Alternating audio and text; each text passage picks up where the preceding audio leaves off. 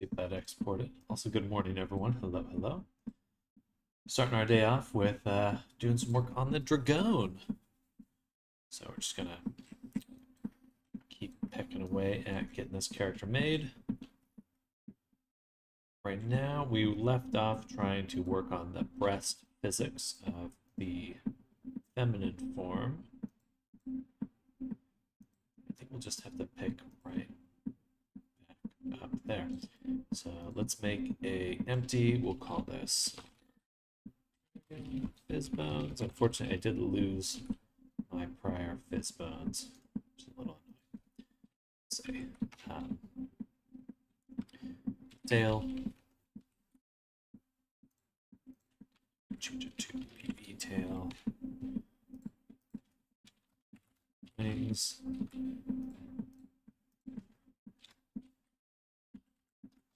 Breast.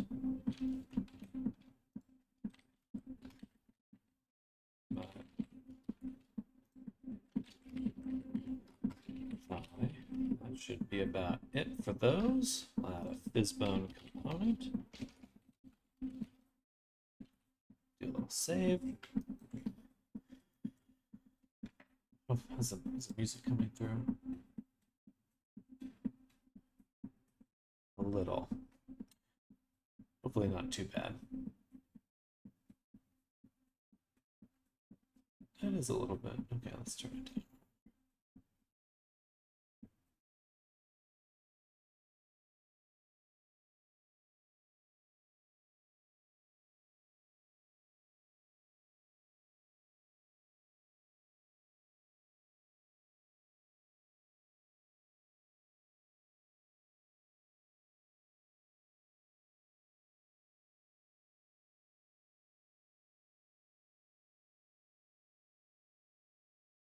Clothing just for a little bit. Save again.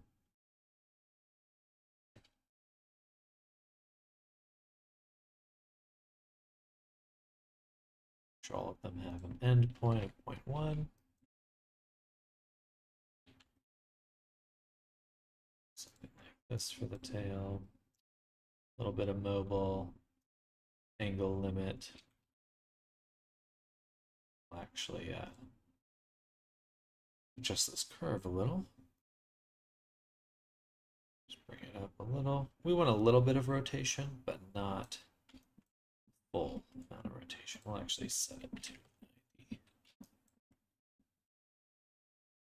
Cool. That looks pretty good. Then we'll do a radius 0.1.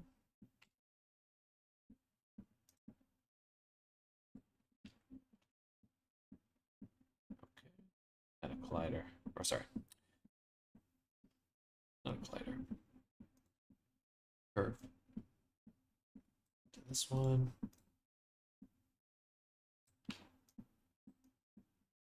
It's pretty close. All right, save. Tail's good. Do the wing. Arm1.L. Turn off these endpoints 0.5. Maybe 0.25. Darn, these ones up here I wish did not have them at all.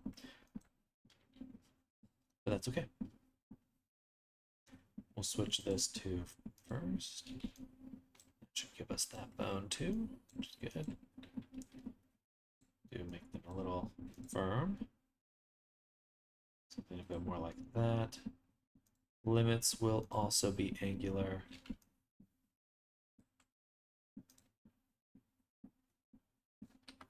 Turn that mobile one more time. Radius 0.1. 0.2. 0.05. A taper. Like so. Okay. Pretty good. We'll actually rename this one. We'll say wing L. Duplicate. Switch this to R. Just change the transform here. Save. So tail, wing, wing. Cool. We'll do the butt next. Might as well. The breast will need a bit more change, but we'll do butt 1. Change it to 0.05. Change the radius to 0.1. Maybe 0.05. Boom, boom, something like this for the movement. That's about it for that one. Rename. Duplicate. And change the target. I'll actually copy the settings here and paste them for the thigh, and then just change the root and transform to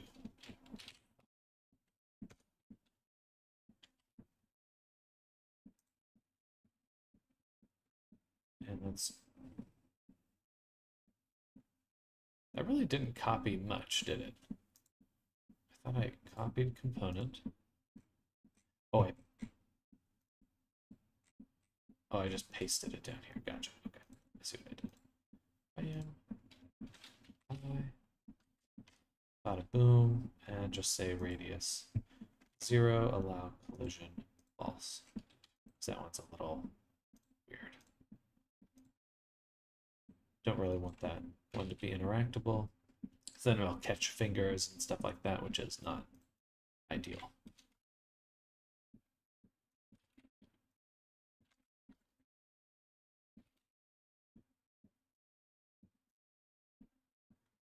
Right, so looks like we got pretty much all of them except the breast. Boom, boom, mobile.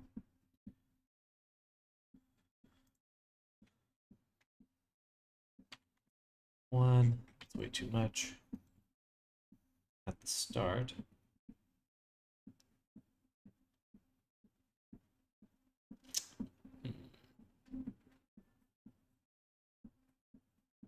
Allow collision.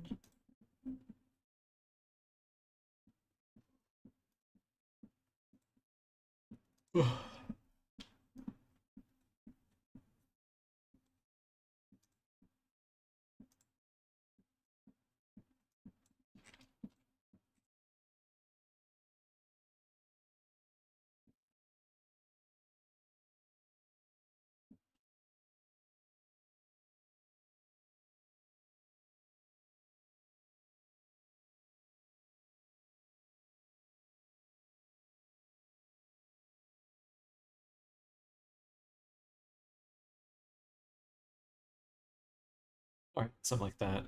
This one will be breast L. Duplicate the collection, rename. Focus on the other breast.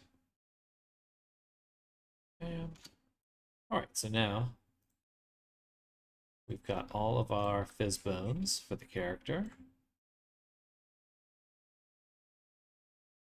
We will be making a system in order to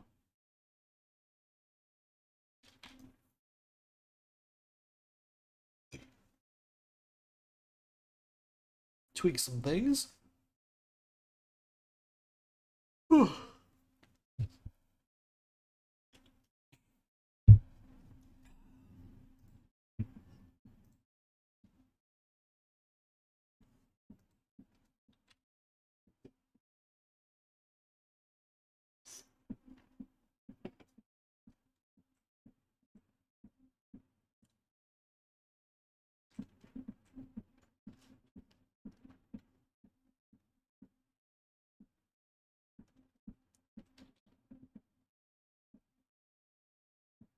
Hello, Fox Gamer. Welcome. It is going well. Being a little productive. We're getting our character worked on. Got some tweaks, a lot more tweaks to do till we're finished, but we're getting there. We're getting a lot closer now.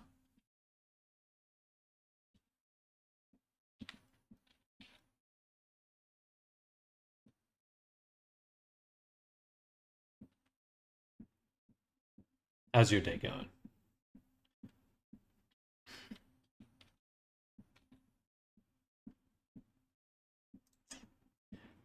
clothing.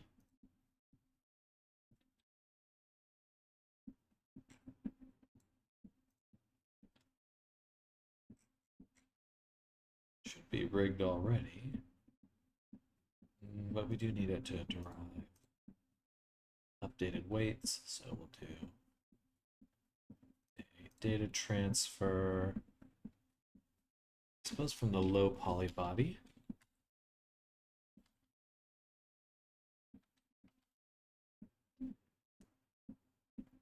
Progress ain't bad. Well, thank you.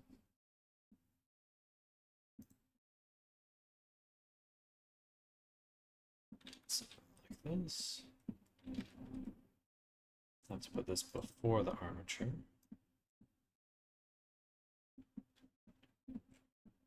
Should be good.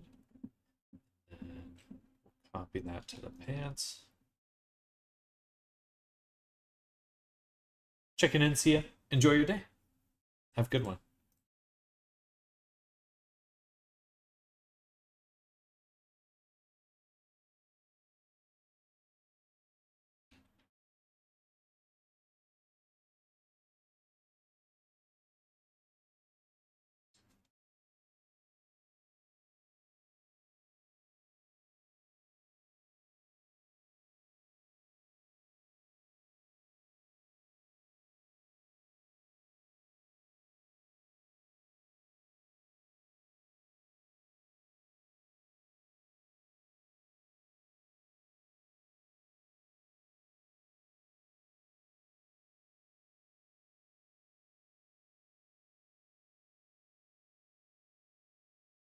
Thank you. I will. All right, exported that. We'll drop the clothing back in one more time. Looking good.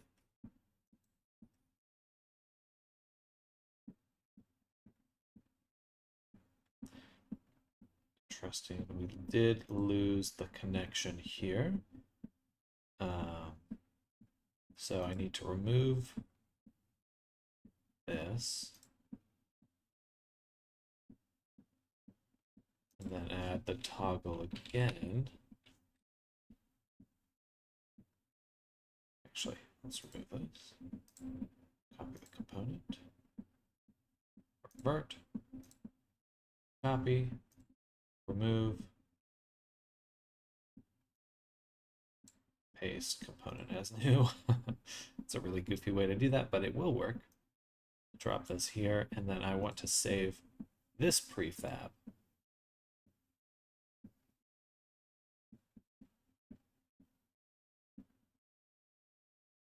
Right here.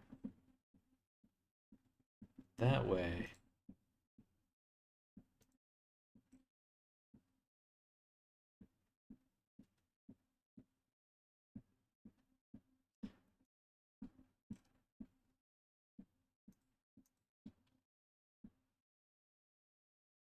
the toggle is built from the top object, but if we go into the clothing prefab, this is not there. Just concerns itself with itself. Separation of responsibilities. Disentanglement. Oh, all right, 9:15. We'll be working on this character all day. All day. All day. So, be prepared. Excuse me.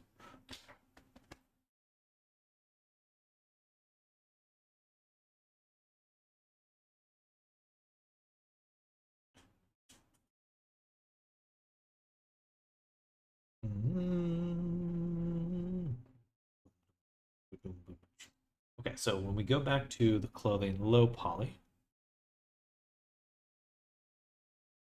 let's just disable this for right now. We'll go to cloth low poly. We're looking at our main object here. What I'd want to do is enable the low poly body. I want to view the breast shape key. Then I need to create a shape key on our clothing. Or yeah, for now it'll be a shape key. This is just a full shape key. There's no mirror mod. So I'll do this. We'll need to make sure the name is the same. Pretty sure it's just sk_breast, so that's what we'll do. This, or I guess it would just be breast for now.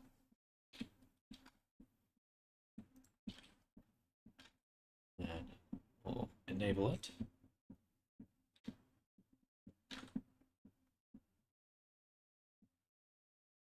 Or display shape key and edit mode, yes. That didn't work, so it must be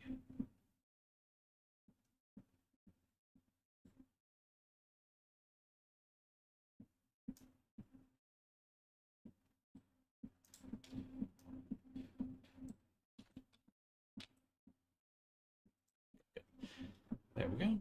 So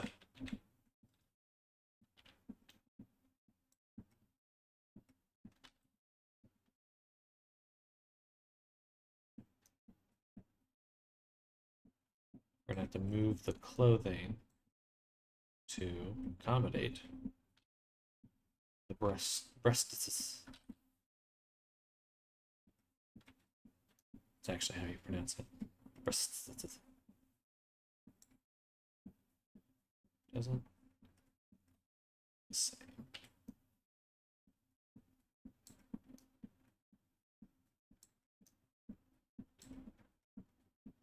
Maybe it does.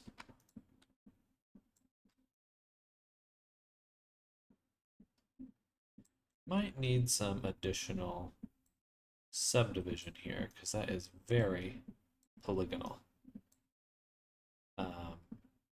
What would be the best way to do that? I think what we could do is add a modifier, a bevel.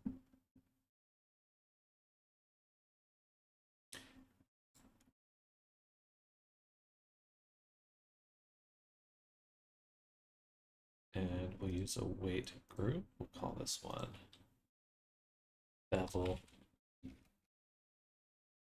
breast. And what we're going to do is take the geometry from here to here and assign that to our group. And then we can use a weight vertex group to do a percent bevel at 33%.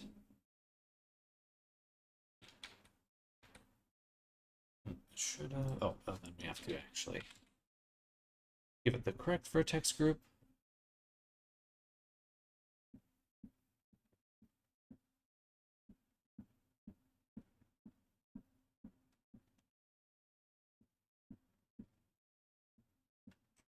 We don't have a merge by distance, so there's going to be some extra verts there, which isn't ideal. But it does seem to work kind of well, so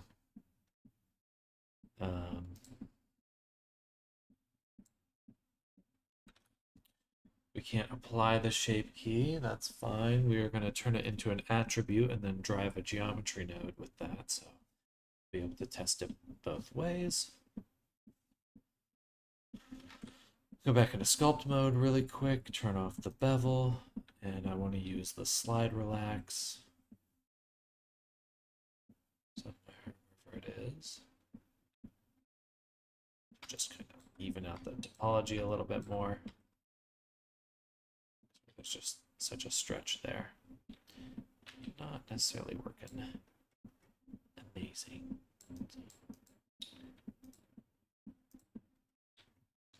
All right. Interesting stuff. But we do need to do that for every, we do need to do that for every single group. And we can do that by including same geometry node here.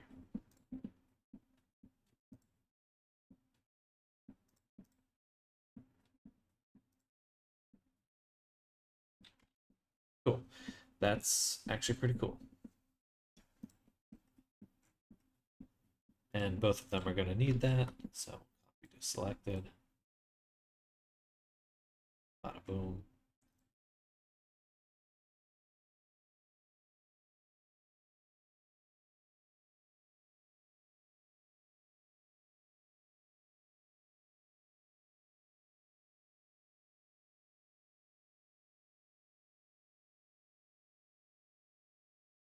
Cool. It's actually pretty awesome.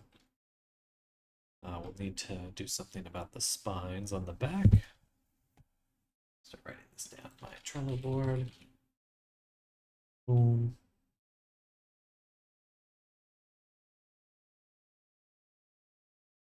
So one more to do. Good restructure. Good repay. We did add the horns back, but now we need to create UV discard for back spines. Because we'll need to disable those.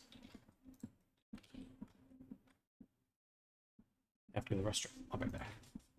Oh, one moment.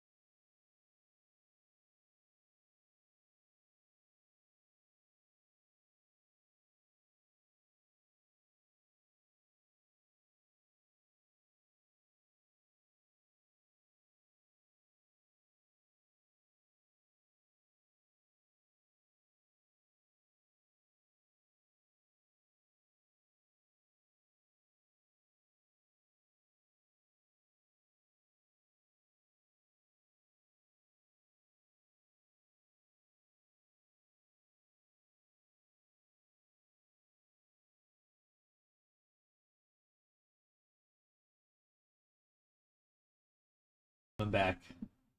Hello, hello, I've returned. Bada boom. Okay, so we're just continuing our edits here. Nice little trick is we can use a bevel group to kind of subdivide a certain section of our mesh that needs more detail.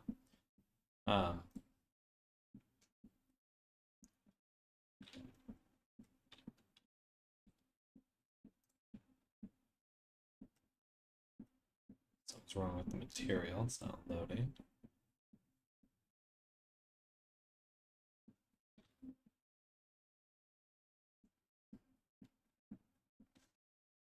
Hi.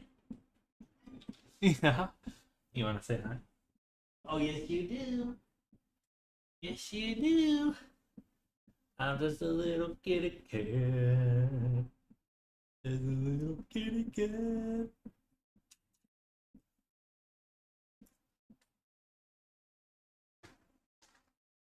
She was upset by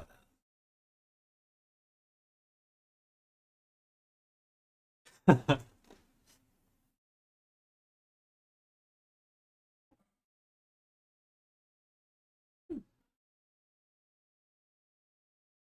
She is obsessed with one toy in particular, a little corn.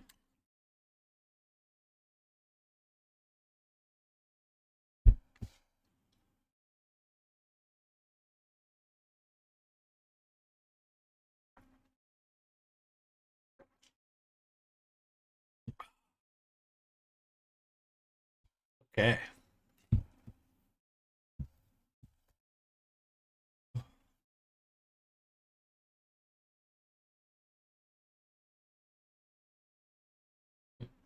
Set the alpha to 0 and it's still.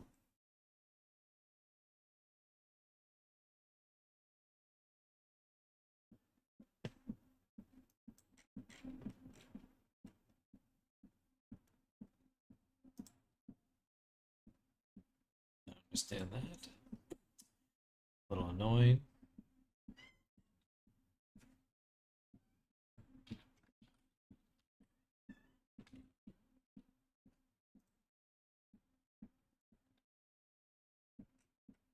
There we go. Okay, cool. So now what we're going to do is go to our shape keys here, go over to scripting. We're going to take our converter, SK attribute converter, and we're going to convert shape keys to attributes, an extremely useful function. So I'm just going to undo that really quick so you can see. So right now it's a shape key. We have the ability to turn that on and off. Very useful. And now we can play. Boom. No more shape key, but it's still saved in the mesh right here as sk underscore breast. I put the little prefix so I can find them later, but it's the same information just in a different place. And what's really cool about having attributes here, or just geometry node attributes anyway, is that they interpolate. So if you continue to work with the mesh, use modifiers and stuff, it's still retained and updated appropriately, like with a subdivision or say, for example. Very useful. What are you doing in there? In your box.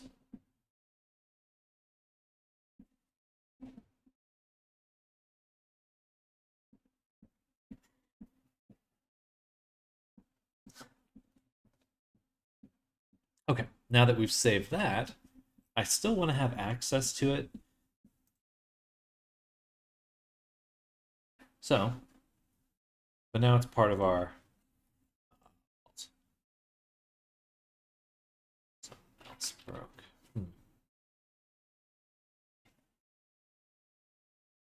It would be the fact that this is not a mirrored mesh.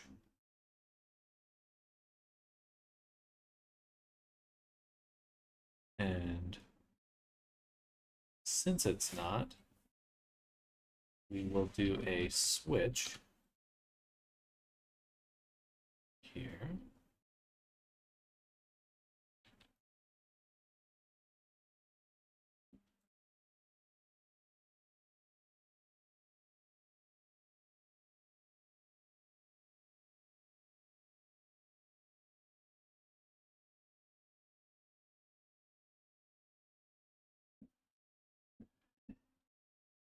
all we would need to do is this.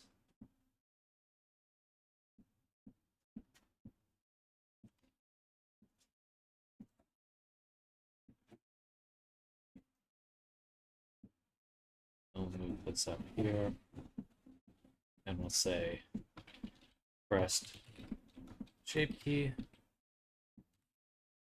attribute already. In fact, I could do a fully automated version of that, but we're not going to worry about that right now. I'll just click this, and perfect. Here we see that that is now unused. Good. And we'll do that for both clothing items.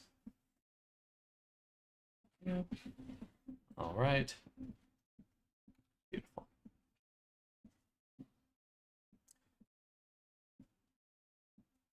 I want to view it. So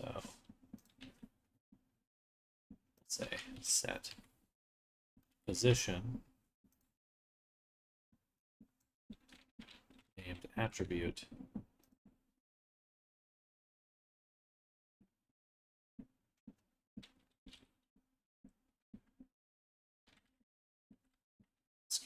sk_breast. Okay, cool. So now we can still view it,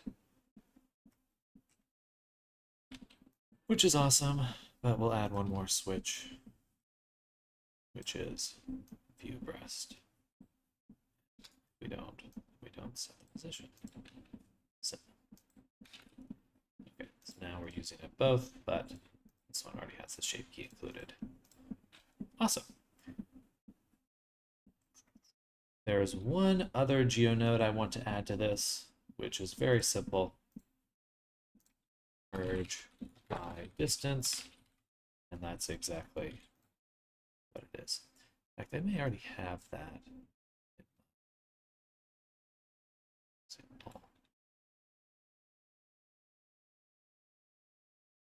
Nope. We'll have to add that at some point. Should always do it while I'm thinking of it.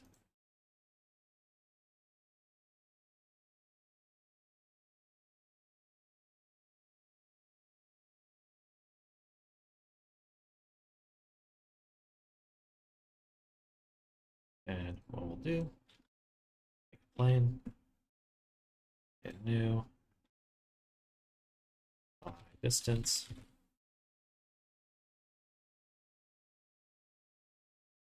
save that, add the node, and we could use selection. We won't, we'll just do distance, all, save, perfect, and that's it, except for going to this list, finding the merge by distance, and making sure it's marked as an asset. The reason we're doing that is now our we can drop this onto any project. Just think. And if I recreate it,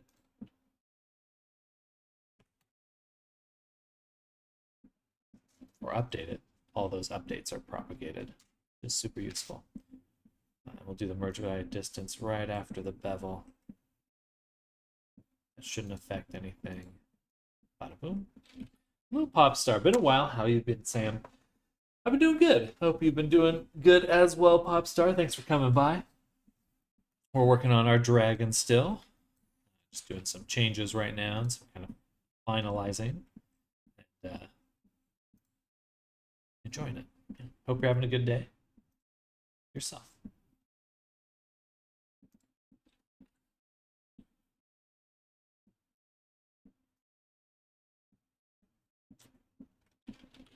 Excuse me.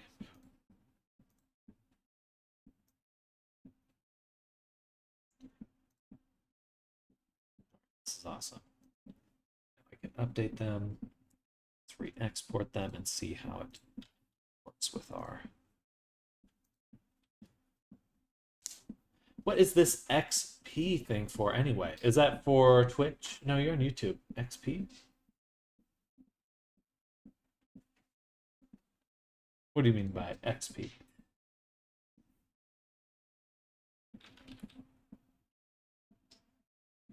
Oh, darn. Maybe clothing had some shape keys active.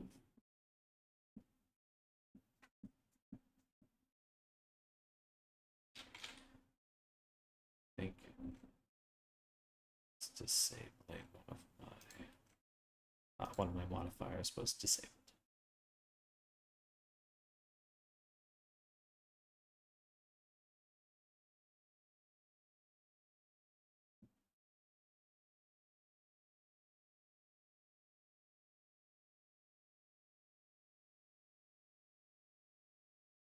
It's the original, still have.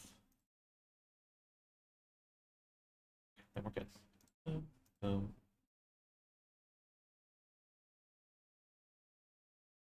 Should work fine. Boom. Like something on YouTube that they added. Not sure how to explain it. Okay, let's see.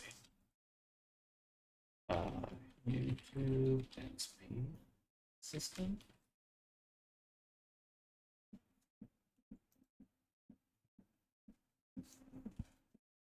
Experience for top viewers, people who comment on the live chat, people who send super chats, gifting subs, etc.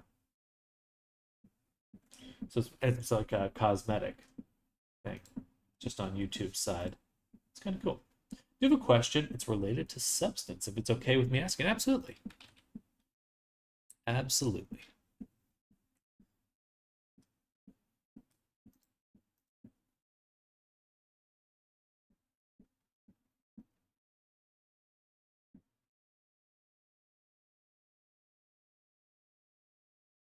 What are you doing down there, huh? You got a sticker? Where'd you get that sticker from?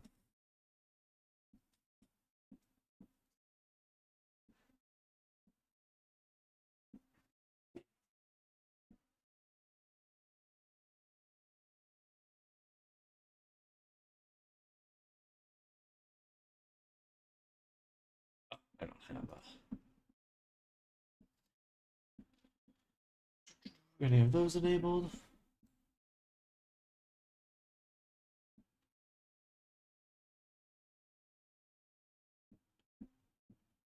The mouth is open still. But we can update some other stuff like the breasts, make the character thin, and add muscle.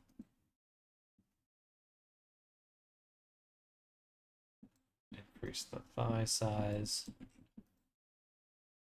butt size, my bevel as well. I think that one's pretty good. Definitely need more distance from that coat.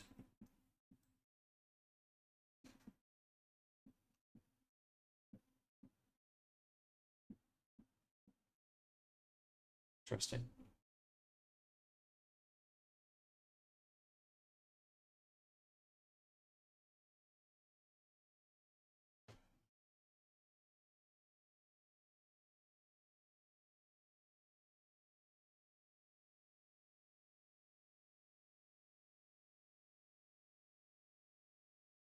This one might need to be a toggle.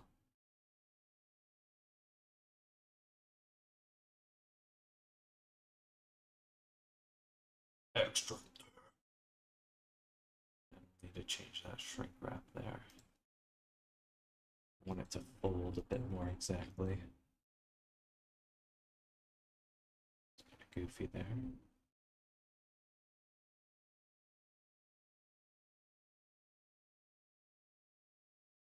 And we'll need a UV discard for that one as well.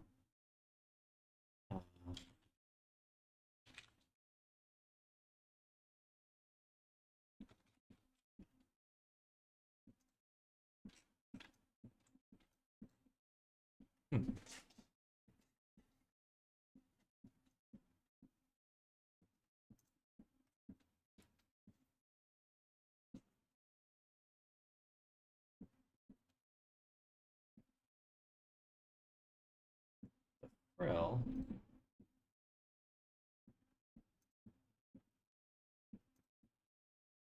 Where is it?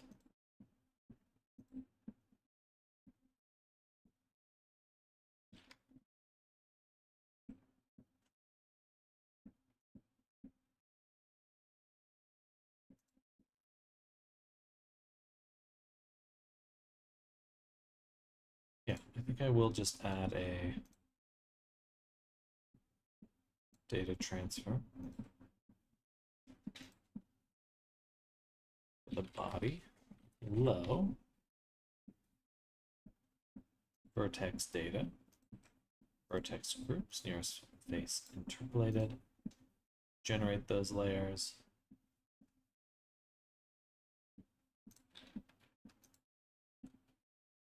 We just selected.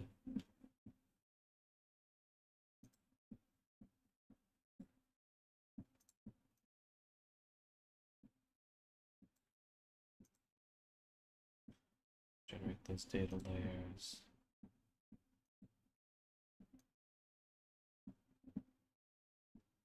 Okay, we'll do that. Oh, so I have a Roxanne Wolf model I'm making. I want the tattoos on her face to be crisp and clear. I was thinking of using floating geometry to mask the tattoos out. How do I go about doing this? Are you using the Poyomi shader?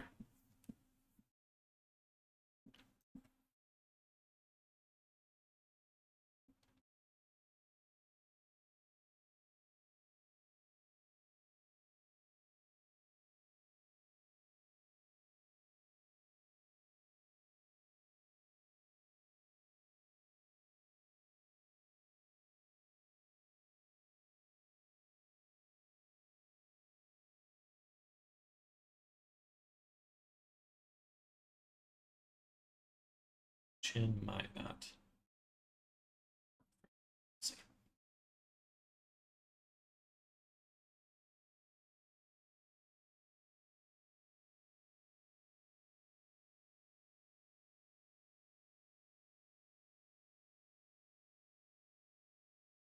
Just making a Blender model, not for avatar use. Okay, well then it's actually going to be kind of the same technique that I would recommend.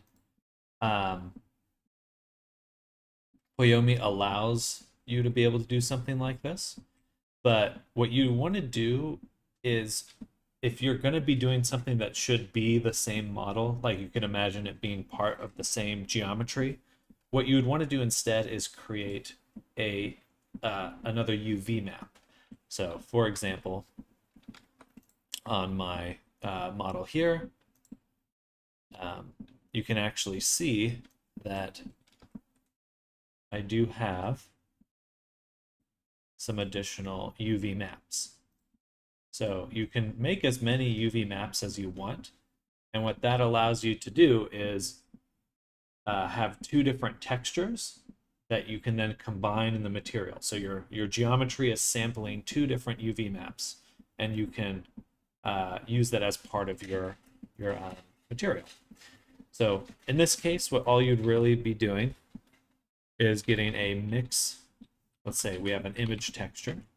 We have two image textures like this, and we want to mix them together. Sure, something like that. Let's say that, if you have like a tattoo that's an alpha texture, so it has transparent texture, you can then use the alpha to blend factor. And you just plug in both images with the transparent part, blending them. And then you can just plug that into your base color. Now the trick is, you can then tell these images which UV map they're using. So is that just an attribute now? They might have changed this recently.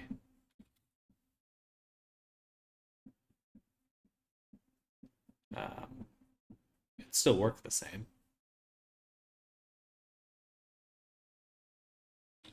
Do T UV. Okay. They used to have a. I'm using the latest Blender. Oh, here we go. No, this is it. Okay, so it's UV space map. That's what you want. And then you can just assign them here and tell them this texture, use this UV map on my model. This texture, use this UV map on my model. And then all you need, and then you're good. So it's super, super useful, but basically you can determine, you you can layer within the material or within the shader different images on top of each other based on the UV map that they're sampling. So that's the direction I think is the best way to go, because then you don't have any extra geometry. It's all based on the shader. You can always change the UV map later or change the texture out really easily without having something super complicated or permanent. You can always, it gives you the chance to edit things again in a straightforward way. But this is the general setup here. So the key thing of importance is you can use different UV maps and layer them on, and you can even do that with the mask. So say you could paint out certain sections with different UV maps. That's a little more complicated, but yeah, I would just say screenshot this and you're pretty much good to go. Now I'm doing this on my eye texture on my character, but you'd be doing it on the body. And Poyomi has a very similar thing, but it's all within Unity, and it's called the decal. Yeah, you have a decal system, and you can just add stuff there. Okay, I'm gonna get rid of this for right now. Actually, I'll just do this.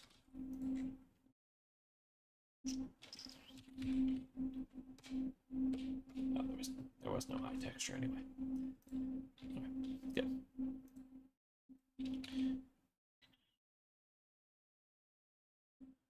So I updated the head.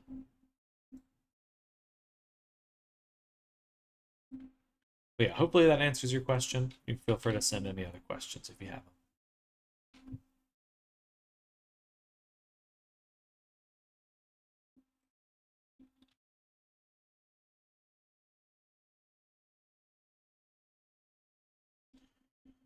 Buzz meaning the texturing part. I do not want the tattoos to be wobbly, so I was thinking of using floating geometry to mask the tattoos to bake them. That's what I meant. I have Substance Painter. Oh, gotcha. Yeah, then if you're doing that, I would just add them to your...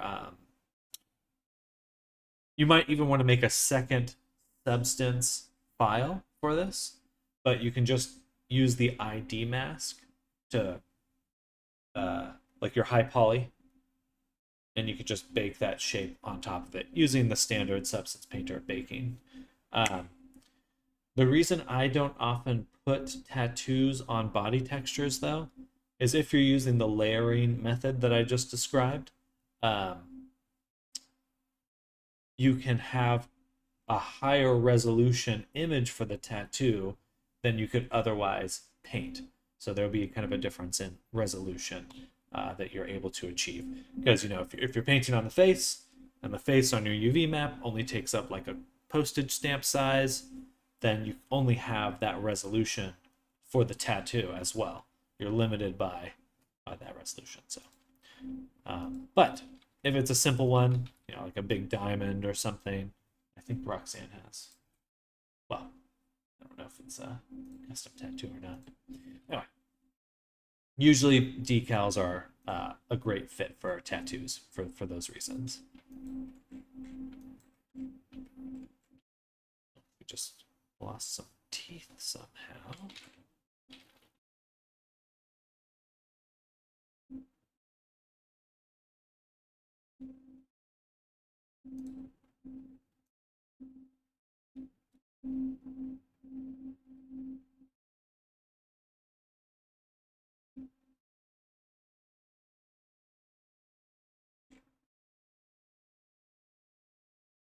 She has like cheek markings. So if you're doing the exact character,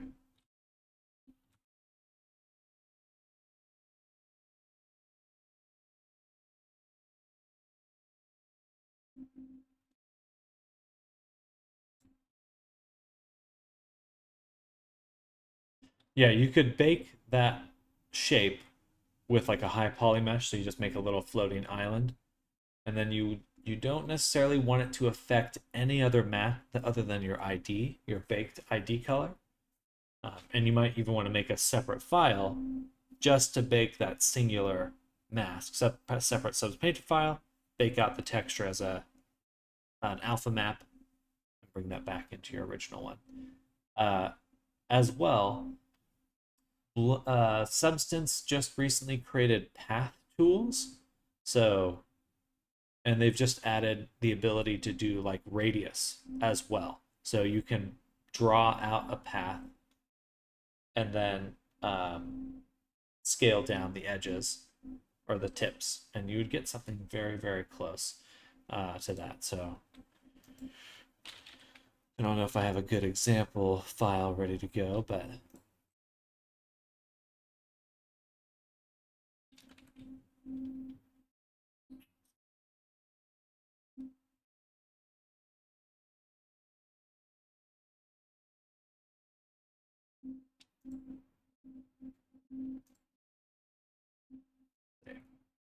imp here.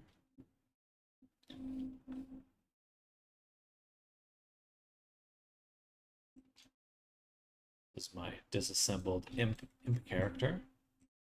You could make a paint on top. We do color. Red. And then we'll do a mask. And the mask, we'll add a paint layer. Get rid of a little path. Bam. And then once I've created that path, and how I did that was this little paint tool. So you make a paint layer, or wherever you can paint. If you have the pen icon, then you can make this little path, and it's adjustable afterwards, so you can tweak it, and then you can also adjust the actual little shape that you're painting with. It gives you like a nice procedural way to adjust it. There is a way to change the thickness, but I can't remember what it is. So, balanced path.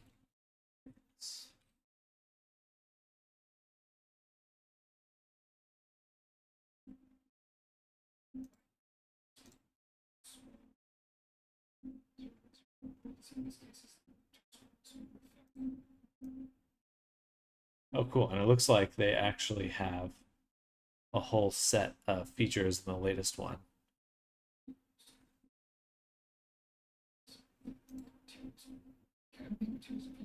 So I'll send this to you. All right, I'm gonna stop it there. Work, oops.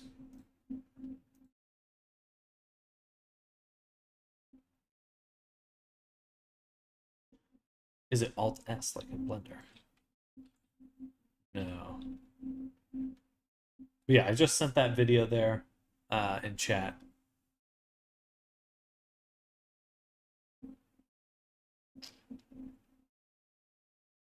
Yeah, they're doing a lot of work on those on the path features in Substance, which is great to see, honestly.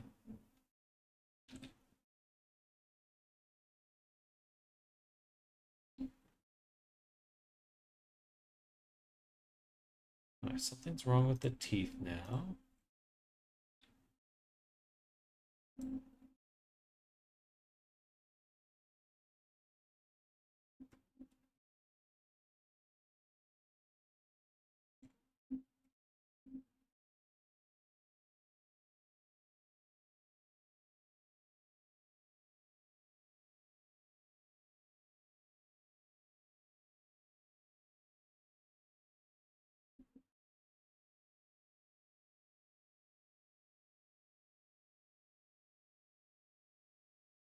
It must have been my update to the latest geometry nodes. There's something different about the nodes. You know what? That's okay. That kind of is annoying, but we'll live with that. And we're gonna recreate these by hand because these suck. These suck. And which one is this? The generator? Or that's the one that's on the low poly? These. Here, get rid of those. They're really bad. So let's do that.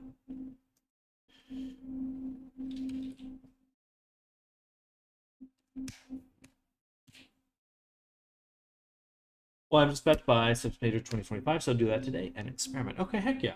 Thinking of doing the floating geometry, but that path tool might be just what I need. I think that'll be super close, if not exactly what you need.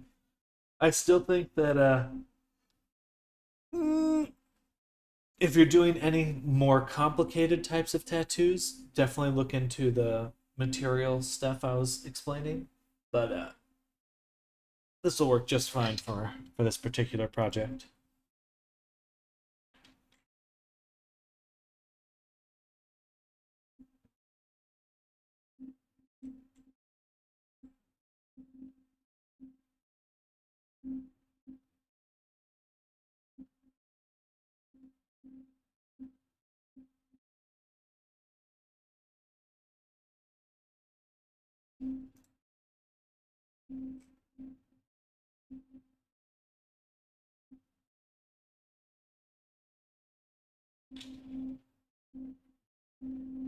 You'll use floating geometry for the more complex tattoos, like her chest area. It's a great idea. You can also do material assignment because when you bake the model in Substance, the colors, there's the ID map that gets baked alongside things, that's determined by your material color.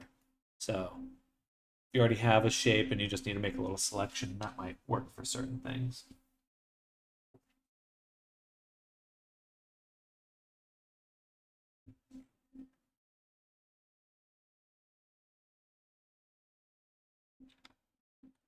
It's a spike thing, but for me, it's going to be changed to a flame. Nice. Noise. Noise. Okay, let's do, we're going to recreate the mouth now because our current one is garbage.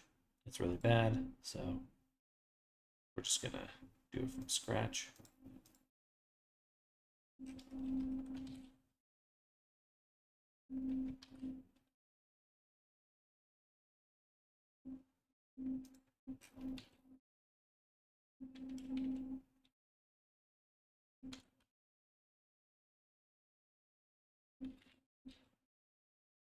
We're going to give it a mirror. Shrink it a little more. Control S. We're going to add a deform curve. Put that curve on the teeth bottom. Then we'll select teeth bottom and we'll tell it to stretch and bounce clamp. So that object we just made, the cube, which are now the teeth bottom. Bounce. Something like that. Do a little split view here. Because we're going to be looking at it in two places. We can keep shrinking it down.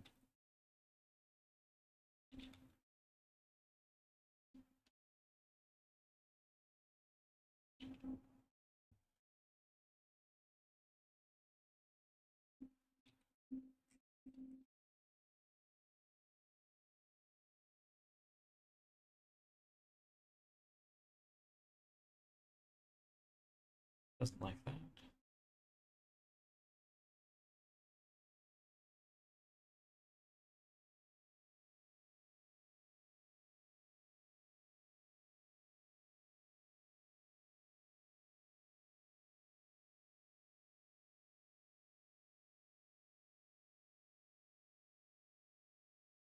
Not bad.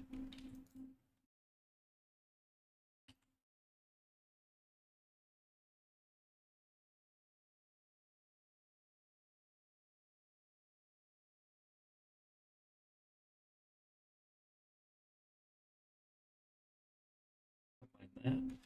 Do one more cut here just to get a little bit nicer of a curve. Cool. Then we'll actually duplicate it. Flip it to top. Rotate this. Like so. and make sure that the curve for the top is also set to stretch and bounds clamp. Now we've got these nice two objects.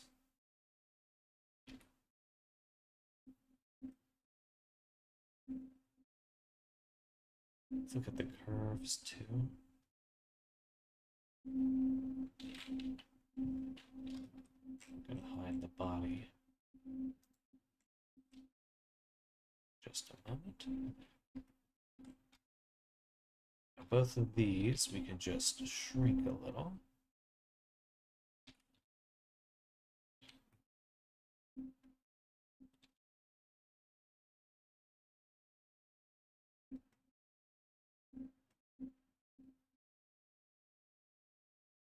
All right, not too shabby. Oh, sorry, I missed your question. So I don't need to use the high poly to low poly naming convention or just ID masks. So the high poly to low poly will just help you prevent clipping, which is super useful. But the ID mask allows you to make really specific selections. The high to low poly baking is part of that because it helps you bake the ID mask. But the ID mask is great because it gives you another way to give you really, really exact masks or selections that you would otherwise have to paint by hand. So it's more important that whatever floating geometry you add has a different ID mask, a different material color than anything else. And you just want to use the standard principled BSDF material in Blender. So just a standard material, and then just change the color, like right here, this one, base color, specifically the base color.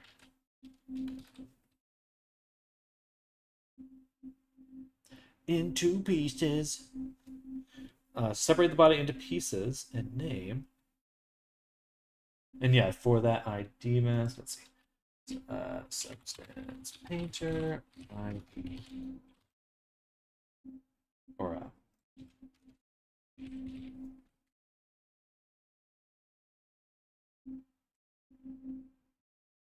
there's some good tutorials on the ID masks, but then they also do have the documentation on baking mesh maps, and so it has that section somewhere.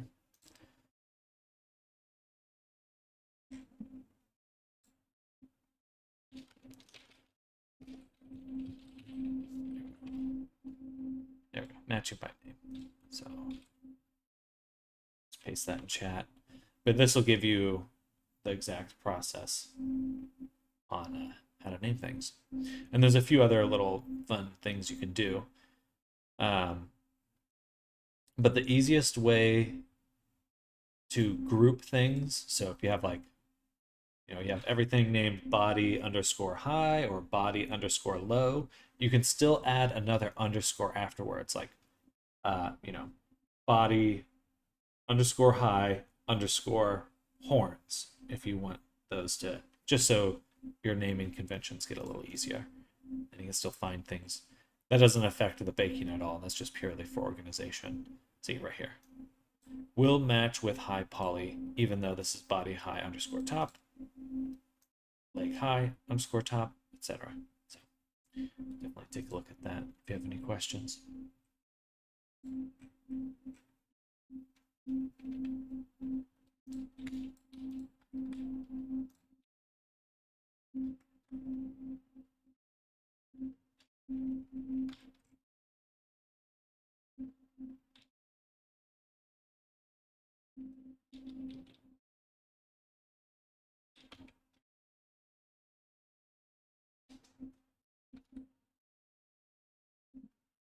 Interesting. We've lost the UV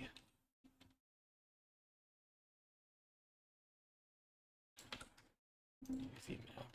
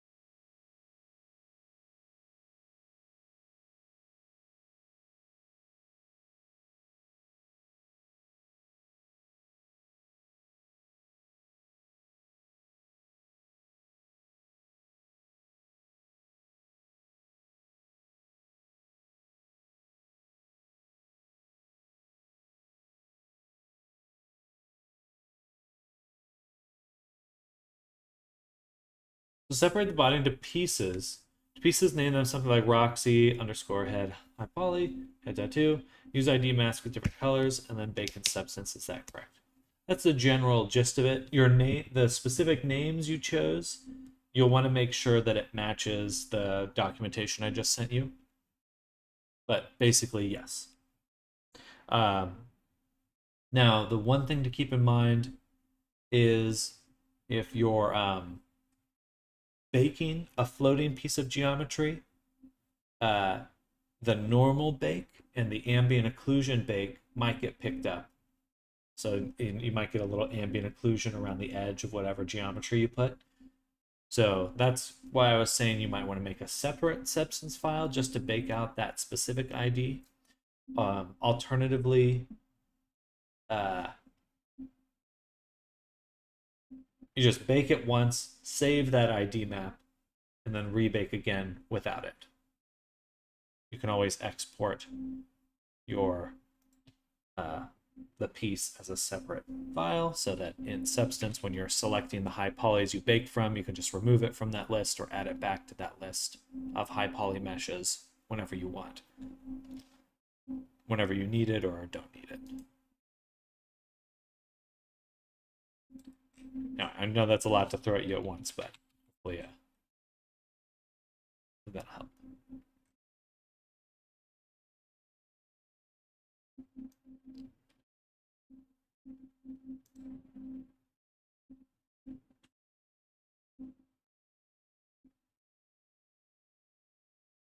Move this over. Why is it?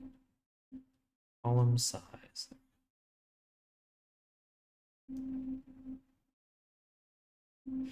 Align instance to curve rotation. Attribute selection now.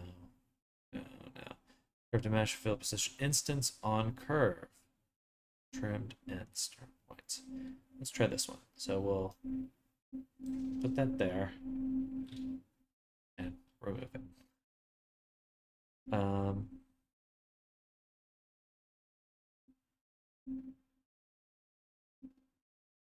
Let's try instance on curve. That's what we just tried. Instance along edges.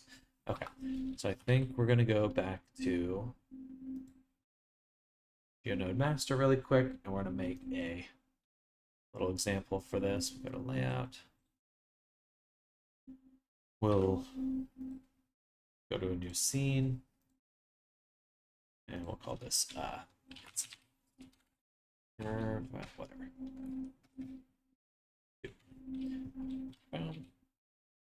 Make a curve. Make a cube. Scale that. We're gonna add on here a geometry node, which we'll call instance on curve.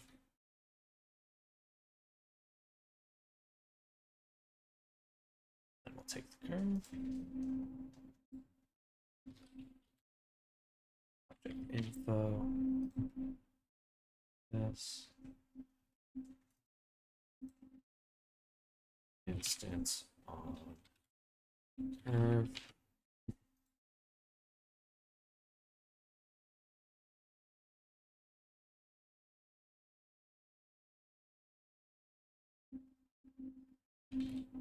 Oh, I got it. And baking it again after I bake the ID won't it remove the tattoo from the textures, or is it going to be referencing the ID mask or MSO questions? No, that's no problem.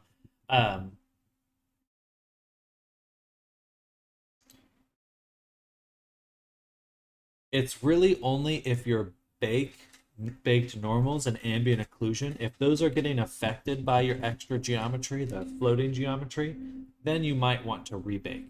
And before you rebake, you would just take that ID map that does have the floating face and duplicate it. You just, within Substance, duplicate that file or save it somewhere else.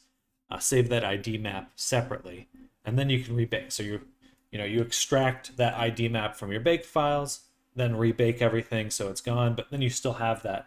You still have your other baked file. So you can just back it up whenever you want.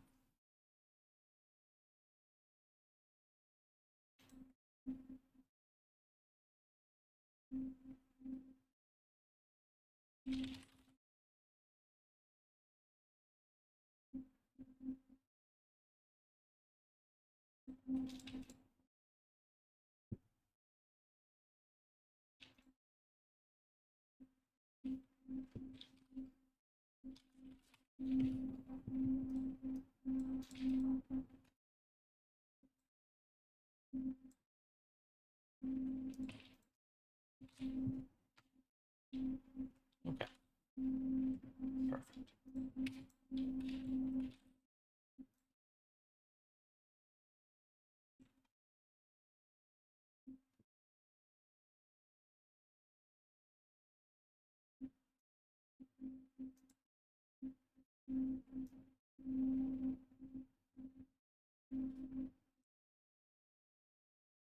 Hi.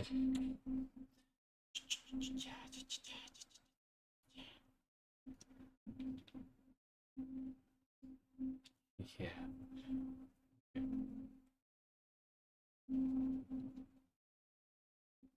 All right, so then when I rebake, I would remove the floating geometry, right? And then then when I texture, use the ID mask as a mask for the textures. Exactly. Exactly. And if you're setting the ID um, colors to exactly the if you're setting the ID colors exactly to the colors that they're meant to be, then you could just use it as like a base color, essentially. You could just use your ID mask as the base color, and then that way, you still have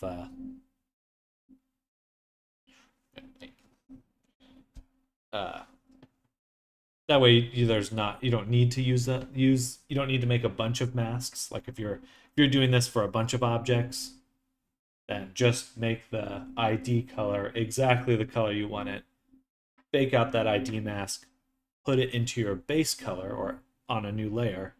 Hopefully you're following me there.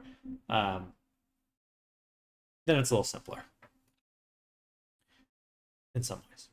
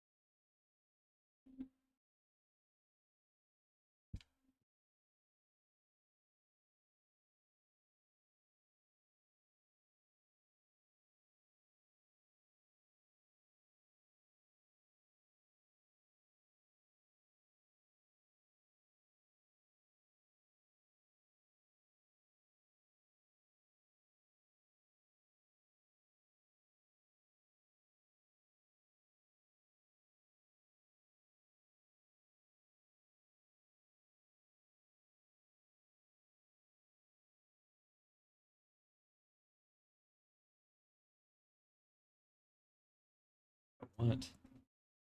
Can you get out of there? What are you doing? Just gonna knock over my water bottle. I don't get you mean. If you had any videos or might have time to make a tutorial, that would be nice. That was really helpful. Thank you. Absolutely. Absolutely. I don't have any it'll take me a little bit to get set up to make a tutorial like that, but I'll do what I can.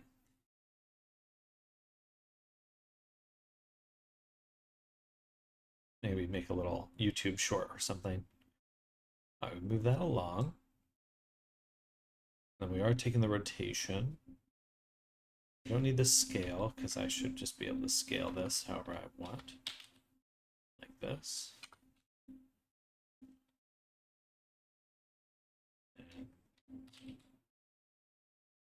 Perfect. That's pretty much it, right?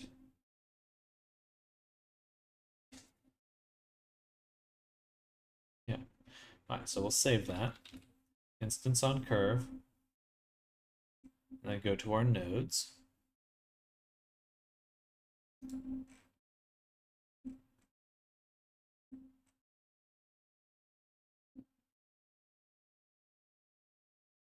Mark as asset save.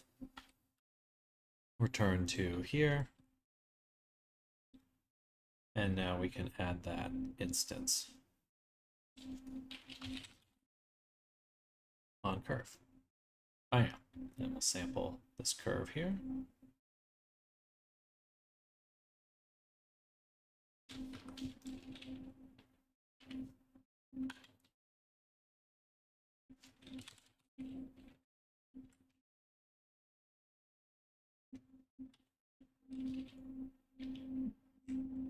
Oh, not what I expected when it came to the rotation. Cool, but we can add a mirror. Now we've got this really fun effect going on.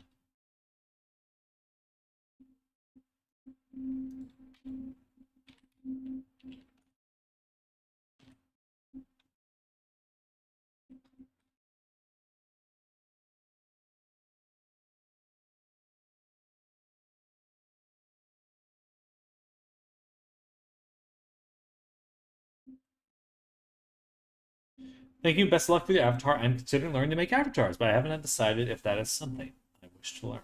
Well, it's a lot of fun, but it is a lot of work. I would say if you're just pursuing a hobby project, you're gonna have a blast.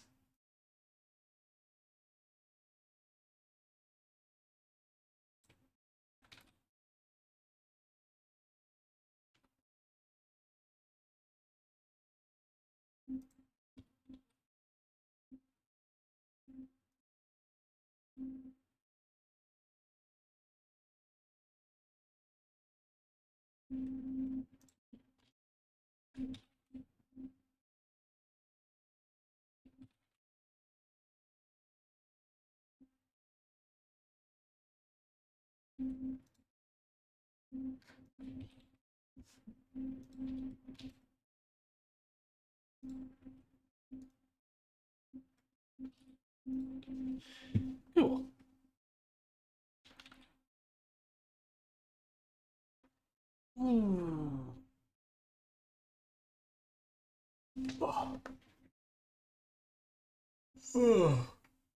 I think next time I might try to do their position rather than setting it on a curve, instancing on a curve. Might not be quite as useful, but that's okay. Duplicate. Then you have to do this kind of annoying. It's not really the best way that could be done.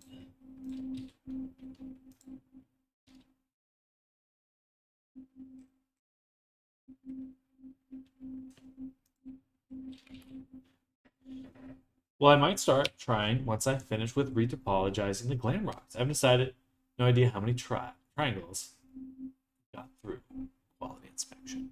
Well, either way, I'm sure it'll be a fun project.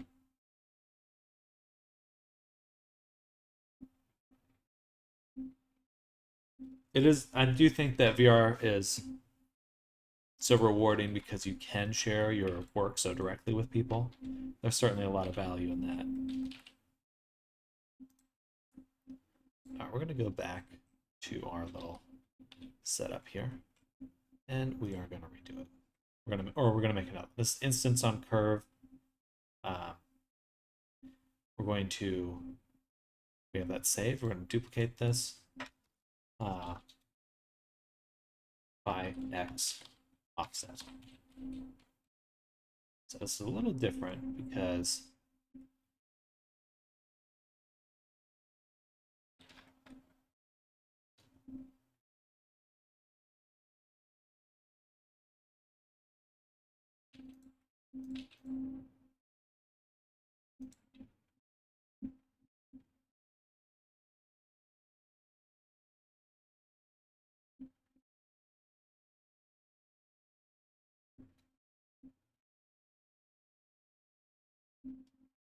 I want to position it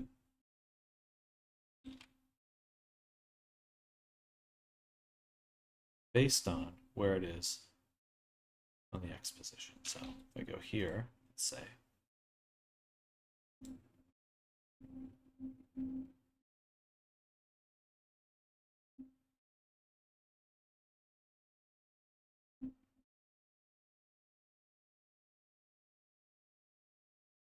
so what we'll do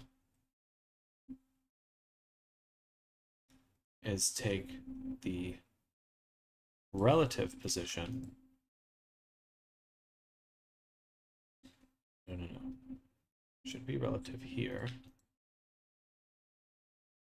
I need my own object info.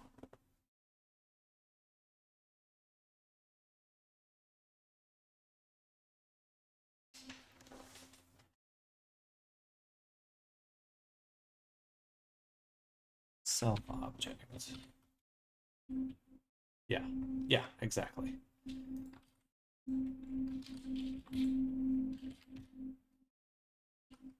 Self object. So we can sample our self, and we can say this is our location, and we'll separate that X, Y, and Z. Cool. And then what we'll do is take the X and map that range from 0 to 1 to instead 0.5 to 1.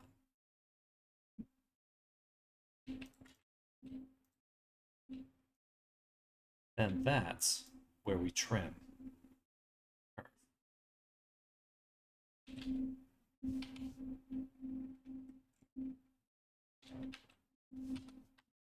That didn't quite work.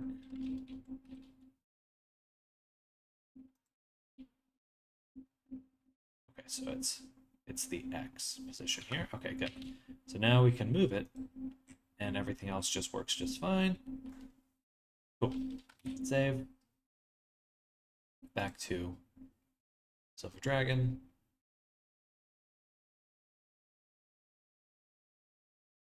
And now, get rid of this. Look at them.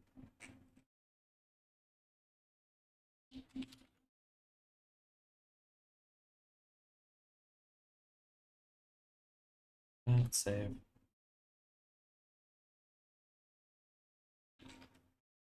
Actually, I don't know about the rotation, but that's okay because we're gonna take it. Bam. Zoom in on it. Main workspace. There's my asset directory. One more time.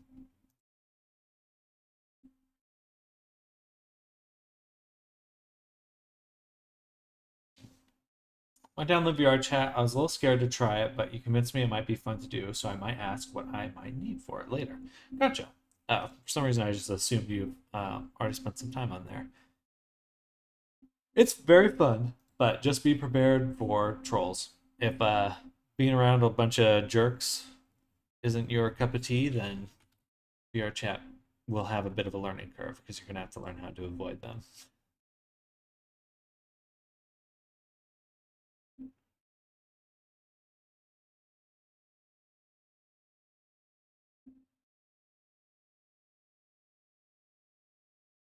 Hello, VT Aru. Aru, I'm a 23. Not much. I will not add you to Discord.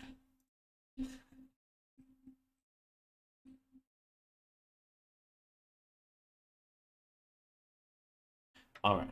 So set the curve. Curve is just based on the X position. Everything else is adjustable.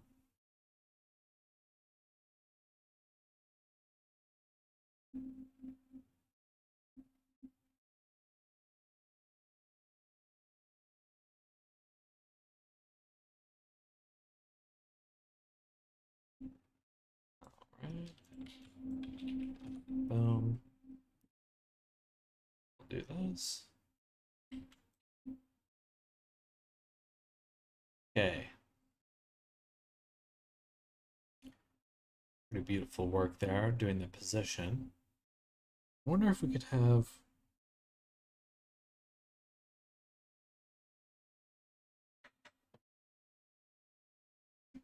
Ooh!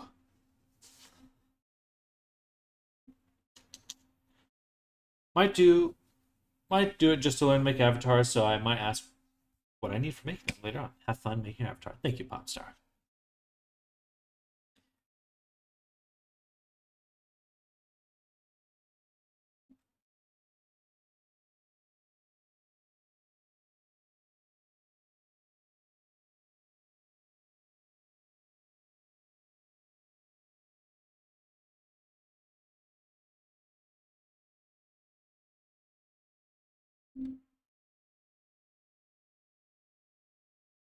And it works.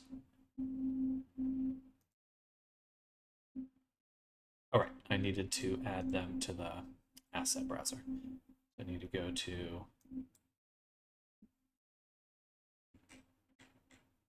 here.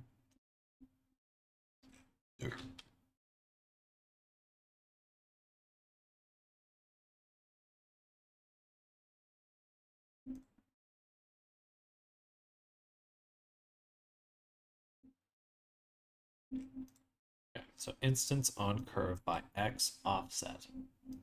That one first.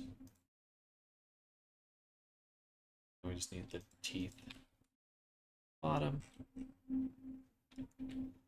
And voila.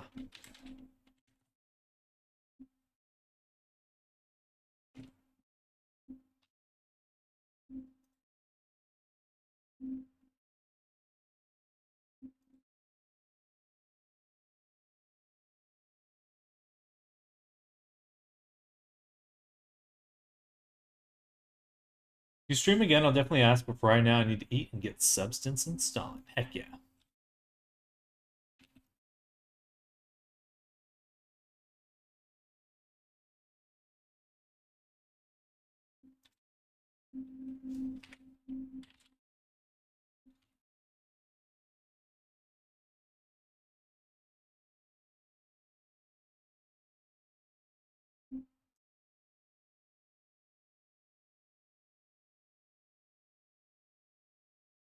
That's certainly going to make it easier.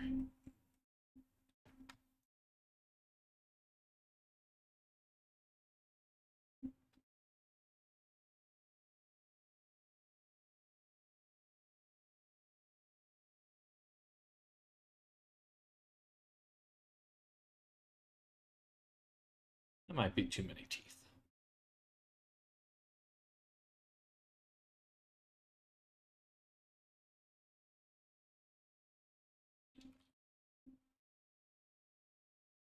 Okay, I'm going to go to the restroom. I'll be back.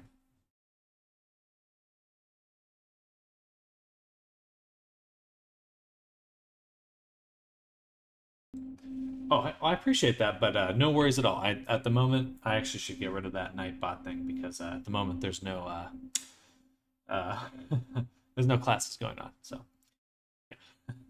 I'll be back.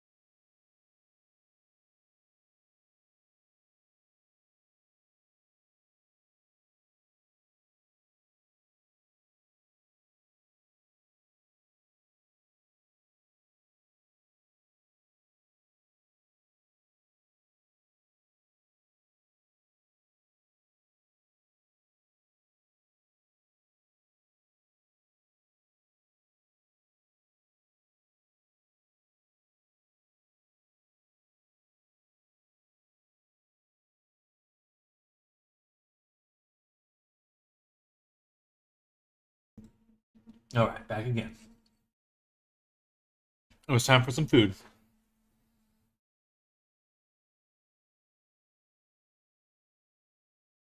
All right, great stuff. So now we have all of our teeth. I'm going to duplicate them, rotate them.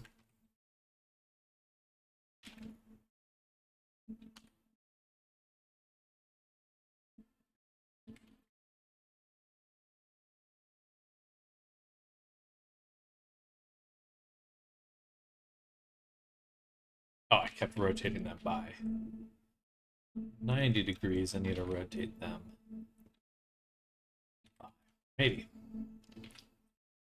And also switch this to teeth top.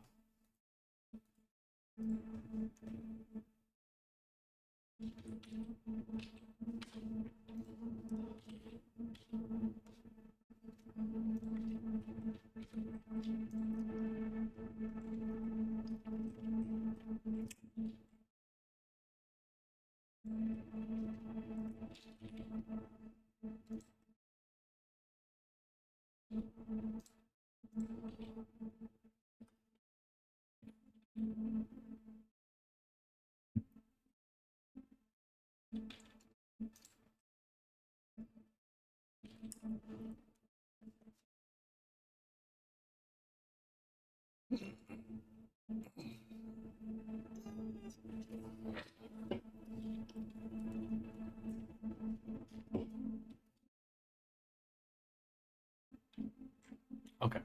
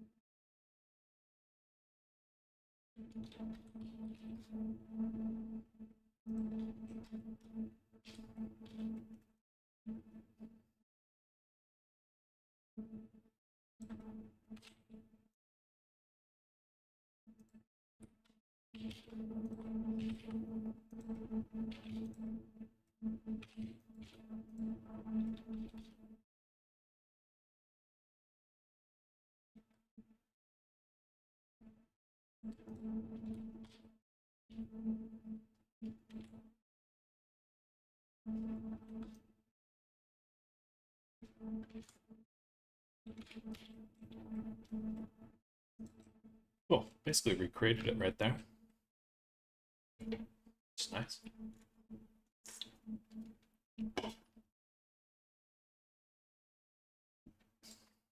Now to look at the UV map. Assuming this is... Oh, that's the correct texture. Okay, perfect. So it's just the gums then that need correct texture.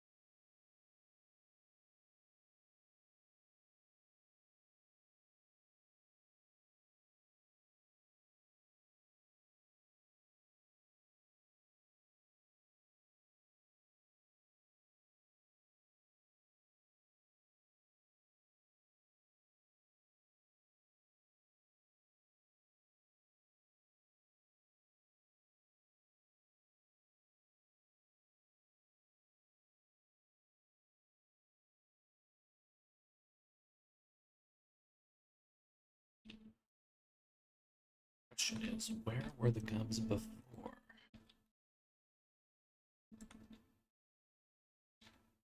Ah, keep wanting to pop my neck, but I gotta resist. Let's put him right there, Brandon.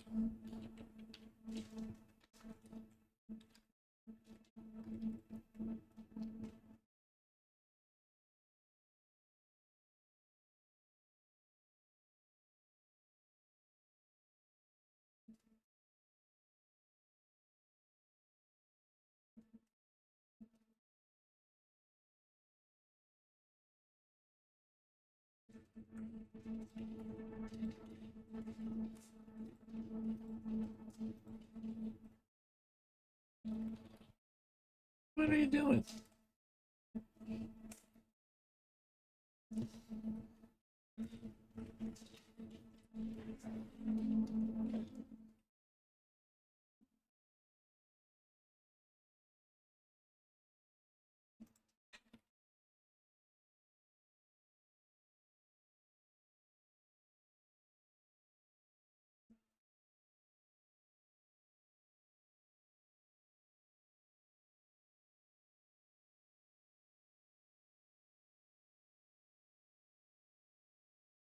Ooh, interesting. Apparently,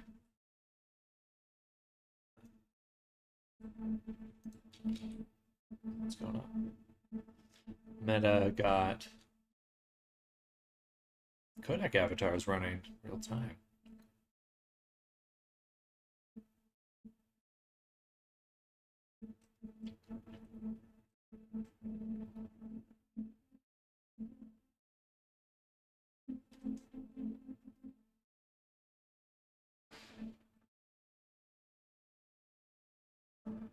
It's pretty close.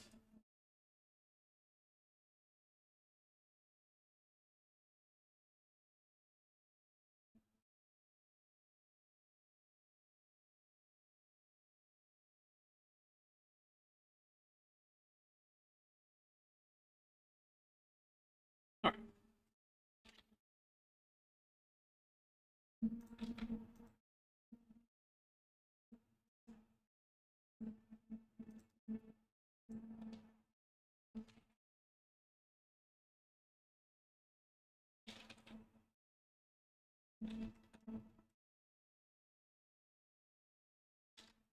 Gorgeous.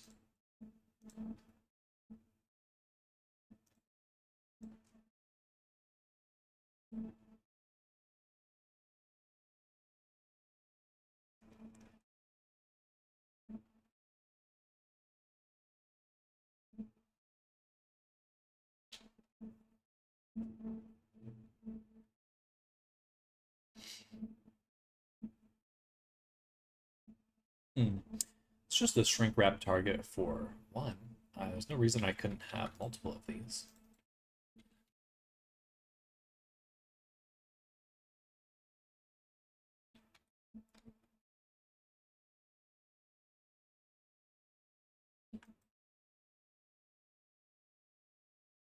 That.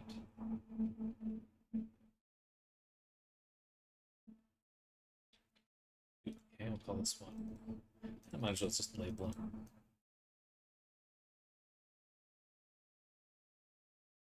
B.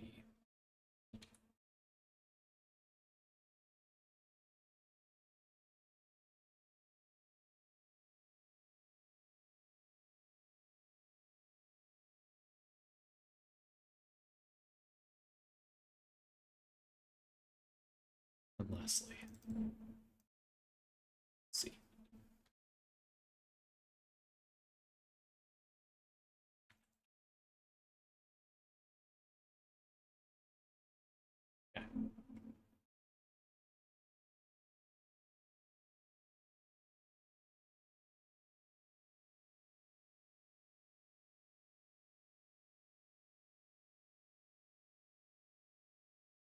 than that, but I'm not gonna get too crazy.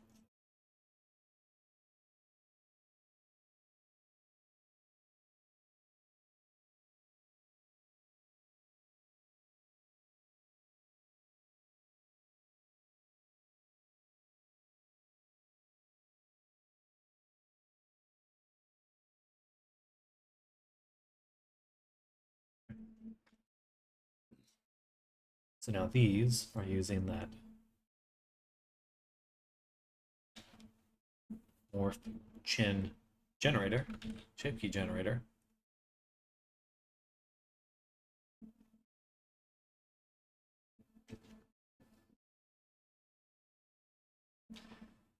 We just need to adjust it.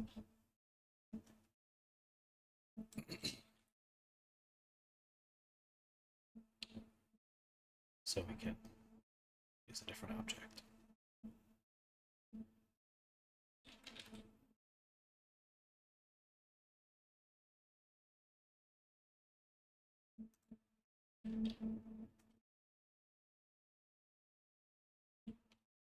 A, B, let's see. Okay, that should be a bit better. We did still need a full one though.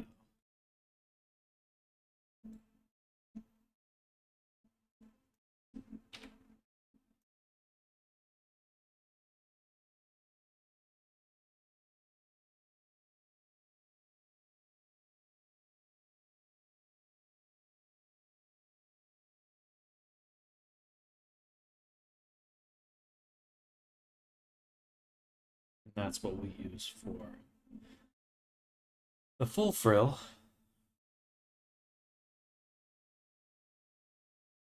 So just the spines.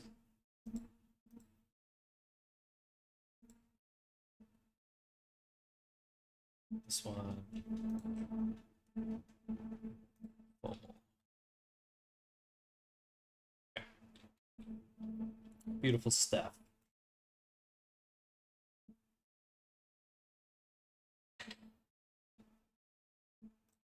Let's rebuild this.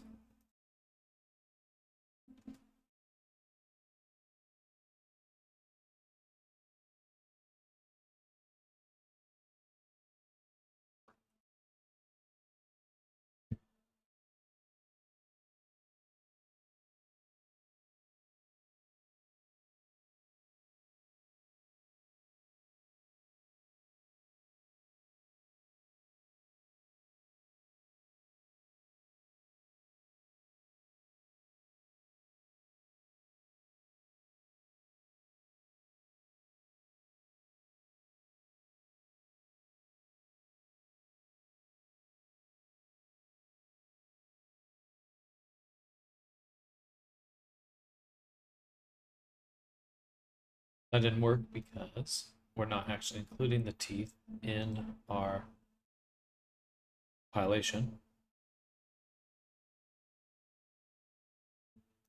And now we are. Well, probably be like teeth, then body, low poly. That. Rebake one more time.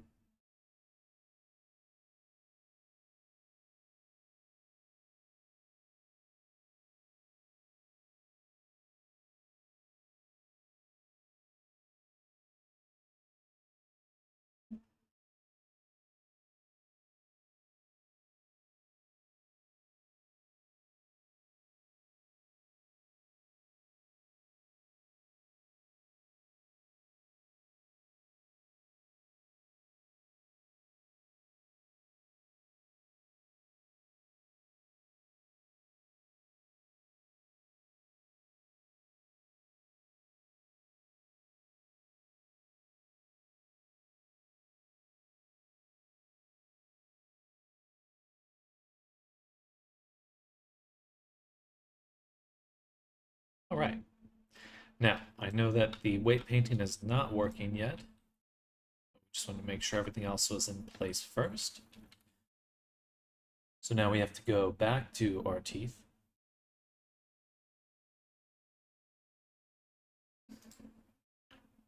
Here. And on the gums, we're going to do some weight painting. I have to think about how it's named first.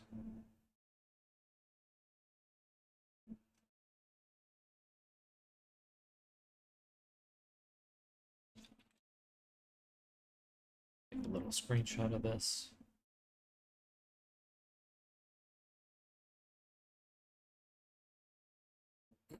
Go back over to teeth. So here, we'll add in C_teeth top X. Copy that. Add 2 more. Paste L and R.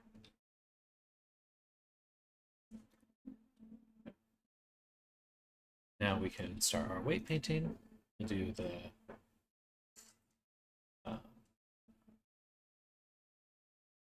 top X right here. That top left, like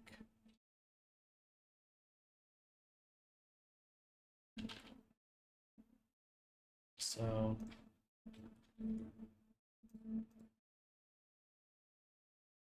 That is a little backwards.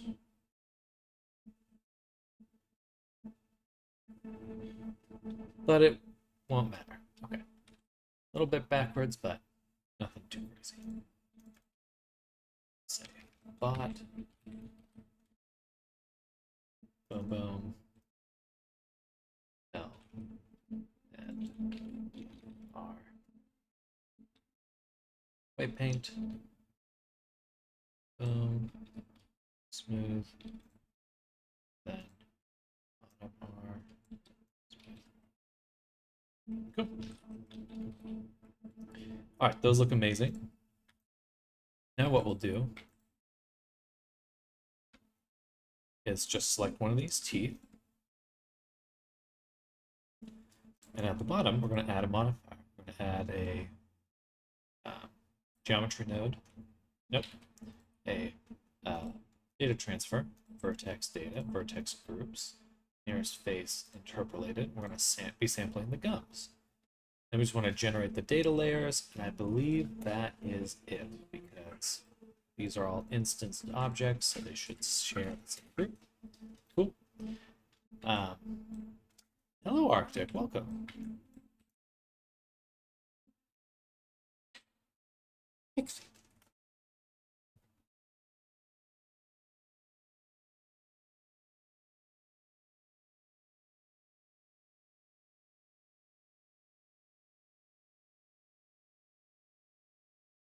Cat's having fun in the sun. How's your day going, Arctic?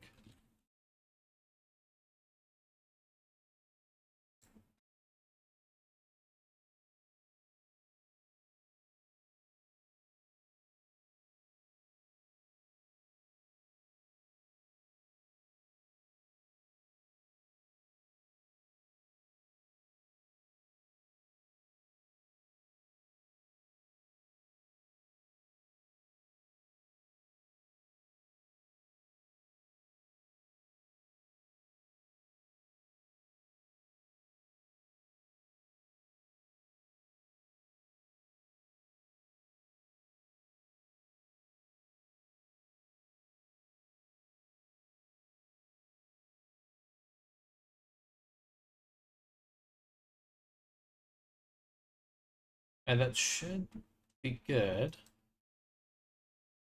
Try one more time.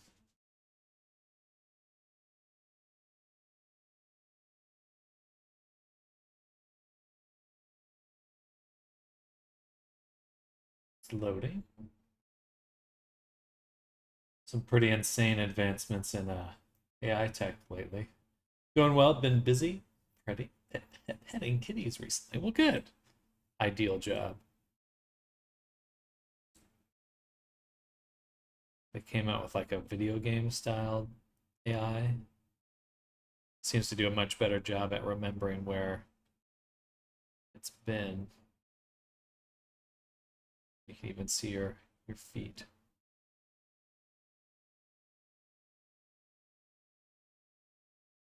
Which is fascinating.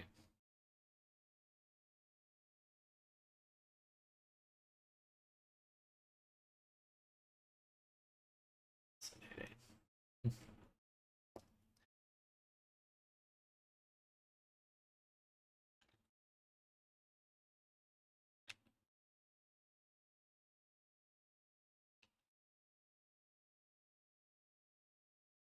Cool.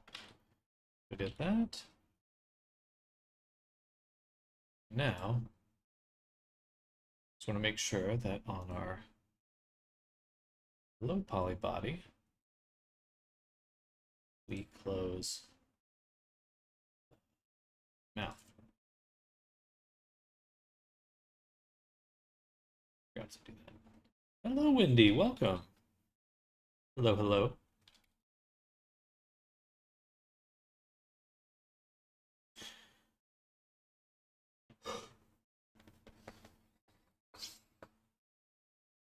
So we saved an attribute there. We would need to actually save all the other ones as attributes too.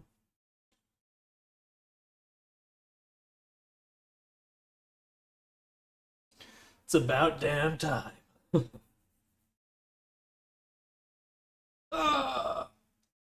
What?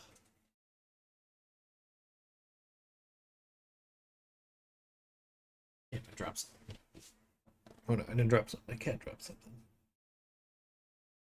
She's just sitting in the sun today. So I've never bought Dynamic Bones, lol. I would rather never have to, lol. Sorry, I missed that comment. Did you see VRC is planning to add Fizzbones to Worlds? I did, and that is super exciting. Wendy, I broke my record yesterday, but also broke my bum. No, I'm assuming that's the biking group.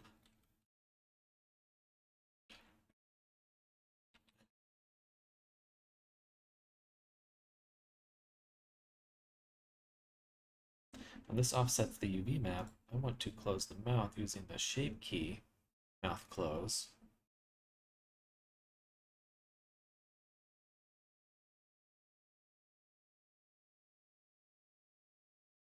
So we just need to move the teeth so that they line up with the mouth close. That's it. Simple.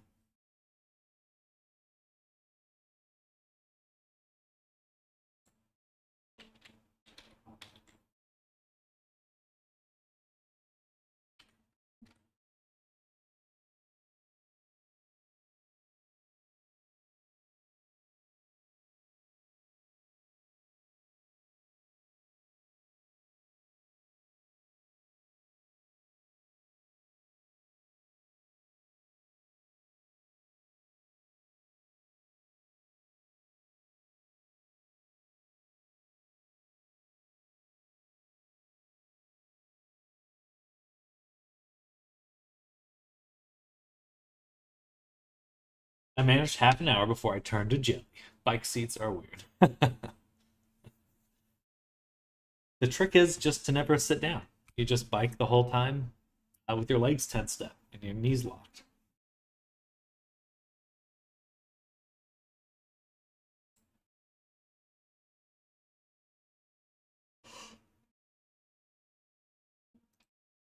Easy. It's not really been a problem before because I never managed more than about 10. Kick and butt.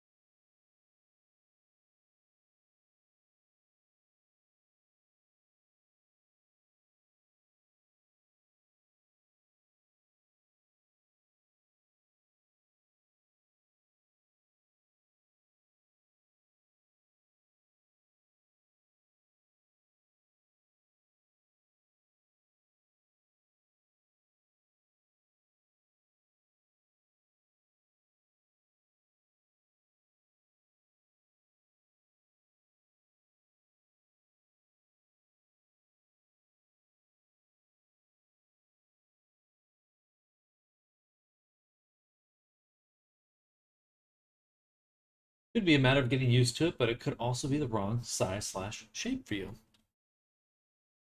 Remember, my mom has very long legs.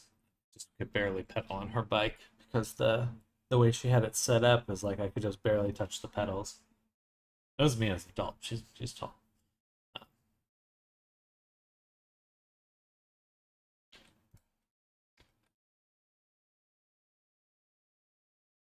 Cool.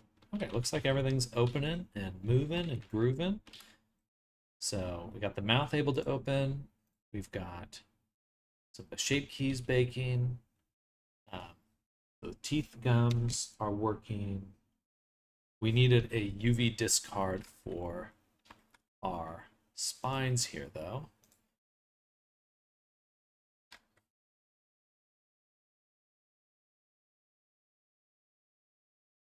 It's actually a little tough because of this here.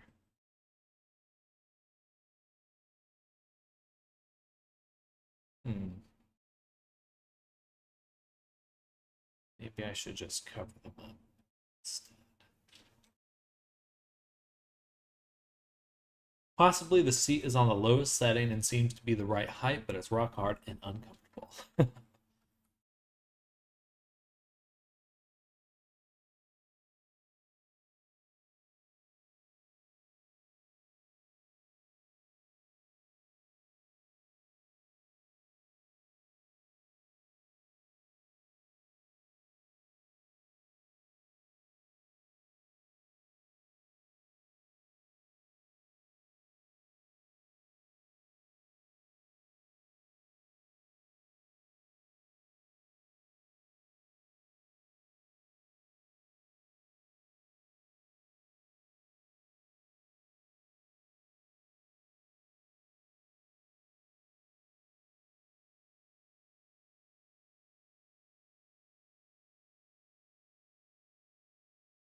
No.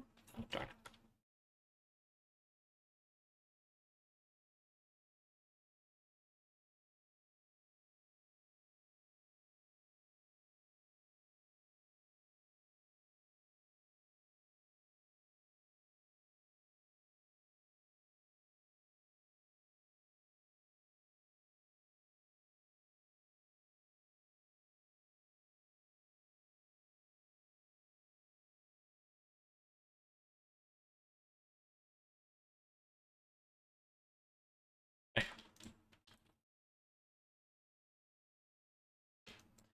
All right.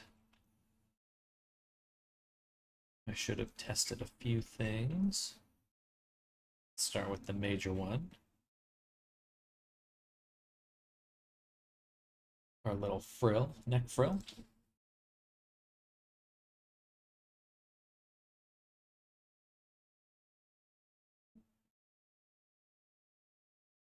They definitely retract better. This main frill isn't retracting at all.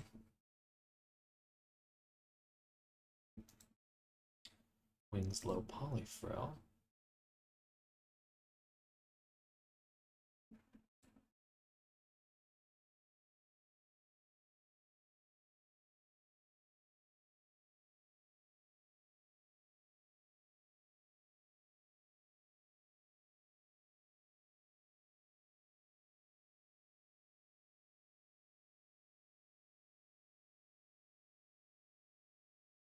I don't see any sort of difference, except that the data transfer is there.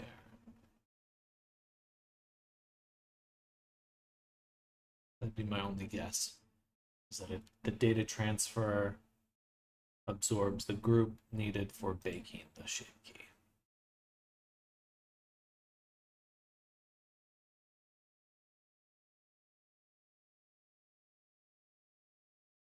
Karai had suggested I get some when I started out. I'm stubborn though, and weirdly, padded shorts actually sound even more uncomfy to me. Oh.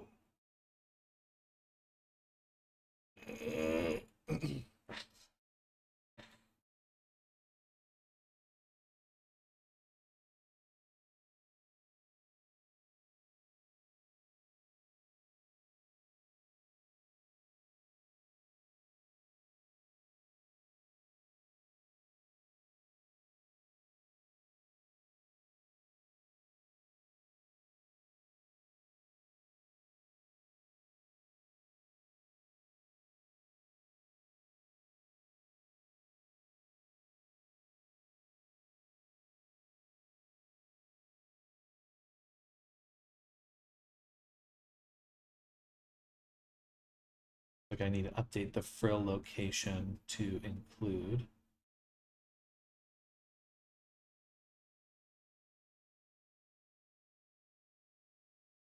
Which would be body components. So many moving parts to this avatar.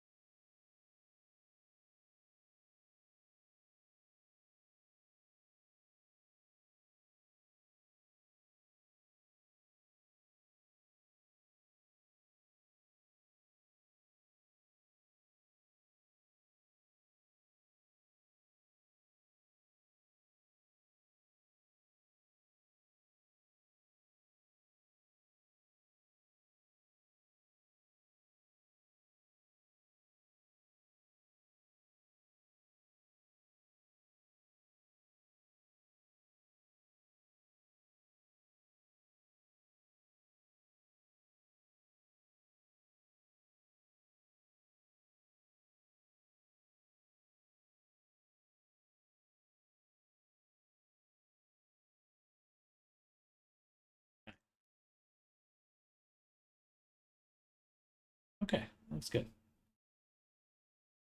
So now we should get a nice chin slider. That looks pretty good.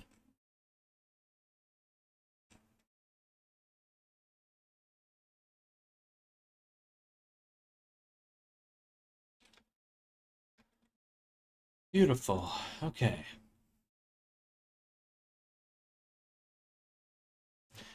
I think I finally fixed the tower doors trapping you when you open them, so I might be making a public upload of my whip world soon. Exciting, very exciting.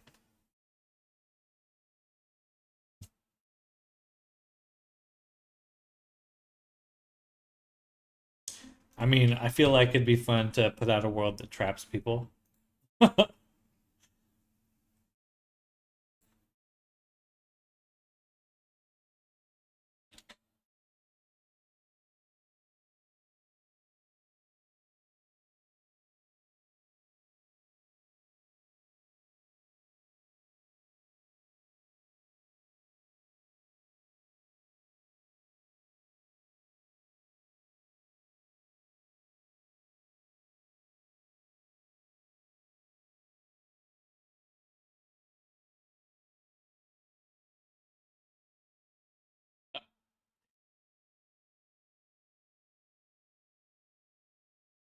Well, actually, that's fine with me. And then the body controls. We do have a slider for the chin.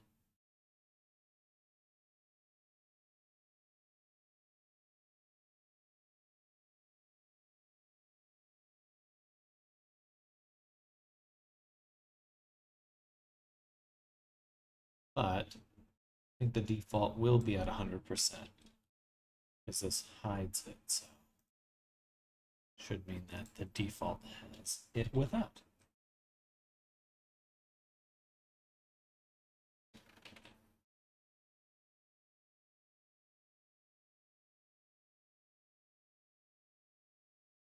Hello, Pablo.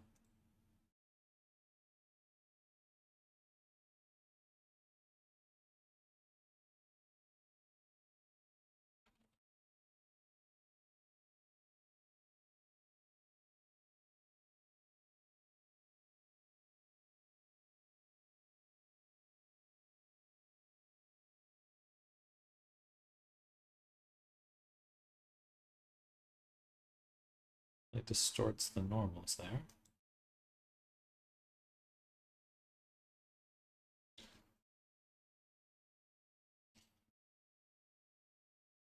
How's your day going?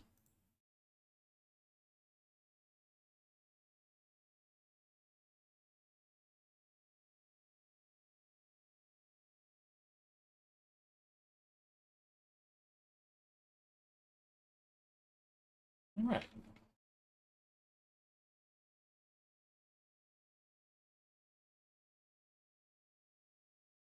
Ooh. Or let's stop popping my neck, but I can't.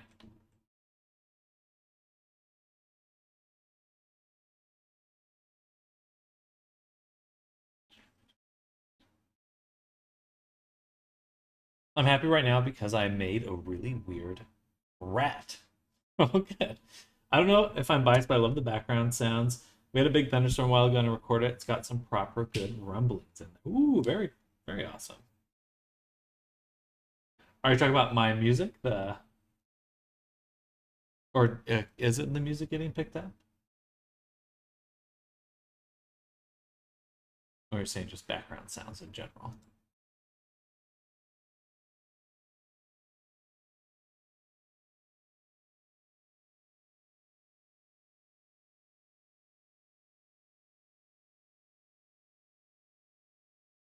Of your world. Gotcha. Very cool. And let me just make sure these are is animated.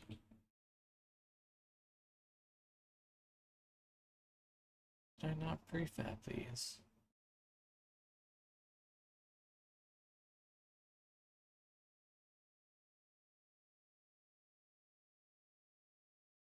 I see. Duplicate. Unpack completely. Bam. We'll extract the fizz bones. Boom. Delete this. We can save, go into this prefab, remove the fizz bones here, save, turn, drop that, prefab them prone, or actually drag them back out. Or yeah, actually, that would have been better. Whatever. Yes. Yes. So we do this, then we do this. Oh, they were in there. Oh, okay. What the heck? Why isn't it? Okay. Matter.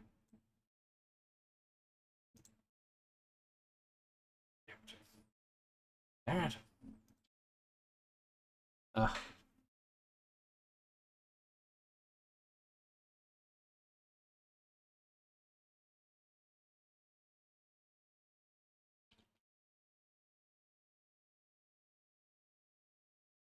I had that.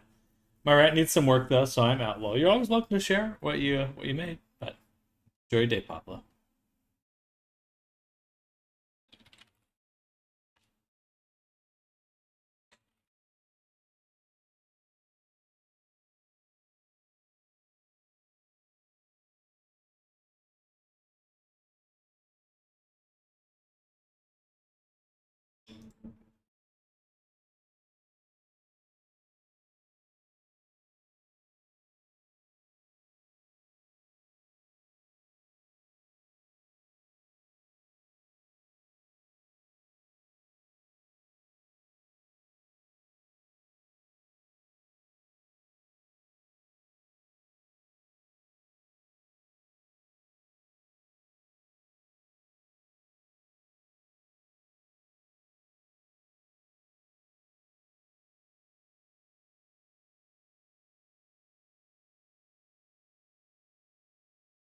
Weird.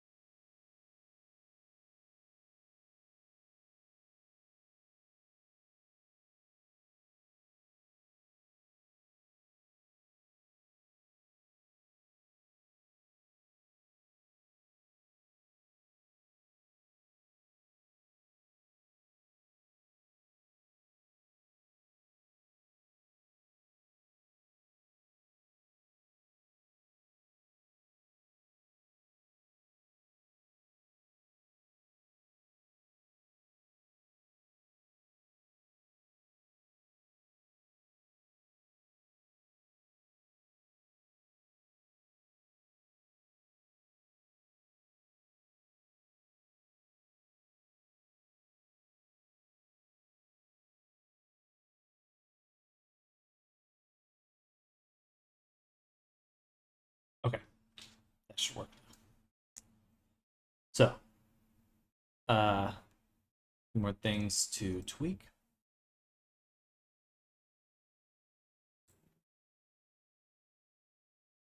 Tiny bit sad this dragon lacks both a propatagium and a functional plagiopatagium. Patagium. I do not know what those are.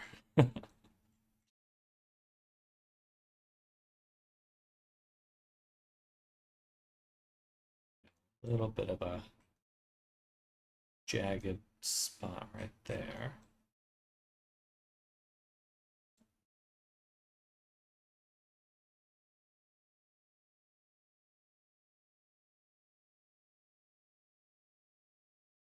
That should work there.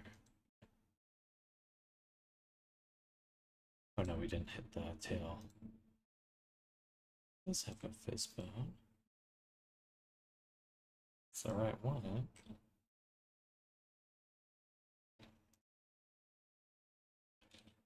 swear I clicked that before.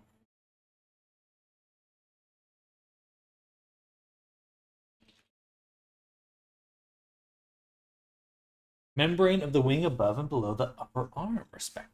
Oh, gotcha.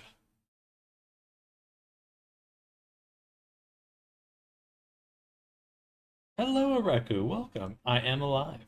I'm back. Hello. How you doing? Working on an avatar. Kind of an odd edit there, but surviving. Same. Same.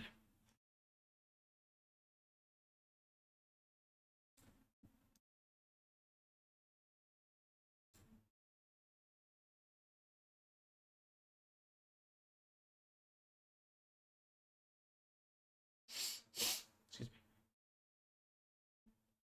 Started speedrunning my favorite game and got some world records already. Oh, that's exciting. What game is that?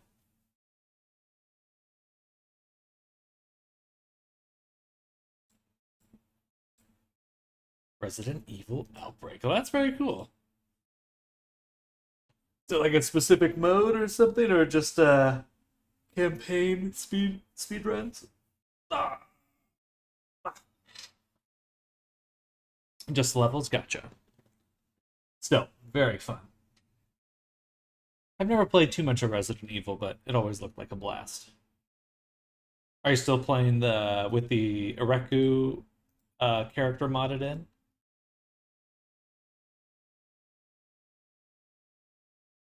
Areku model? Hell yeah.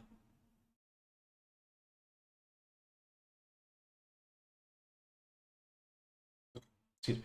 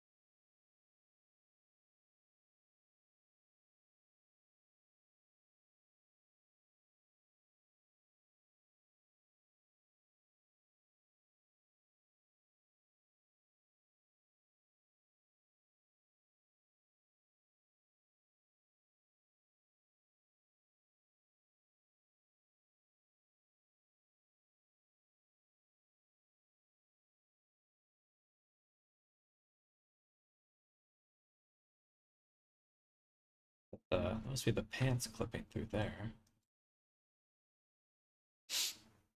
Still need to pay you to look at my uni project someday, but everything's so expensive now. I never have money. Well, economy in shambles, bro.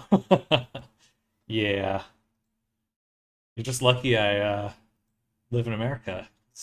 Imagine the tariffs on this.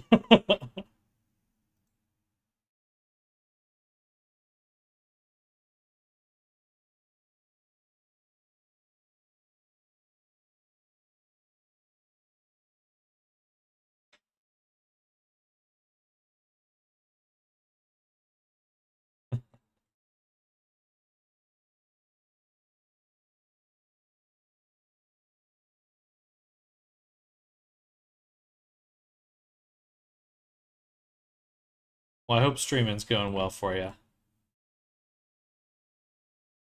How the tail looks, maybe a little bit less mobile. The wings could do with some more movement, though.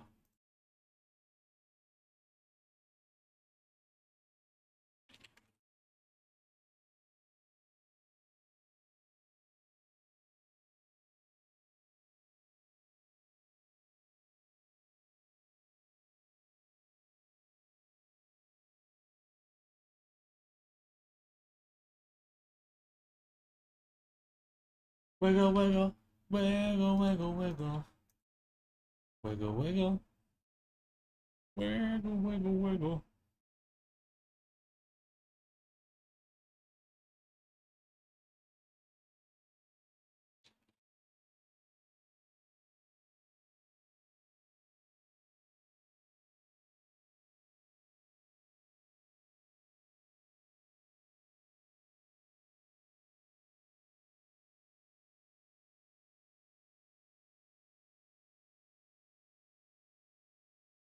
Wiggle, wiggle, wiggle, wiggle. Wiggle, wiggle. Wiggle, wiggle, wiggle. The wings still feel much stiffer than I'd expect.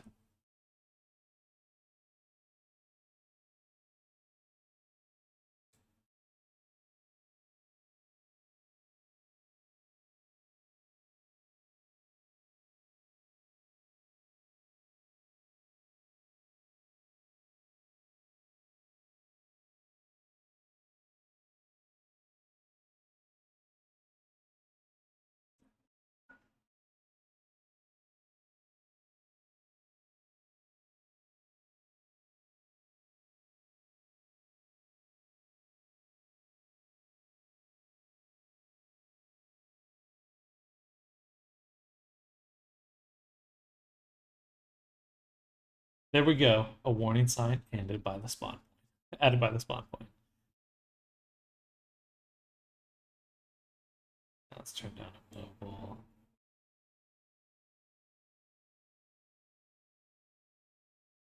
Just see the motion for a little bit.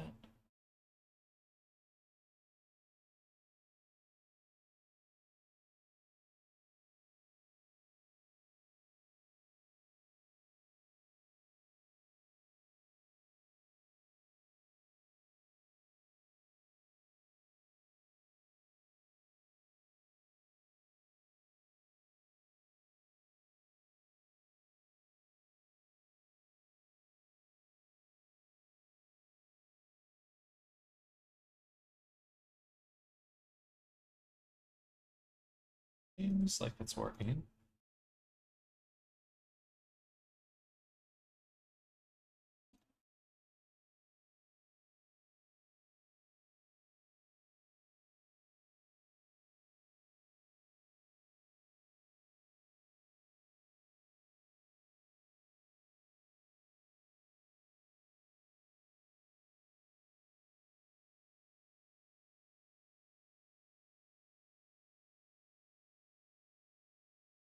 All right. Now the trick is, how are we going to adapt the bone's influence so that as we adjust the sliders, so we can have a breast slider. So right now, it doesn't like have a fall off. We have a small breast, even just the pec, it's still moving with the bone. So we need to be able to limit the bone's movement.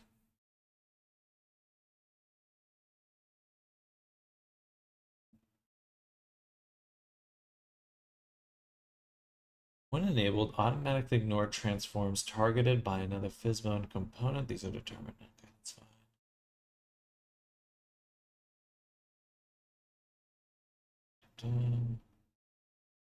Should be able to choose is animated.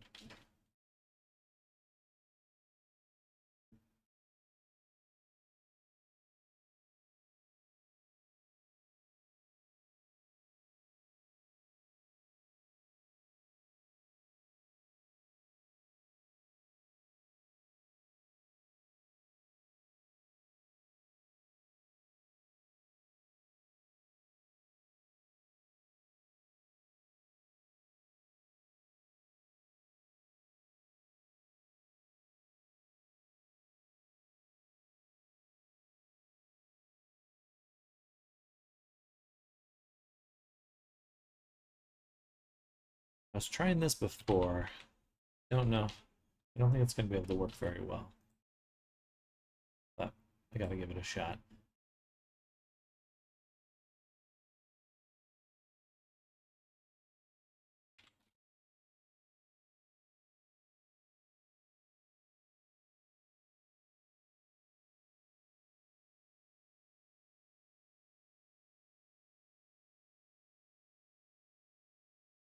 That's the source. I don't want that to be the source. I want it to be the target. The source should be static one.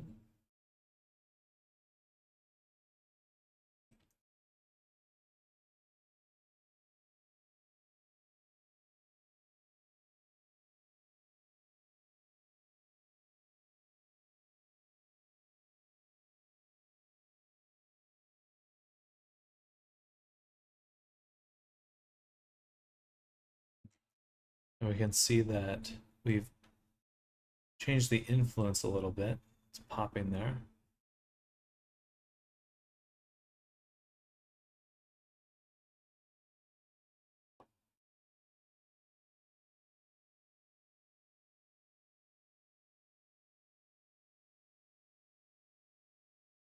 The problem is once the bone's locked in, as when it loads, then it is now permanently stuck there.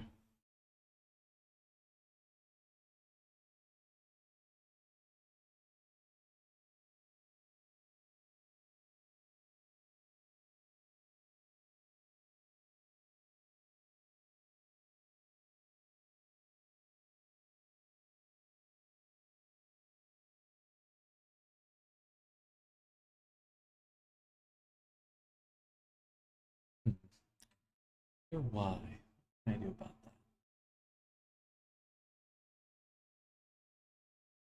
that? Is bone.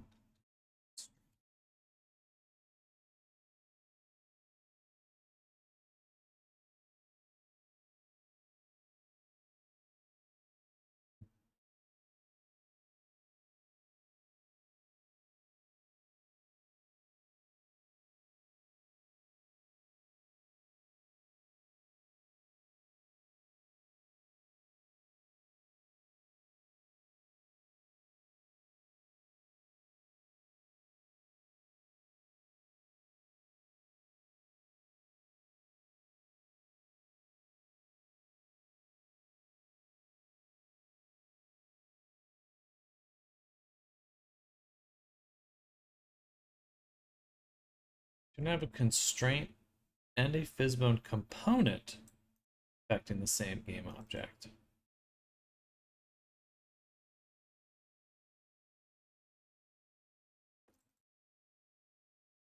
Apply the constraint to the parent game object instead. So have the source transform the constraint set to the original game object.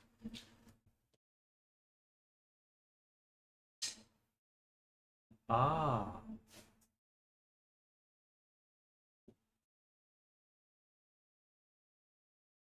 I think I understand.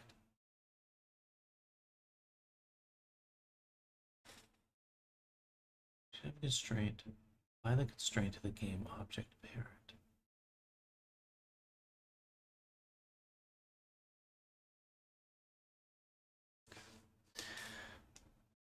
Oscar would like to chat. Oh, wow. I'm late for morning pets. Pixie's not too happy with me. Earlier today because I had kept setting her down. But she's sleeping now.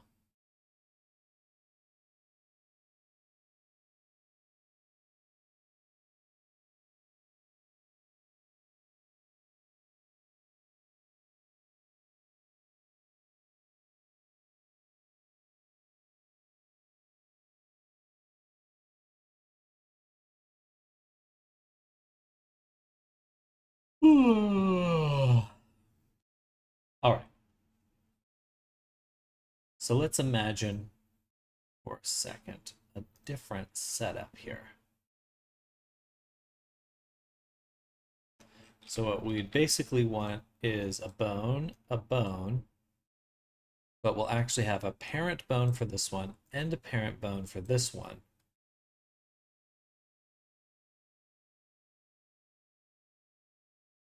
And we can apply it to the parent bone. So let's just focus on, I might as well do both of them because we're going to have to switch up our setup anyway. So we've got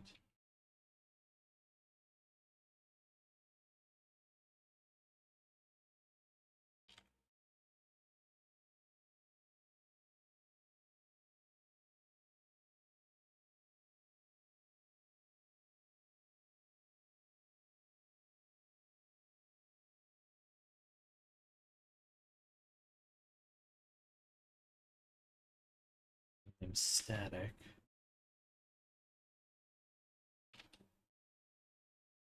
So what we want to do is kind of unpin all of them.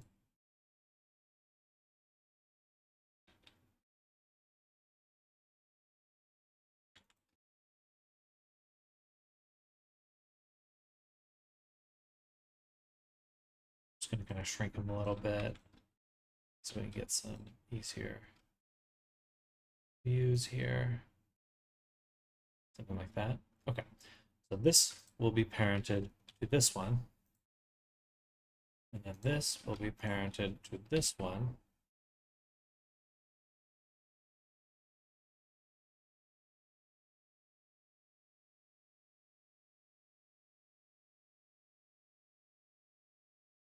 And then both of these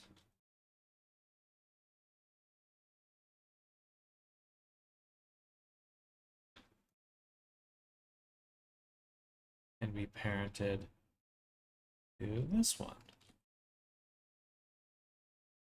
See how that works. I think that's closer, but I'm not 100% sure.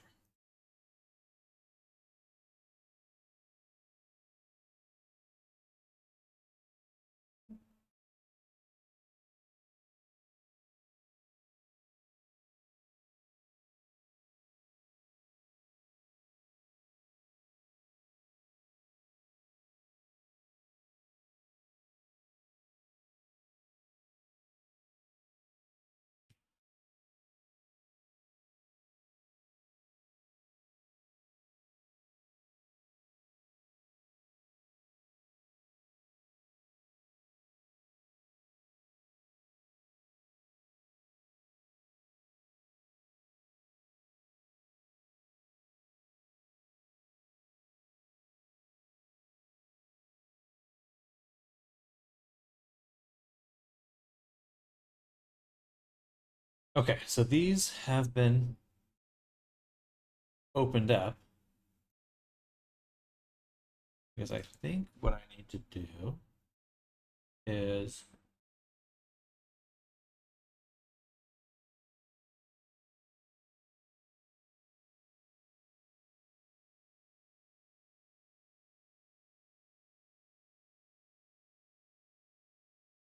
hmm,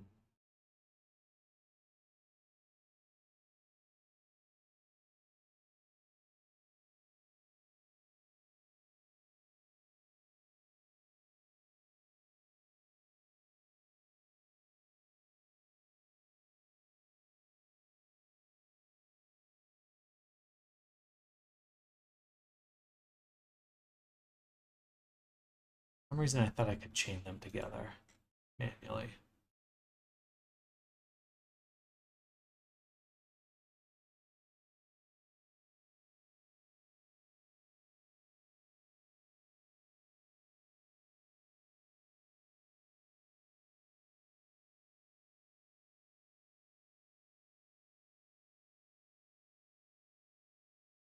Well,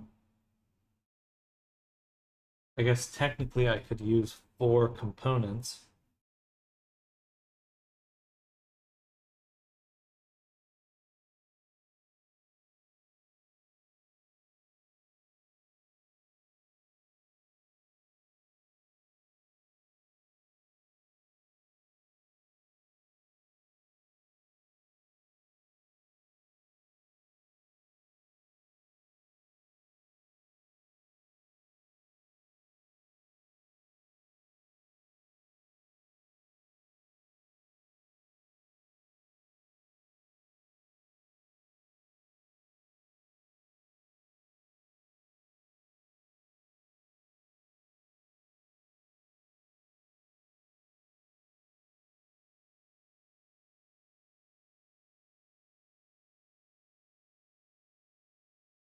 I want to know. So, what we can do, we're targeting this breastbone here with the component.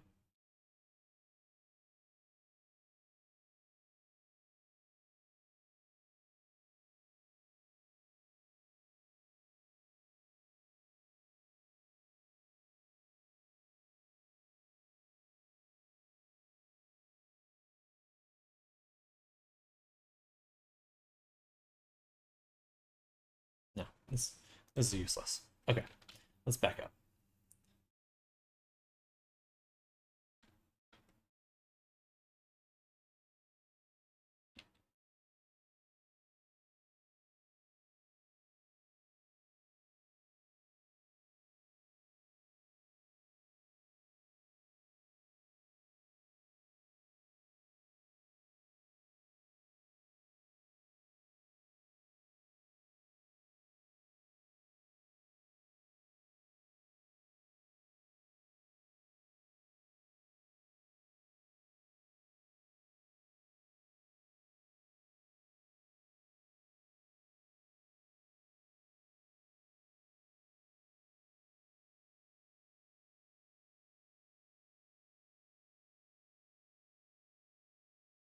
Yeah, because there's no way to grab them exactly, so.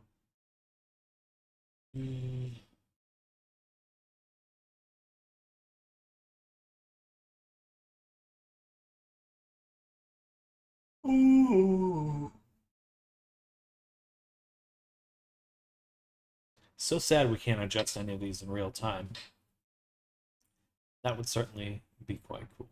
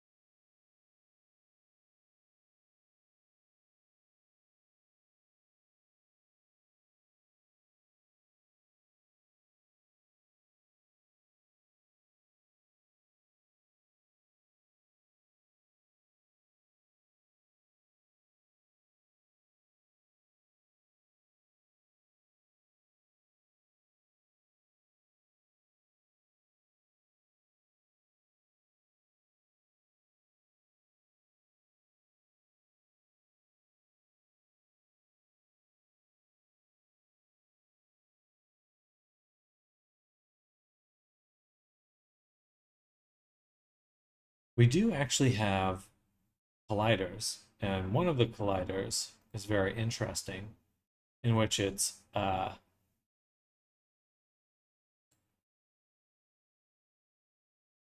let's add it in right now, create an empty, we'll call this PVC rest 1. And this is a Fizzbone collider, and we want to keep it inside the bounds. And then we'll go to the breast, and we'll say colliders right there. And let's go up.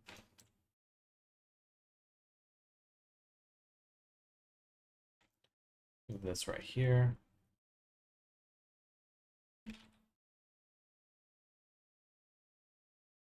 And let's play.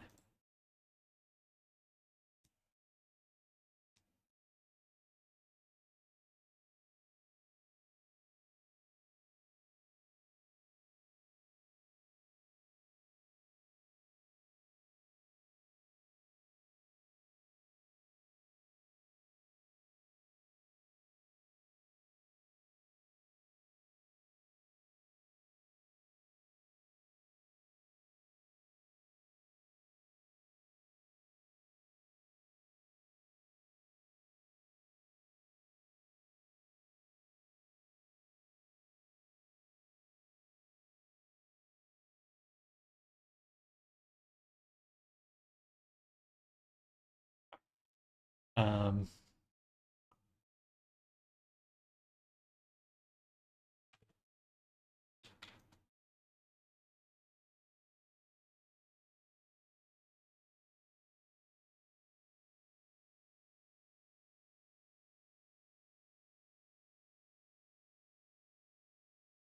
say we put it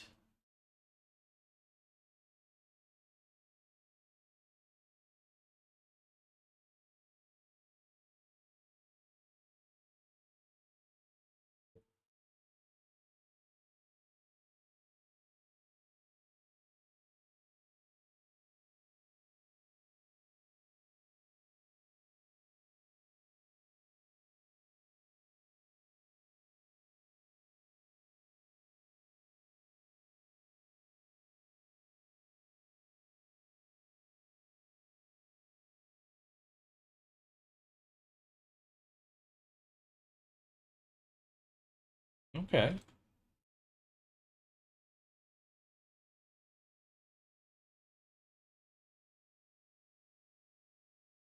That will work. Cool. Okay, so here's what we'll do. We're going to take a Fizzbone collider. We're going to put it into the static bone. Make sure it's aligned and make sure it's a capsule. For the height, I'm going to do like, I don't know, just 1. And then the radius, we'll do 0.2, actually 0.5. We don't mind it getting gigantic. They'll never collide. Oh, you know what? I don't even need to. We'll actually keep it down here. And then we'll just set the root transform to this one. Yeah, perfect. Duplicate.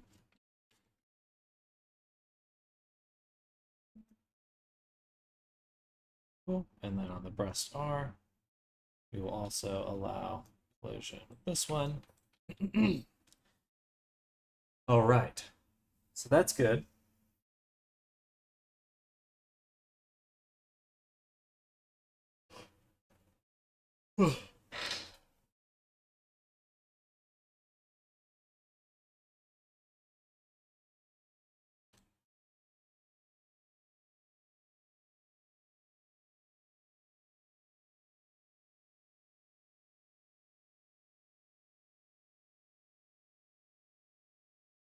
So let's say, let's just try and play mode really quick.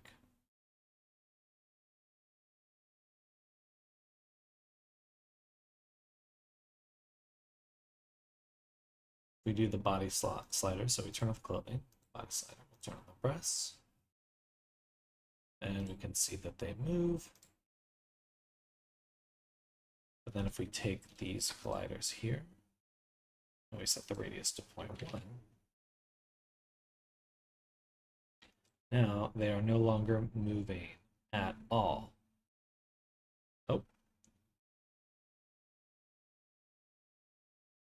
but they can be broken.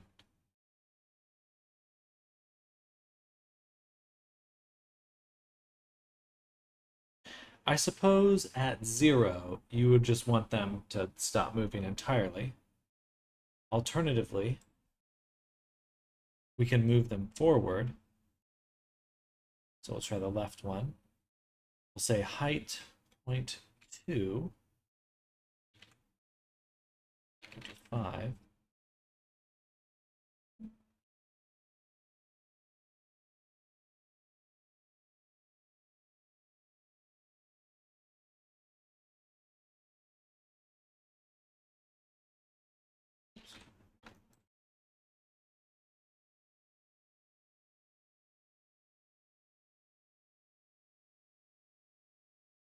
Cool. So that actually does contain it without breaking it.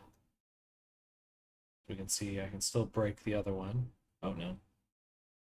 Still break them. Oh. But that is like the minimal movement. We'll have to be up it a little bit. 6.3.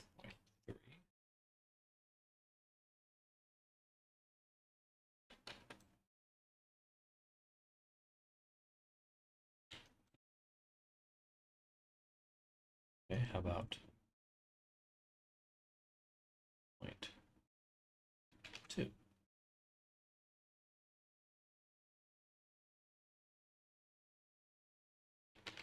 My one's too small, so 0.15.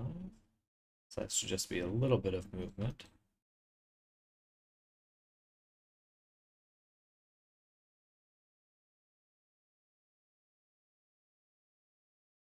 Still not great though. It is moving oddly. Okay, so that doesn't really seem to be a solution at all either.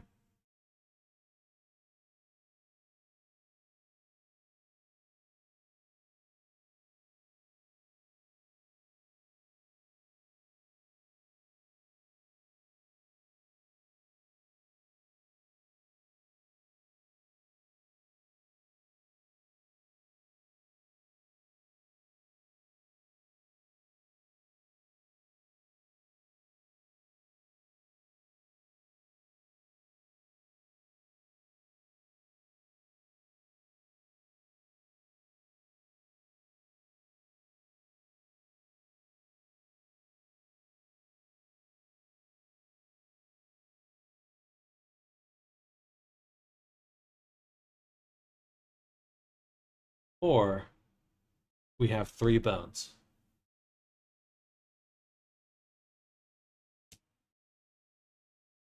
No. The issue is we can't have the fizz. Oh yeah. So if we put the fizz bone, okay, I see how to do it. So we need the fizz bone, the static bone, and the one that blends between them. Fizz, static, blend. All right. And the blend is the one that's actually doing stuff.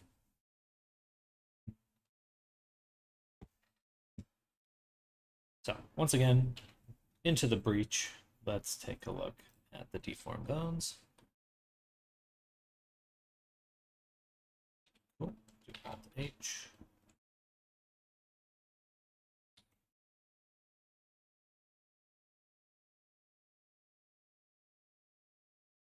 And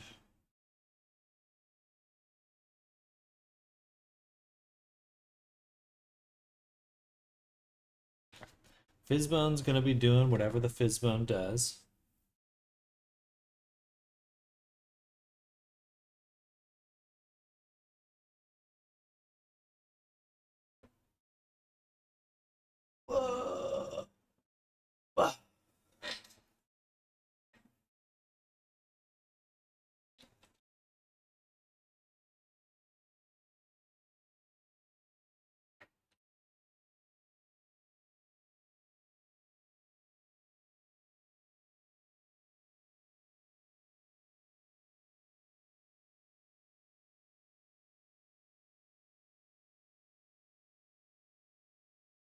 Fizzbone, we'll need the whole chain. So we'll have Fizzbone for that one.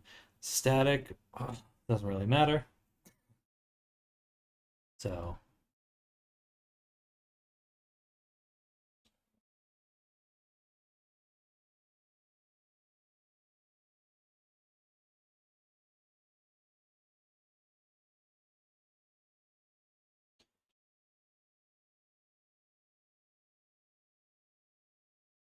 okay, so what we'll do is make another copy, and these ones will be breast one fizz.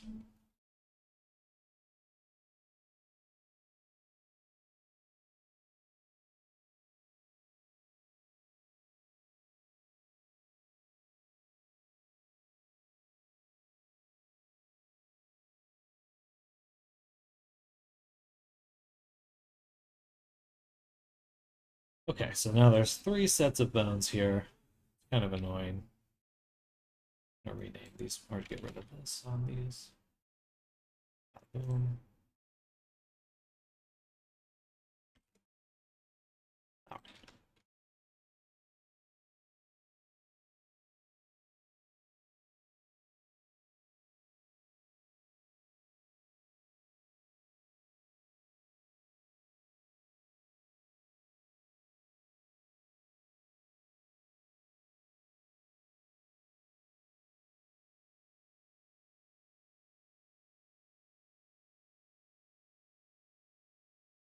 Loading.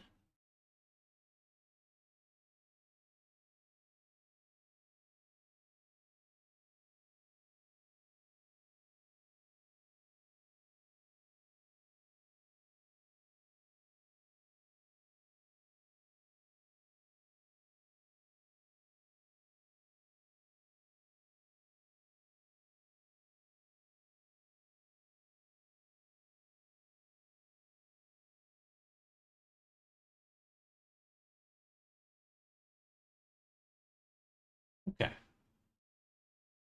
So now we'll change the targets to be the fizz bones.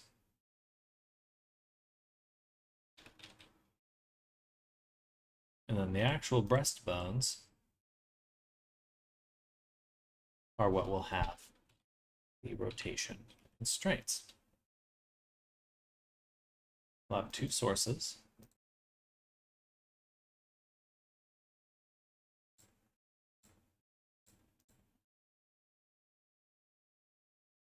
First will be the fizz bone. Actually, I'll do the second as fizz bone.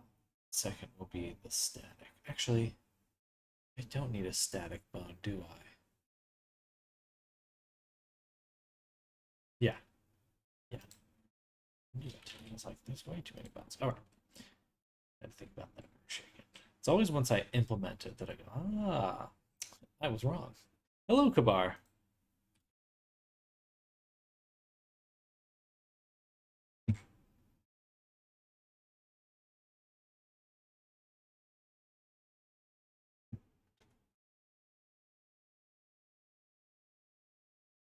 How's your day going?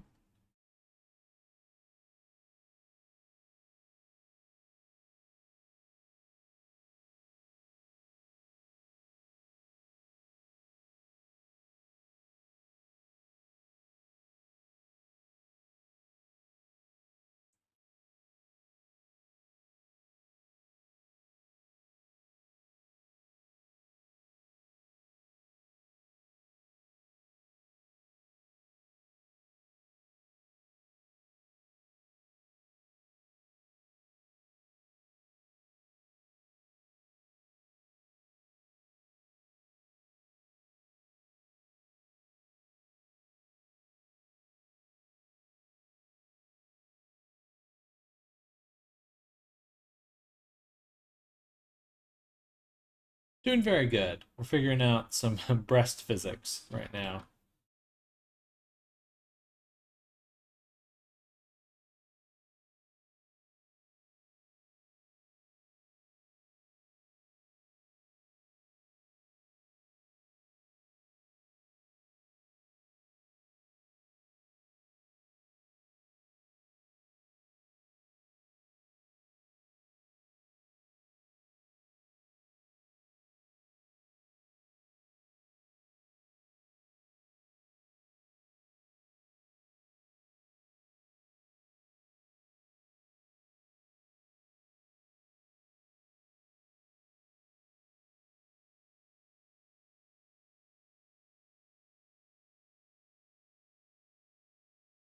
So this should work now.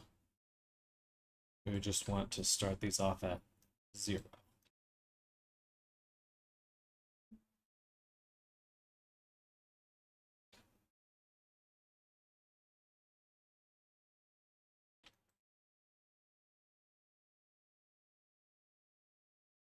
And then as the breast expanded,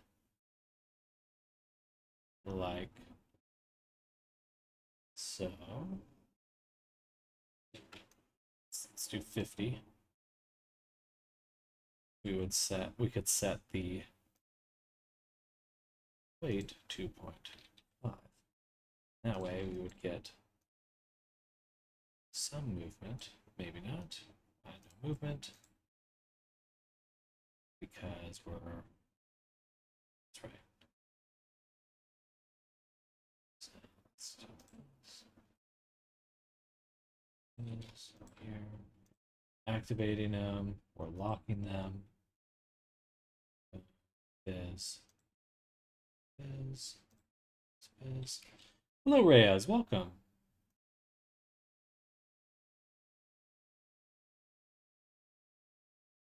I do weight 1 and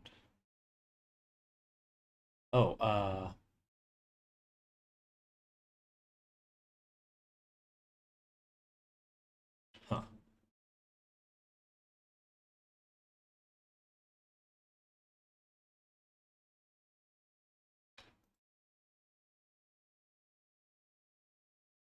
Just see. Does that work? Why wouldn't that work? Is it the outfit that's not working now?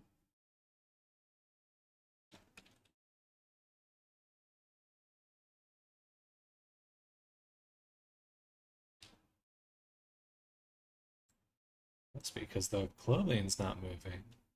Or no, it is moving. As one would expect. Would turn up the breast slider.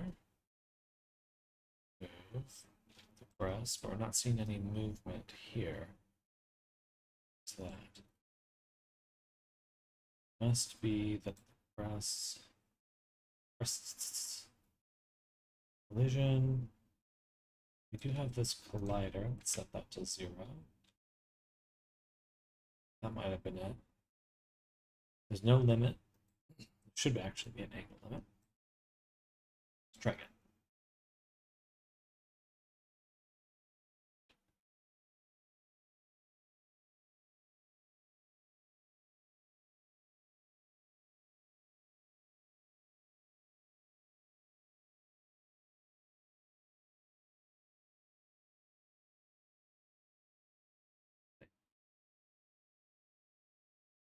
Interesting.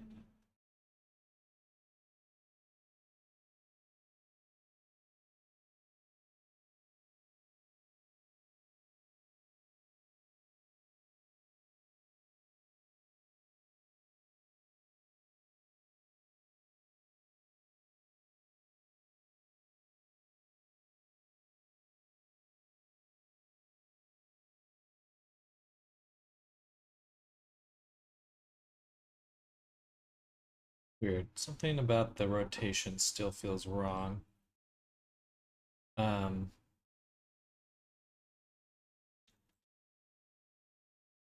so it's probably, but they should be the exact same rotation.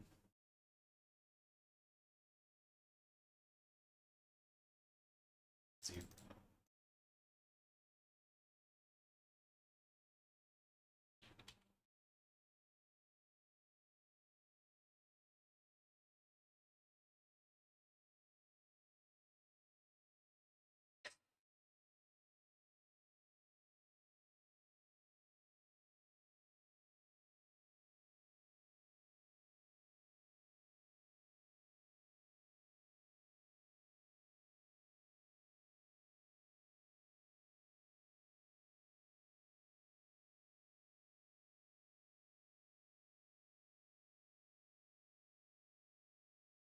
Okay, that does look correct.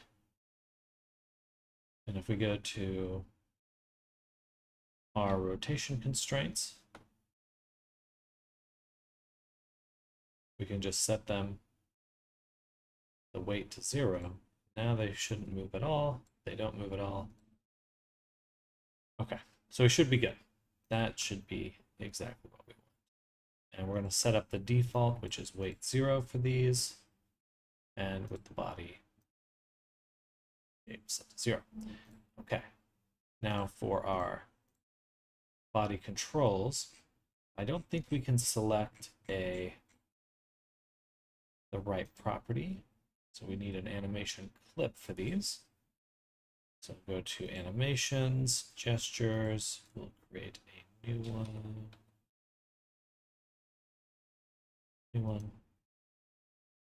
Body, and in body, we'll create that animation clip.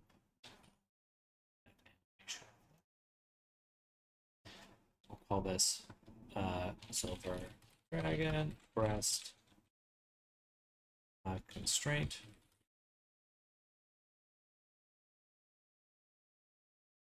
Constraints 0.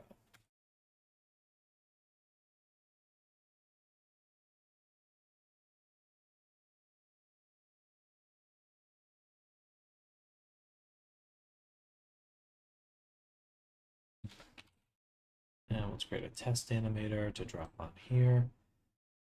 And in test, we drop in the animation clip so we can select the character, hit record, go down. Excuse me. I did put the rotation constraints directly on the body. That's okay. I don't think I want to do that too often, but probably a better way to do that. Okay, then we'll duplicate this. And now it's set to 1. Set them all to 1. Save. Go to our controller, body controls, enter in the prefab, and we will just add an animation clip, body, breast constraints 1. Save. Back to scenes.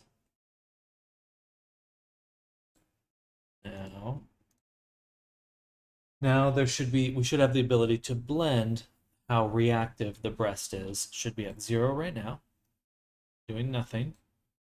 And as we dial up the breast influence, you can see we do like a smaller breast right here.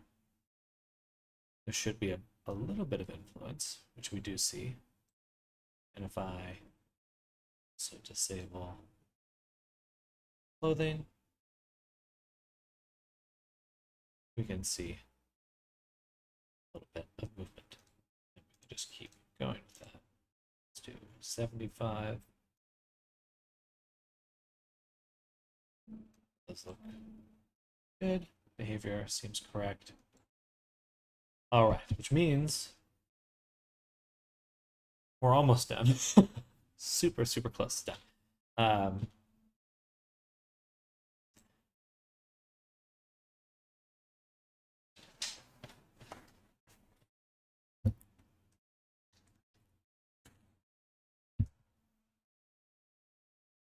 One more animation clip I'm going to make. We're going to call this Silver Dragon Breast Normals. And we'll also drop that into the animator, our little test animator. Just drop that right there. So what we can do is select the body. I believe that in our RGBA color masking, I created this normal intensity property, and we want to drive that value with an animation like that. So on the controls, we can also add that same clip, or not the same clip, but another clip. Better to break up all these little animations. I kind of like that.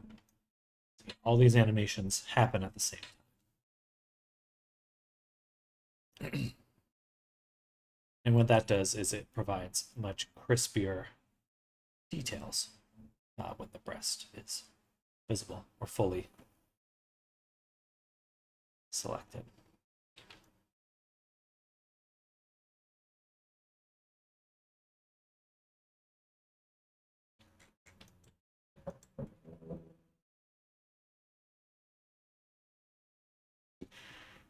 It is set to 1. We see that transition between. Yes, we can. In fact, we can see it a little too well.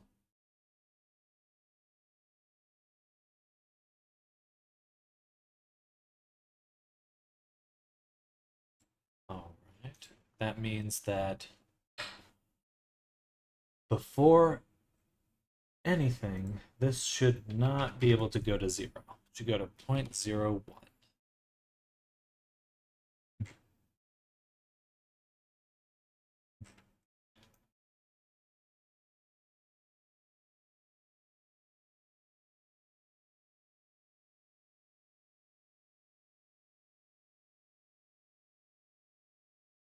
I wish it blended a little bit better. It is set to replace. I think I have to have it set to replace. Pop. Can we change that? Mask, metallic, normal, blend mode.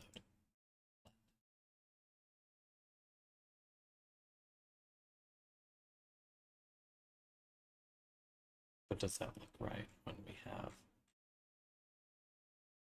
blend shape?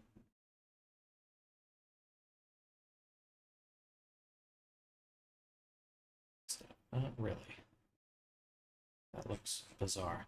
Boy, do I love waiting around for big multi-layer fur brush substance files to load up. 8K. We gave it 8K. Blend mode. Yeah, it does look better. Okay.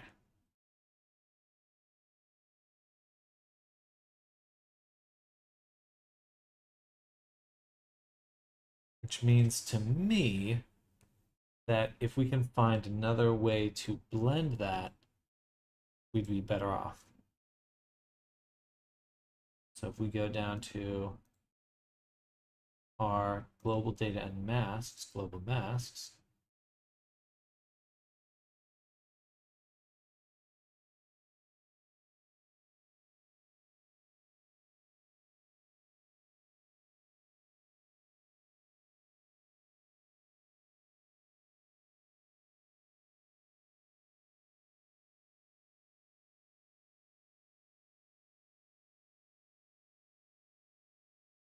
perfect. We can set this one to be renamed, and we can lock it in.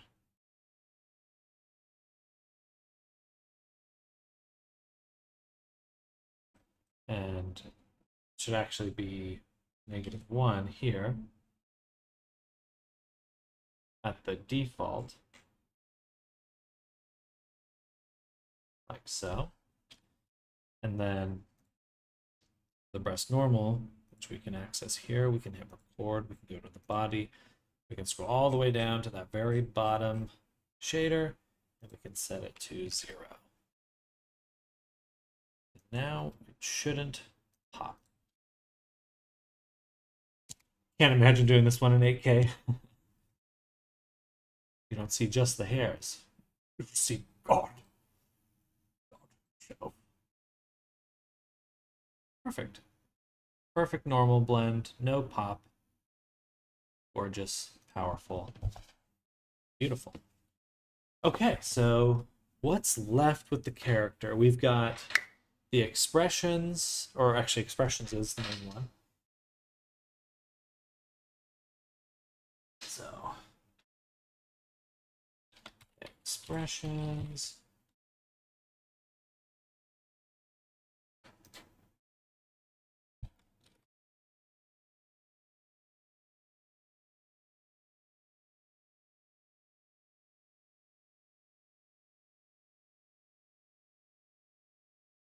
Cities have been calmed.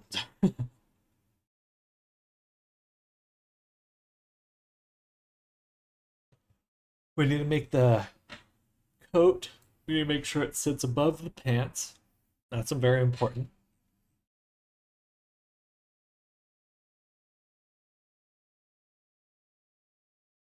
Get rid of this one for a little bit.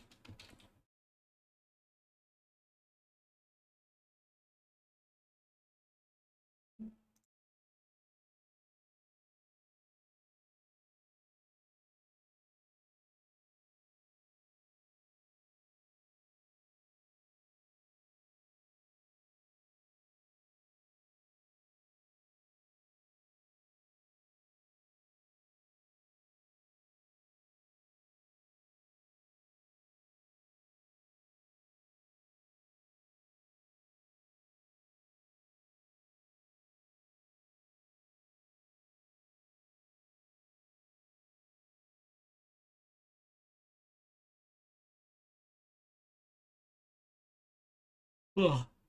Excuse me.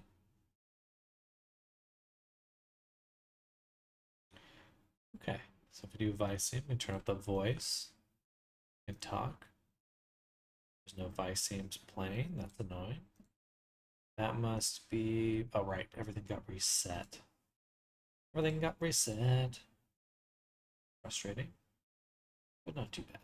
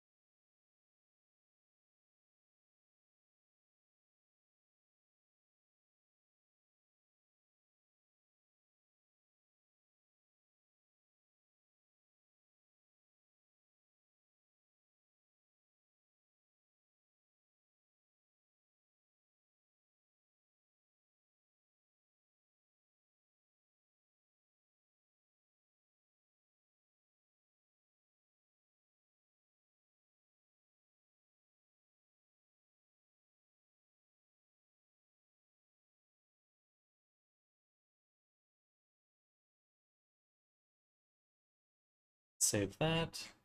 Let's actually back up the prefab because that's why I'm having to redo everything. Well, not everything. We do a good chunk of this stuff.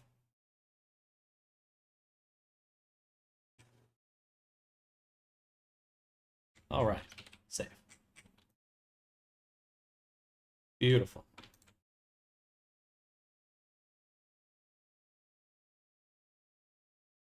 All right, now we can test one more time. And I'm probably going to take a quick break for a little bit to get some lunch.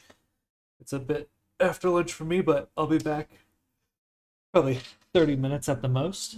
Yeah, I'm gonna get some food in my body. We're doing really good. We've got all these little Vicemes. We're talking. That one's funny. I'll have to tweak that one. I need to change the teeth placement entirely, to be honest. Because there's still a decent gap here. I think I'd like them to fill that out.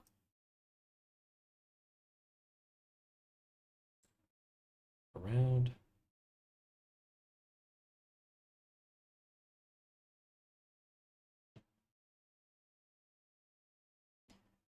And he's blinking, right? Should be blinking.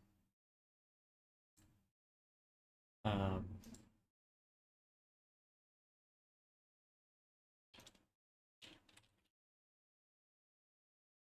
right, that one got removed. So here.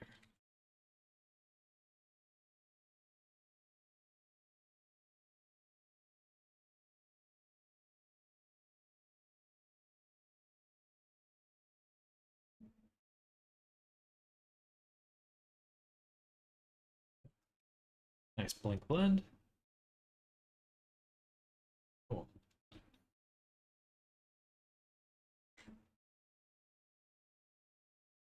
And I do have my shared assets. There should be a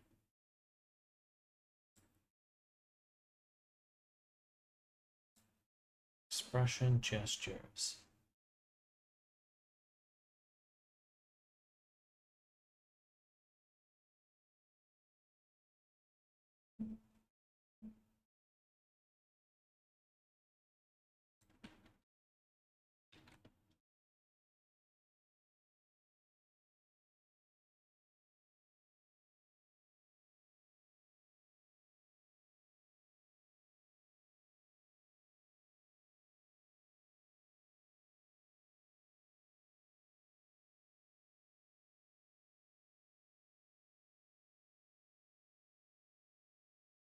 What I like about the expression gestures is that it set it up so you can disable the hands and then just do a manual direction, manual puppets for that, which I think is pretty nice.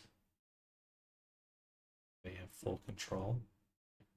These are not the final expressions, but they're. Maybe I can turn it off. You can also leave an expression. And the disable should prevent this from doing anything.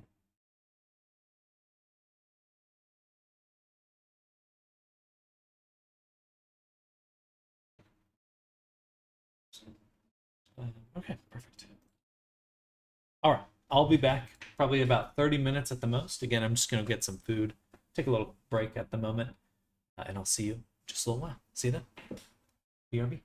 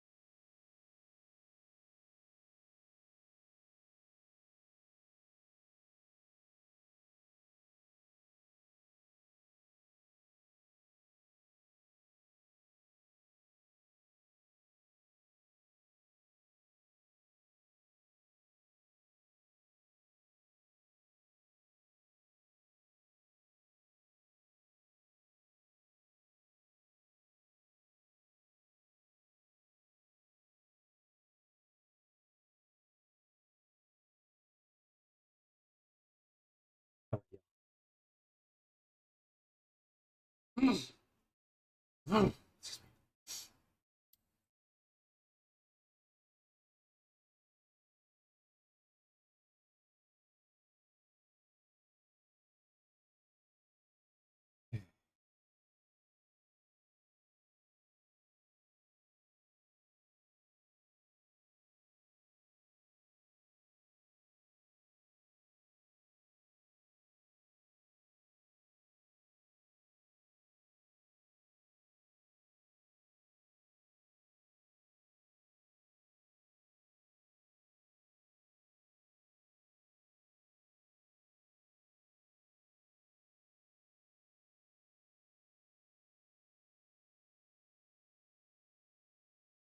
me.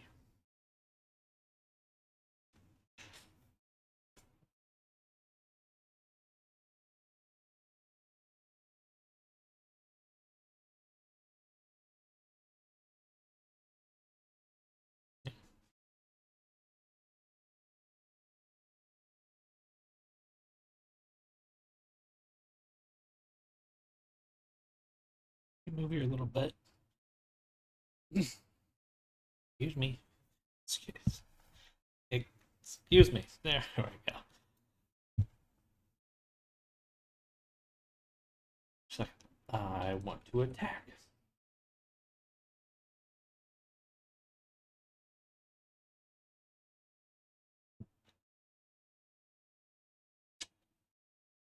Okay. What's left on my to-do list? Get your tail out of the way. You do the UV discards for the chin and spines.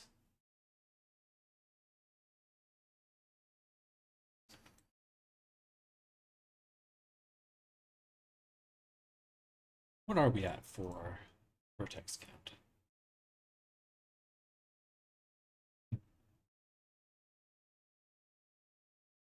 68,000. You might be able to make a few more horns.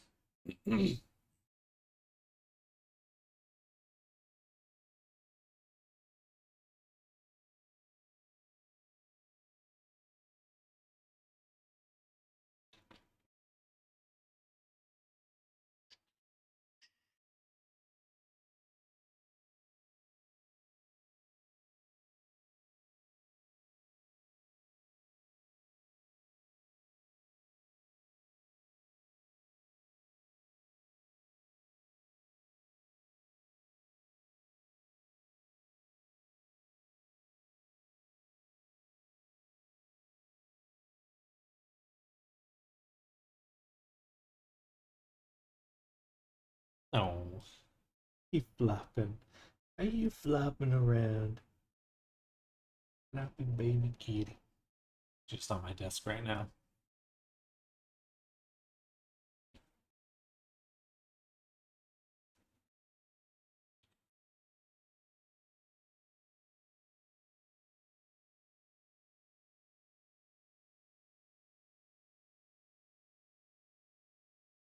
Get out there.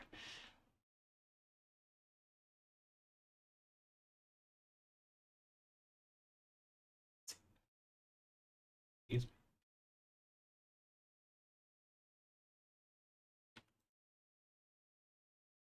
You're being a little punk. I'm trying to work. Hey, yeah, fine. Okay, okay. You're getting too big to be on my desk. You little punk. Yeah, I'm talking to you. Talking to you. All right. We're increasing the distance that is between the pants and the clothes here in the hopes that it will stop clipping.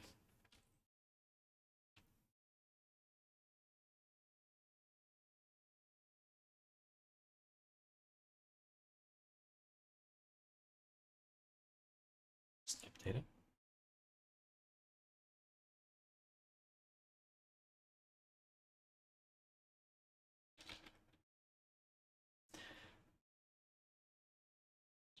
could test in Blender, but it actually will be a little bit faster to test in Unity. So we're exporting now.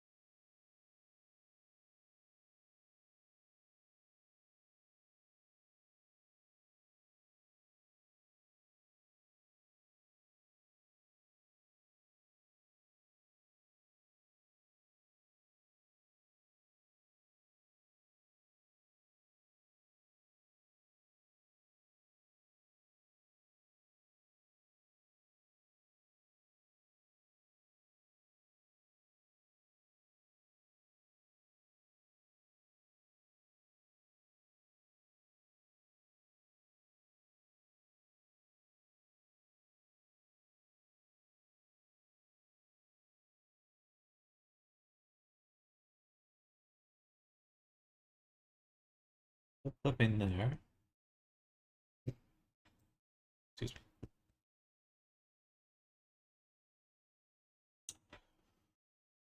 Not sure if I can avoid that one entirely.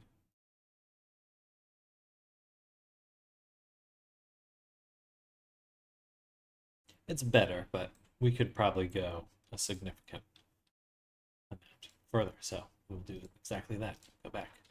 Weight paint. We're going to go, we're not just going to do that. We're also going to invert our selection and grow it.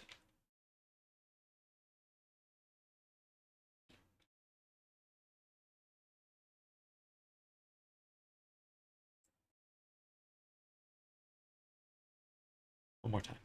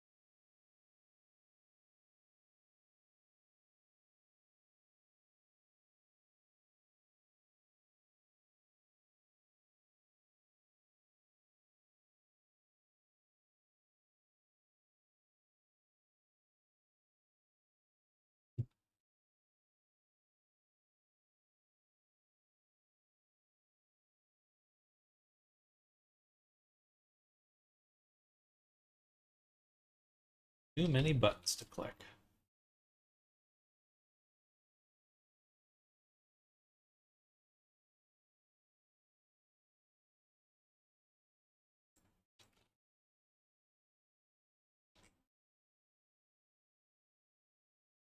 Should be pretty good.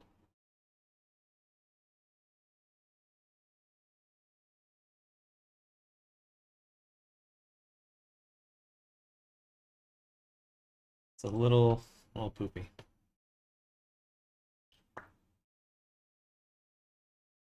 But it should eliminate any issues.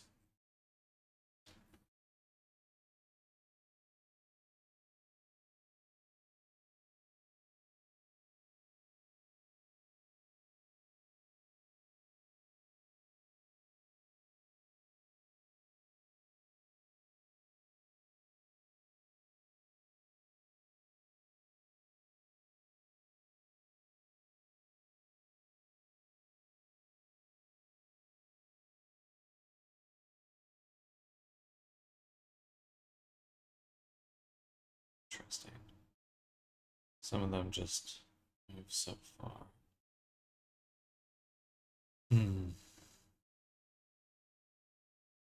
Is there something different about the way they're sampling the mesh? We do the data transfer, then we do the geonode. Data transfer, then geonode.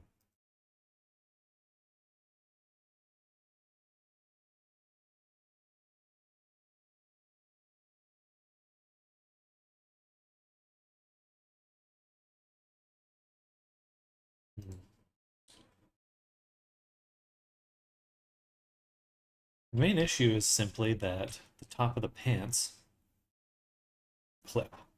So why don't we just make a mask? I'm going to add this group here to, well, maybe not, because we can already kind of see through there. Still trying to figure out what to do with the markings on this move paint. I've only been given vague directions. A couple of gnarly, garishly colored triangles as inspiration, permission for artistic liberty.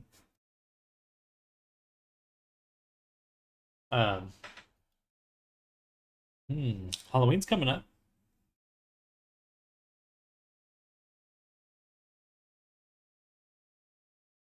Get yourself a Halloween avatar nice and early.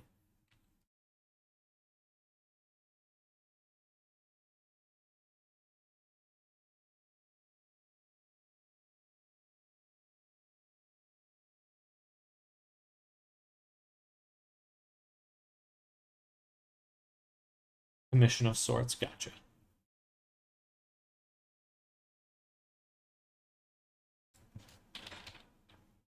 Oh, heck yeah. What kind of a film are you all thinking of doing?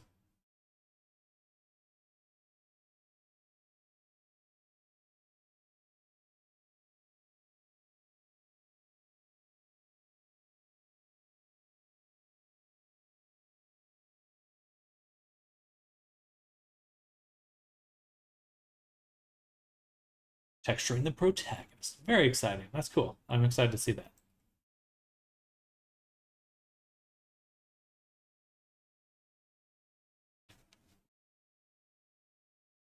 Oh.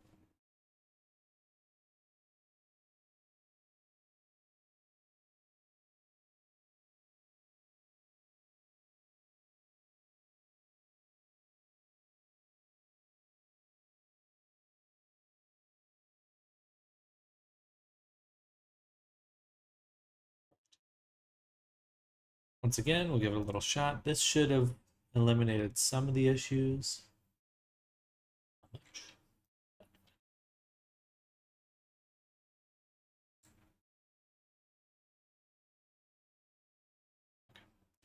Still pretty much the same.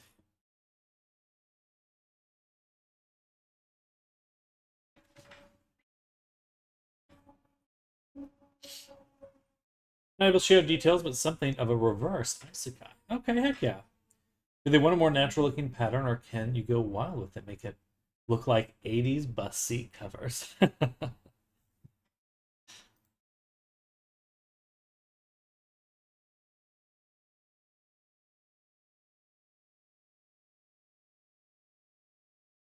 We'll just leave it there. Clothes aren't going to be perfect, and that's okay. Might be nice to get the fizz bones for the head in now. Head and spine. Just the head, actually. The spine, that's going to increase the count too much. So, get that going.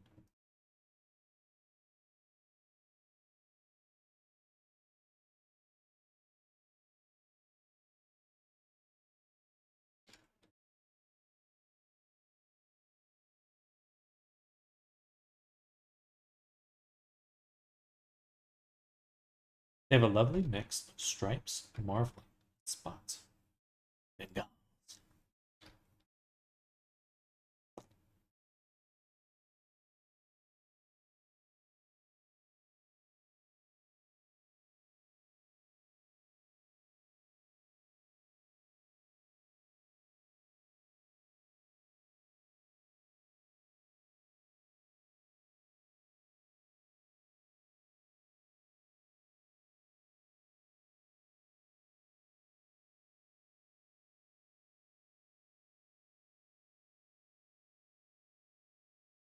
I can't put fizz bones on the jaw. It's too complicated. As we have shape keys, that actually is a huge hindrance in doing that. Because we use shape keys for the mouth movements, which means that the bones would be misaligned when moving. And that's no good. It's no good.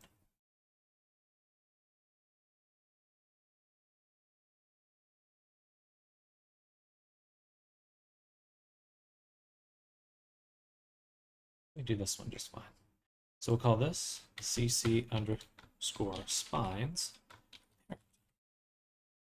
This will be spine 1.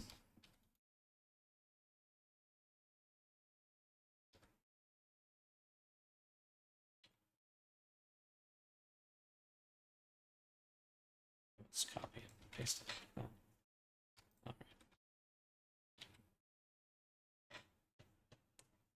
But they went yellow and red on a very plain brow. I'm quite happy with the base coloration. Got an enthusiastic purr from the record, but the marking colors are just ugly AF. Maybe gotta embrace it. Go just like full neon, dazzling colors. Looks like spine 2 here.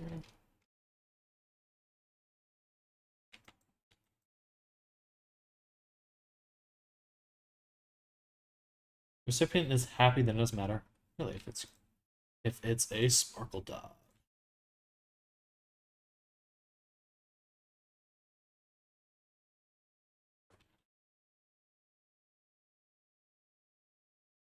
Sparkle dog. This. And that'll be the last spine. Yes. The other ones are not gonna be easy.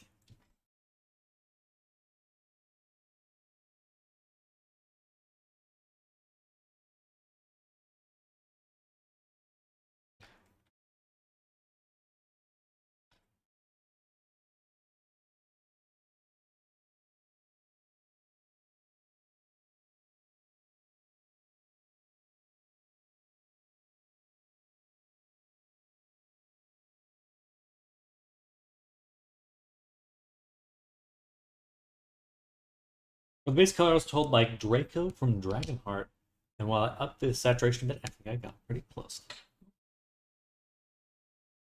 Okay, Pixie. She kind of slipped a little. Posted a whip in Adobe Substance. Okay. There we go. Weird tail.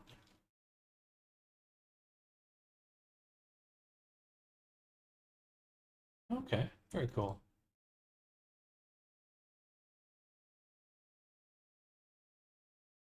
Lovely. I like that.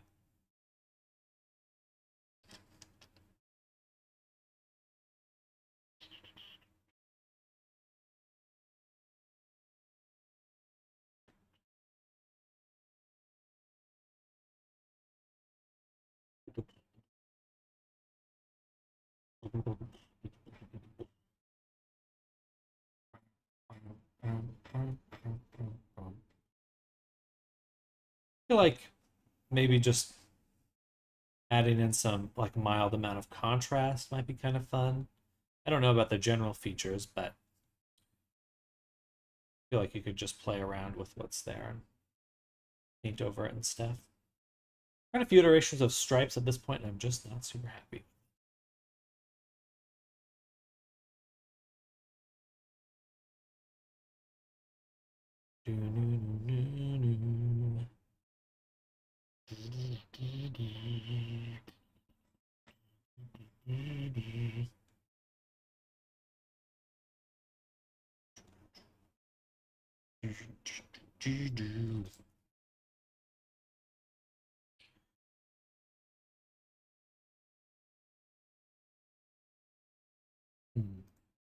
It's quite coming to my mind right away, but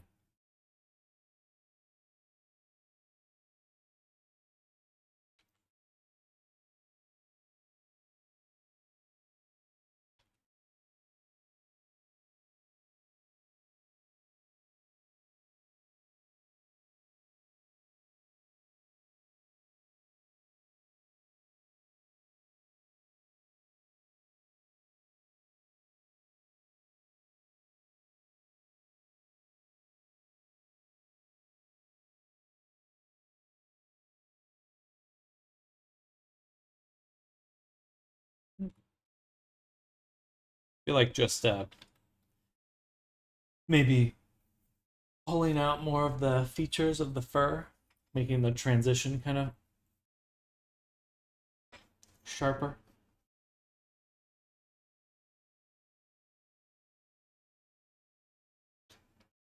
Overall, though, it looks quite good. I don't know how much more there is to do. You could always just try switching up blending modes. That's one of my favorite things to do in Photoshop. Just kind of play around with how to blend the colors in, like overlay and all that stuff. Kind of a nice way to explore things, at least.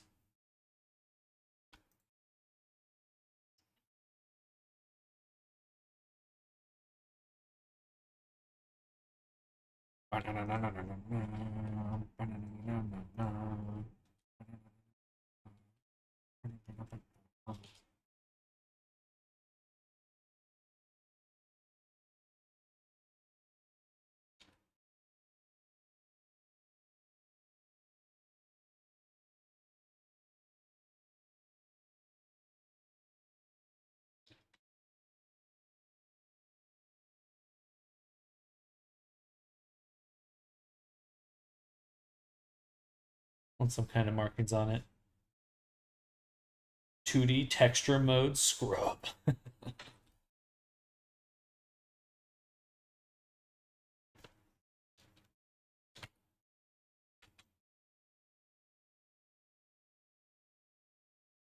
Oops.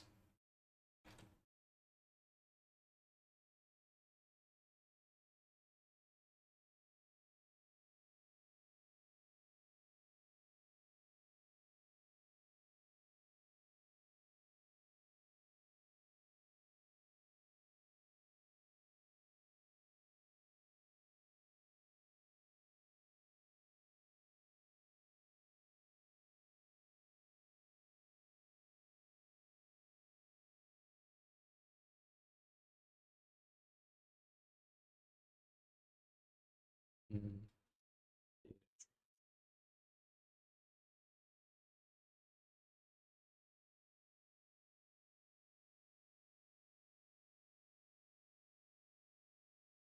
Okay, good. Makes it easy.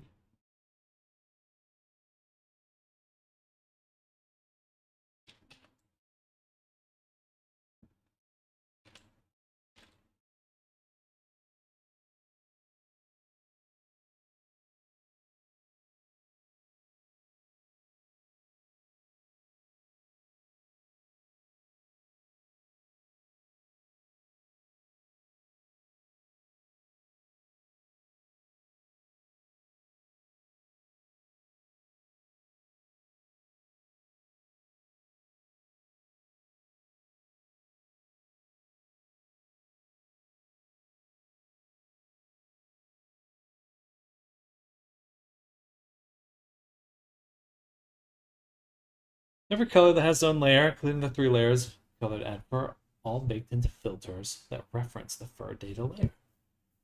Then extract the flat textures from Unity projects and rebuild CSP use before. Something that is really fun, if you do have a bunch of masks to play around with, you can put filters on them and then like kind of layer them back in. That's kind of a fun way to, like, you can texture the edges and stuff. Are you okay? My cat's falling. Pixie, are you falling? Are you falling? Pixie. She don't care. She don't care. You can never go back to structured workflows. Even my pixel art is a mess of layers. I love Substance that you can use the anchor points. That makes things so much fun because you can just reference whatever point in the stack you want, bring it in, blend it out, all that jazz. I had to build layers and masks myself. Some avatars just come with SPP files and messy flat texture you can find in Unity. Measly. Measly.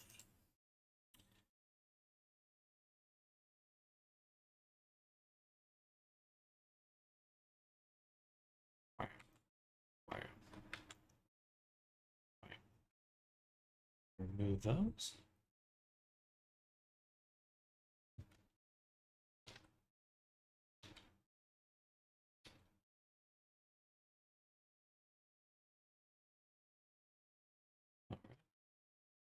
That should be good.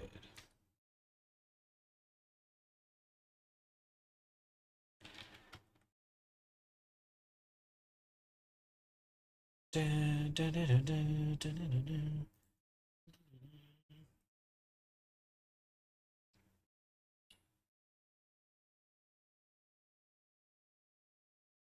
Mm.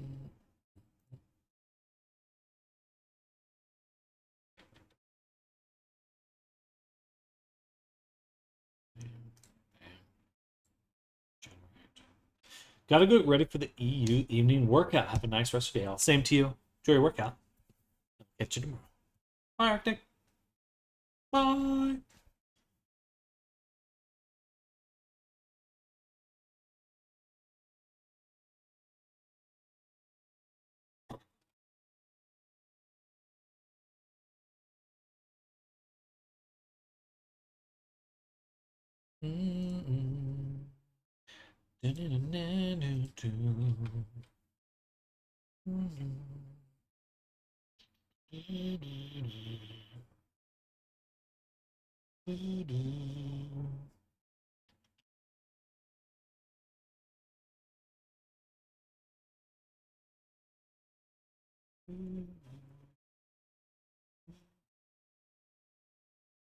I'll just paint it manually here.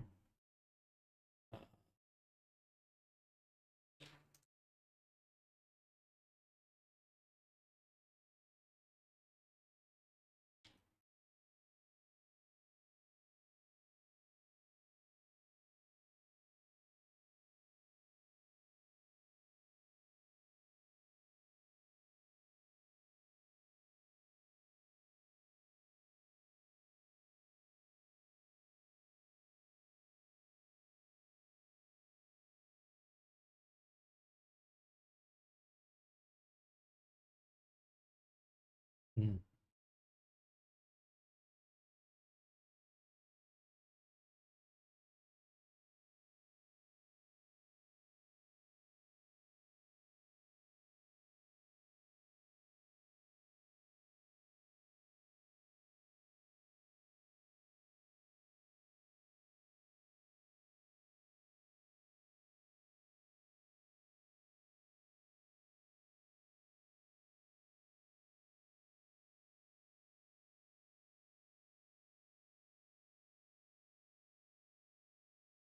Okay, we will need to do another data transfer. So we'll do data transfer back head. It's fine. Bam. We'll assign these here. We'll assign this one as well. Bye. Whoa.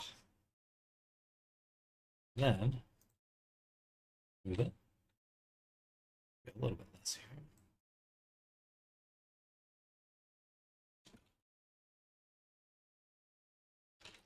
And we do need to make sure that these ones are fully assigned. And we'll duplicate the data transfer. We'll redo this, assigning the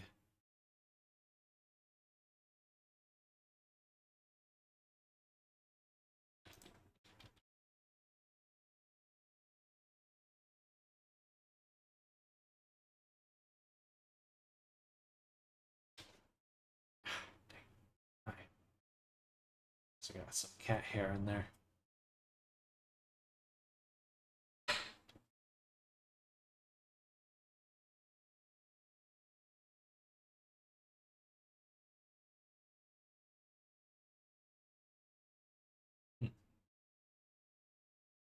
Where is it?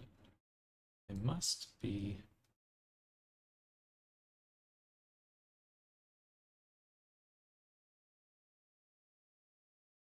And just body low poly. Yeah, okay. Where is that? spine O1 low. Perfect.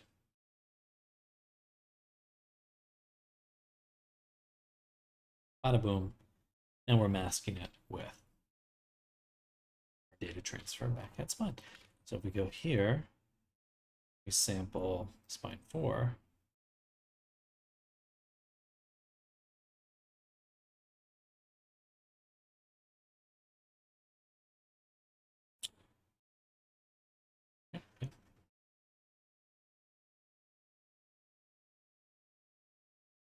Should be good. It should move with it. Anything else that should happen? Boom. Okay, and then the back spines.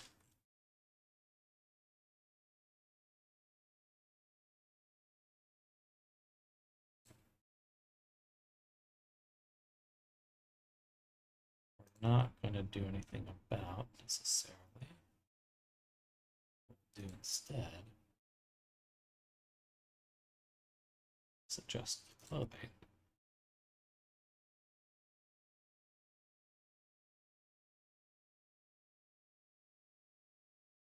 New WoW patch dropped today. Excited about this one. Color scheme is my jam. Stars and Void, deep purples, rich pinks, absolute eye candy for me. Good. No matter what, it's always been clear that Blizzard's got some great art direction.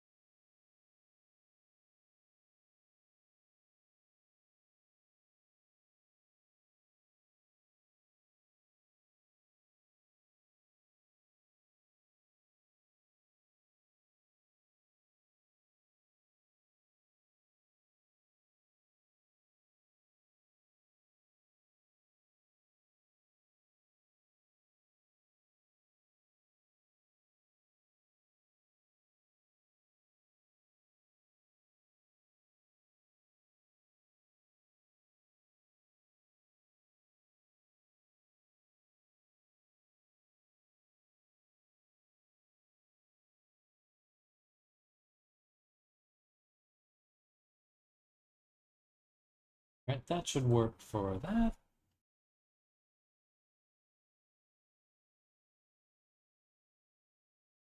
But we still do need to add it to the UV discard. So we did the data transfer, but we also need this offset UV map mod.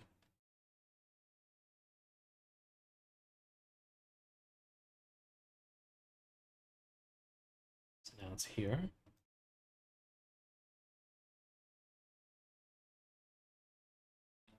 And what are we looking for? Looking for the attribute selection, UV discard clothing. Select it. Select there. Let's be something like this, so we'll assign. Okay, so now it should be moved up in the UV discard, so we can toggle it on and off with the close. We would want to do the same with these spines.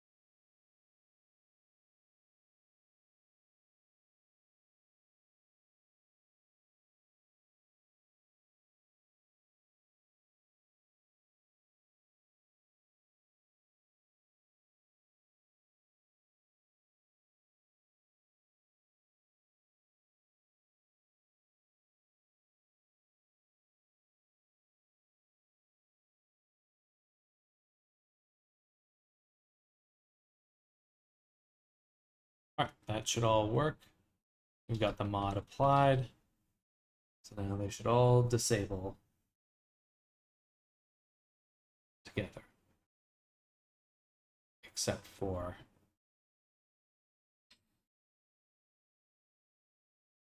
this one, because it is a different material.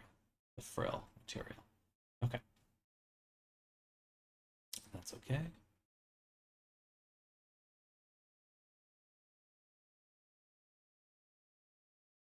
We'll have to fix that on the Unity side.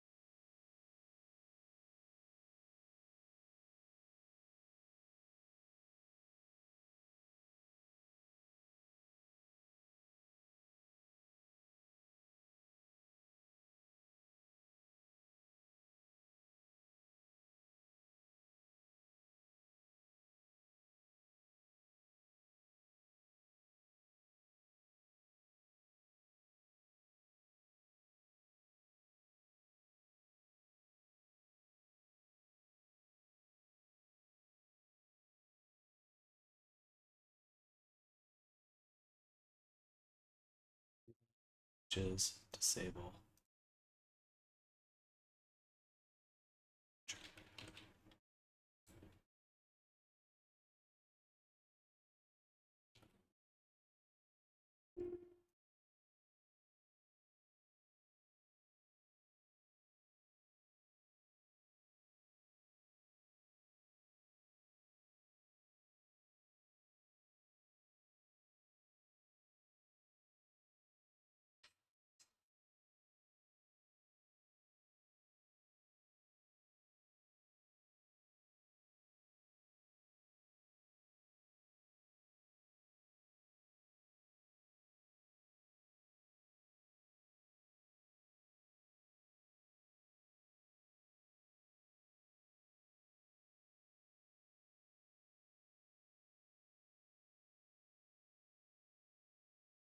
All right. Now we can export the body, verify our work. Oh, cute. I think I pinched her tail on accident. Oops. We got about another 30, 45 minutes, and then we'll be calling it for today's stream. Did some good work. We're getting pretty close to finished. Definitely in the irony stage. And all the main targets now are just ironing out all the bugs. Maybe QA stage would be a better term, but whatever.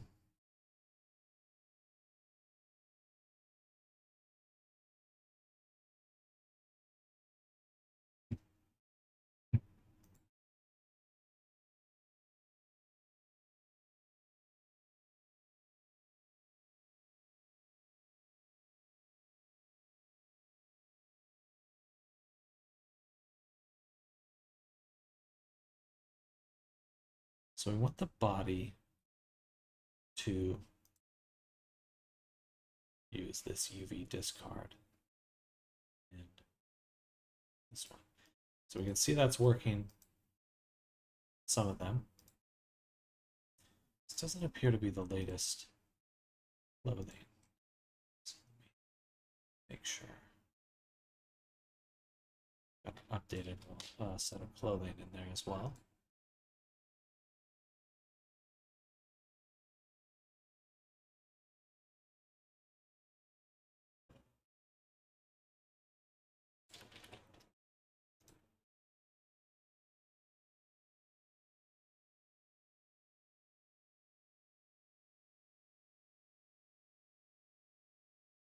All right.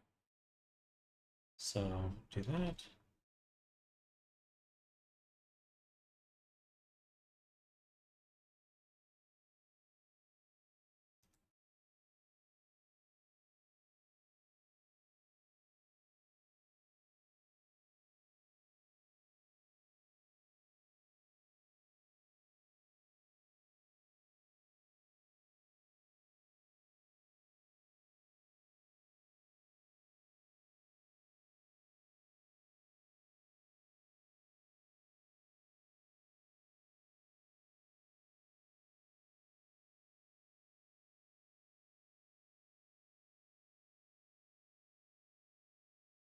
That means on our body, what we need to do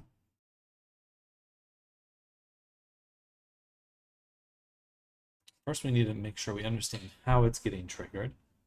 So I'm pretty sure it's from the clothing.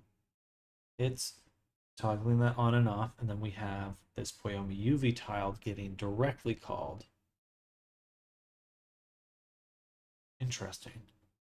It's on the body. You have the skin mesh render. It might be triggering both of them, but the frill doesn't have it available. So let's unlock. Go down to our UV tile discard. And make sure that this is renamed. Save it. Lock it in.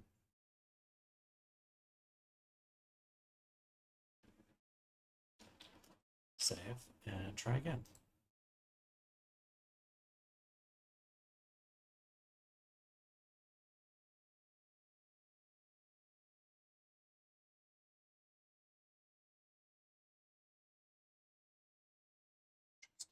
And these are really very different positions.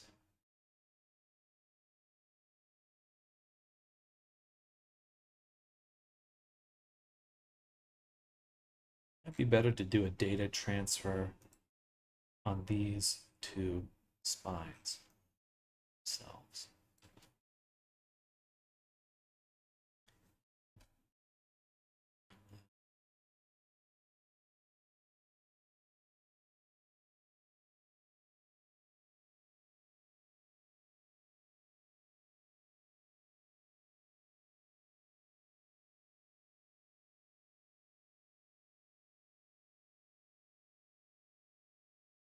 That's the frill and the body. Both are getting disabled. Very cool.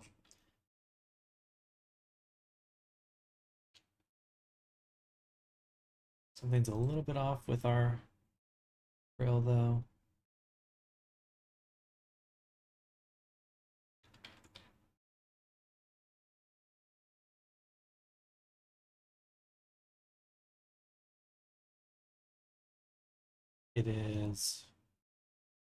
It's getting overwritten, isn't it?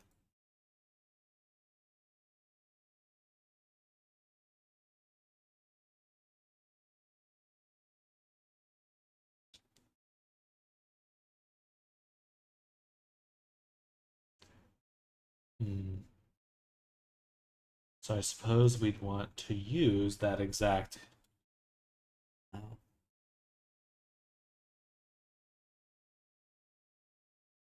we just don't want it to affect that one.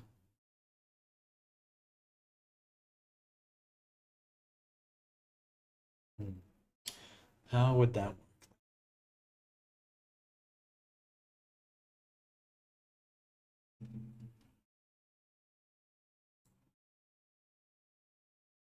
Either all layers or a single layer. So that's kind of useless.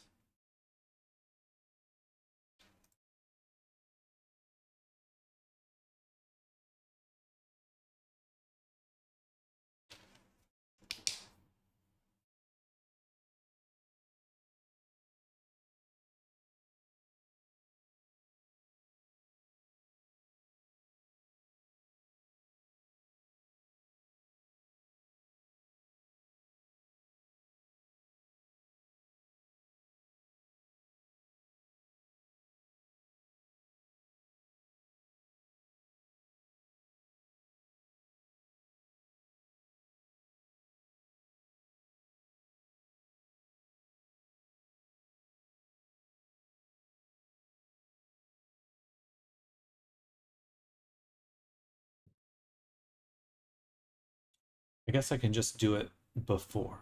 So the main issue is just the UV discard. If I just offset the UV map now, then we can transfer whatever we want.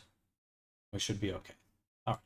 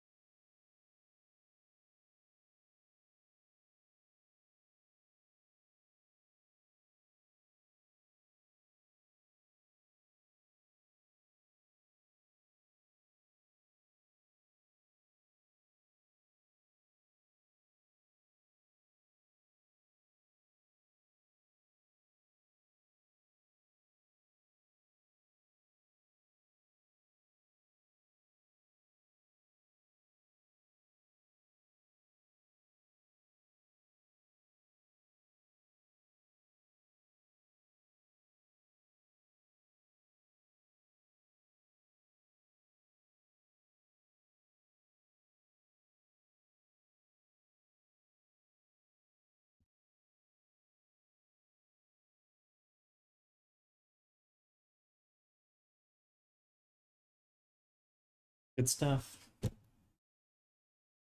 Do-do-do-do.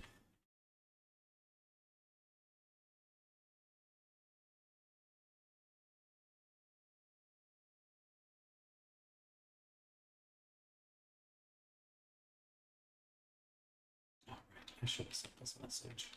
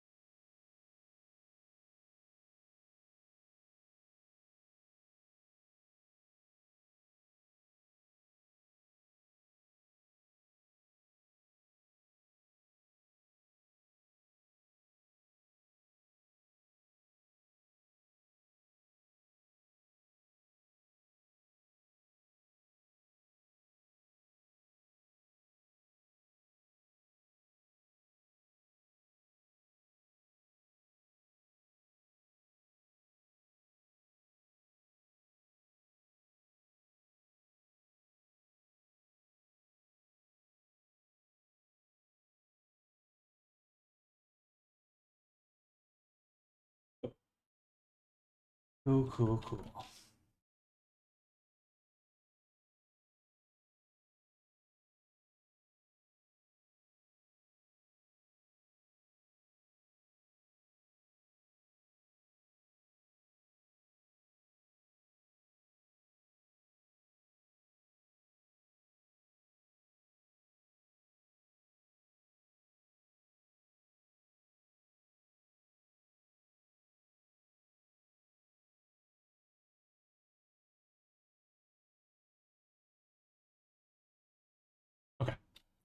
Sorry for the delay.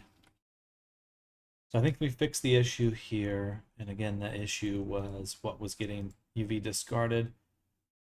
So pretty sure we already updated, but just in case, I'm gonna click it again.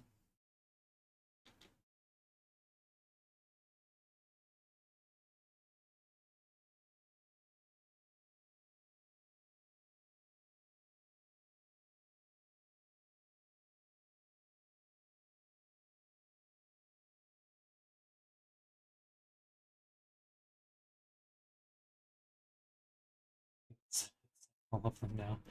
Whoopsies. I'm gonna spam some people with a double email. And that one's not my fault. That is Gumroad.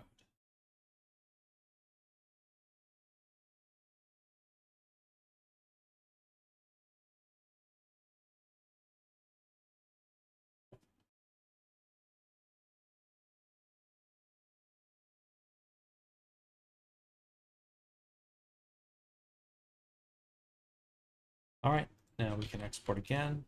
This one's the body. Boom.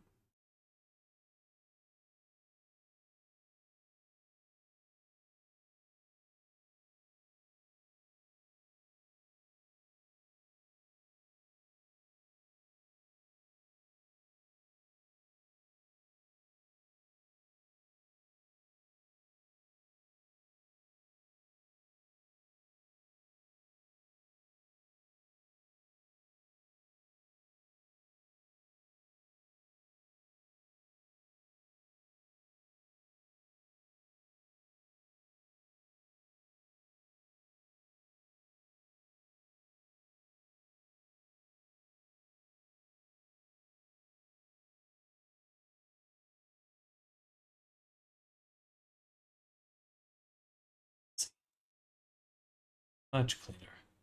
Then with the clothing, quite clean. Okay, so that's good. We now have, can check that off. UV discards for the back. We did add expressions, but we still need to actually rig some good expressions. And then I'd also like to add to our Fizzbones. So we'll go ahead and open this one up. We'll just copy the tail for now. Head spines. I guess we can't really assign anything there.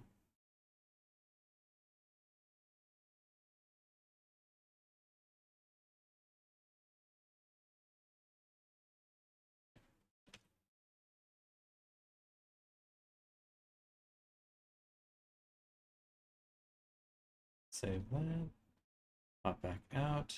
Select it again. Assign spine. Parent. Make sure it's the right hierarchy. Beautiful. Okay, so they should be able to kind of flop around a little bit. Let's turn up the immobile significant degree. So I really don't want them moving too much to begin with. Oh, we might do some more here. Side, that would have been good. Okay, so we'll come back to that in a little bit. At least I'm carving out some work for tomorrow, too. Okay.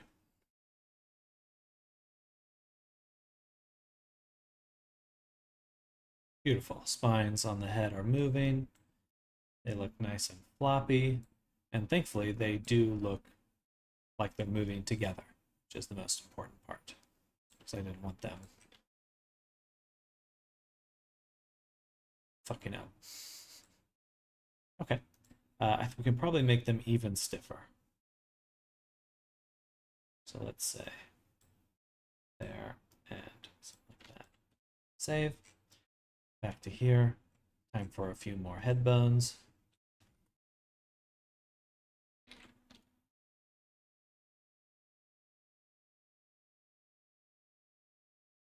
Ah, perfect. We already have this one. But that's not technically a custom bone. That is actually part of our main ARP setup, so we need to disable that.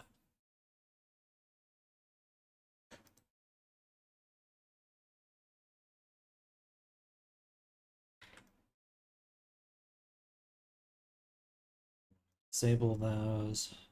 I am disable. Disable again. Next to rig.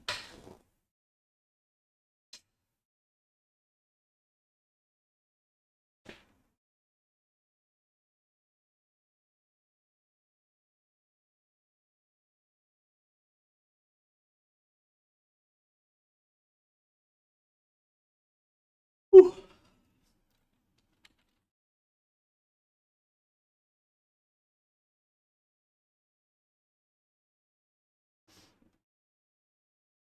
Still loading.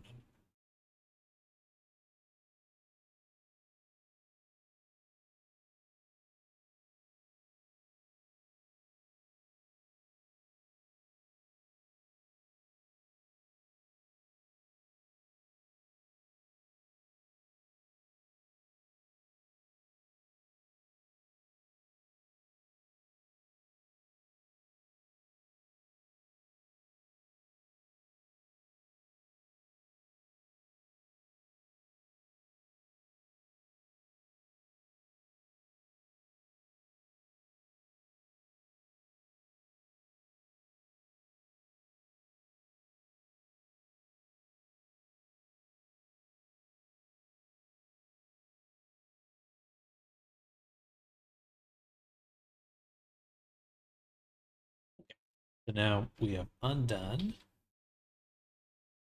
the ear bones that we were initially using. As cool as that was, definitely not optimal.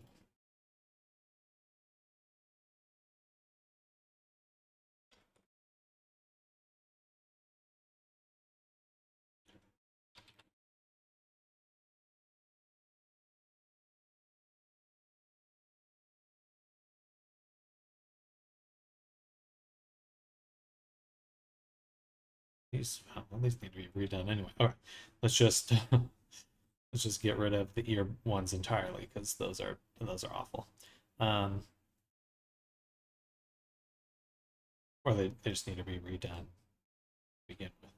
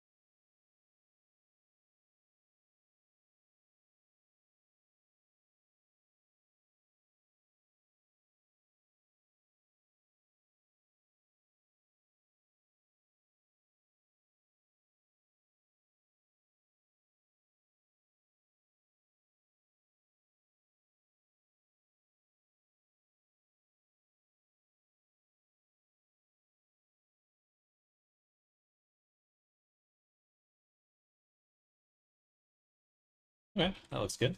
So we'll rename those now. This one will be spine side.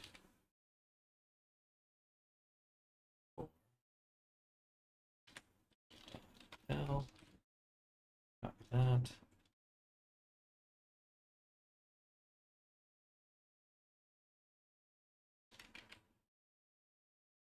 Three.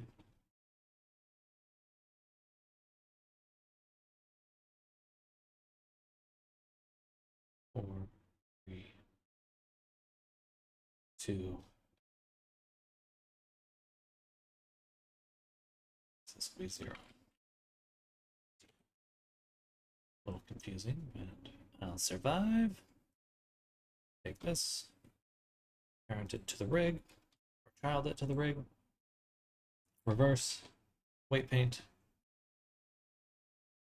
I'm going to get rid of my bone selection. Don't appreciate that.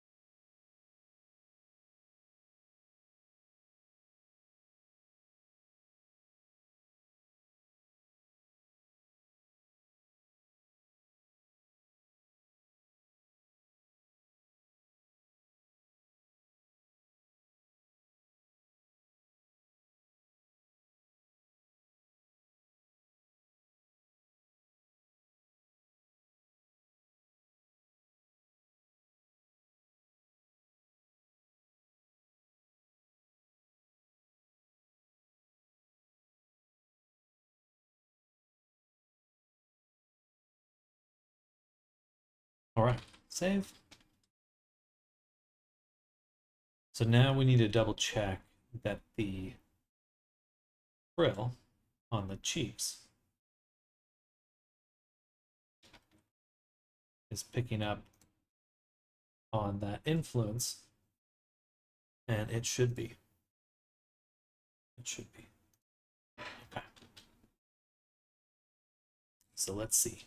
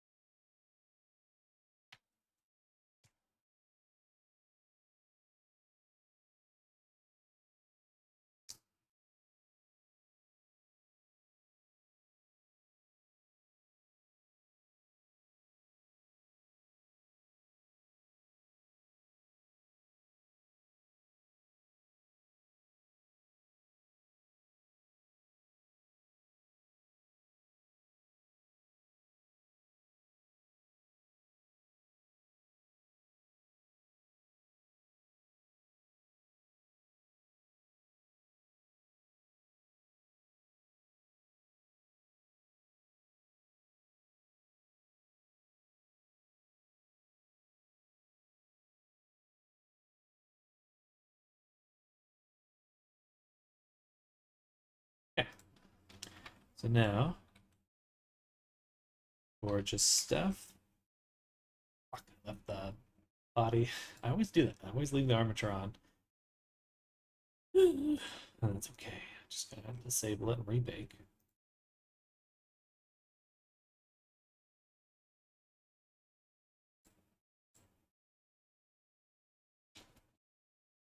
Wait for that to load. I'll be stopping the stream somewhat soon.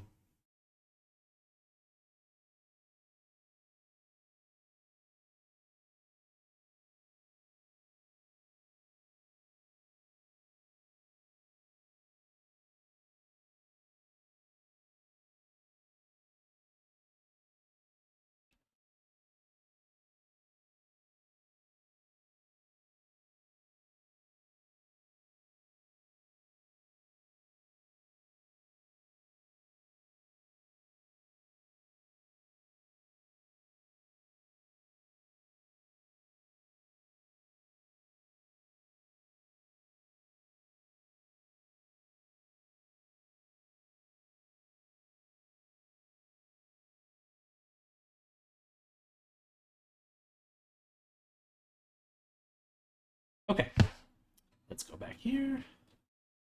Did it export? Or no, it just updated. That better have been the body.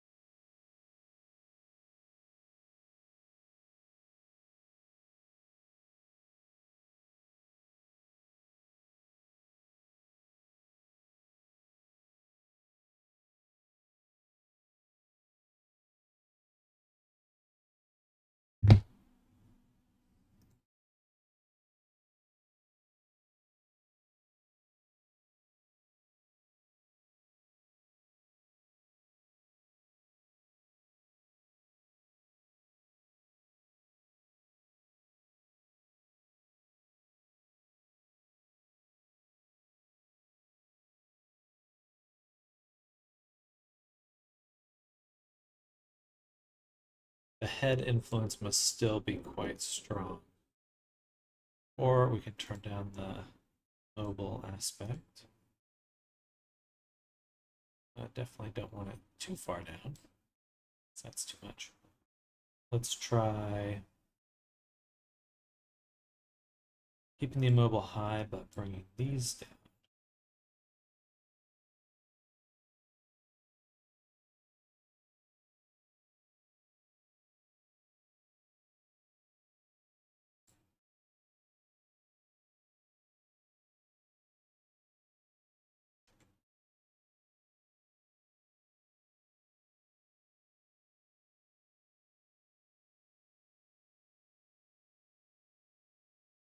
Like that looks pretty good. The movement on the smaller bones is almost non-existent, so that leads me to think that there's probably some really strong influence elsewhere. We're gonna leave it like so. Oh, I copied the wrong thing. I don't think I did.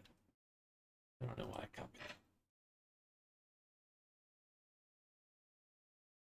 Here we go. Save. Back to here. If we go to the body one more time, let's review the vertex groups.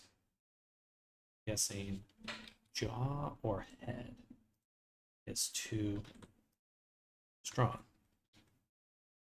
Looks like we got the head bone.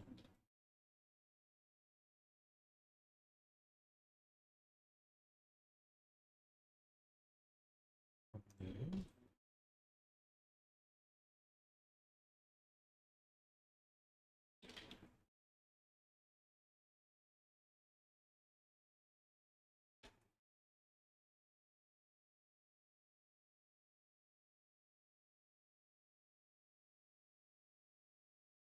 Not convinced that that was all of it. Said barely any about Nick.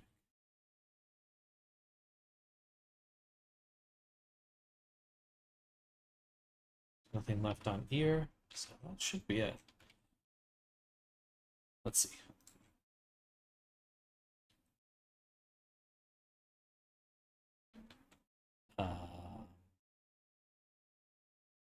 Of course, that's not going to do anything because it's not parented. So, form. Now we try moving it.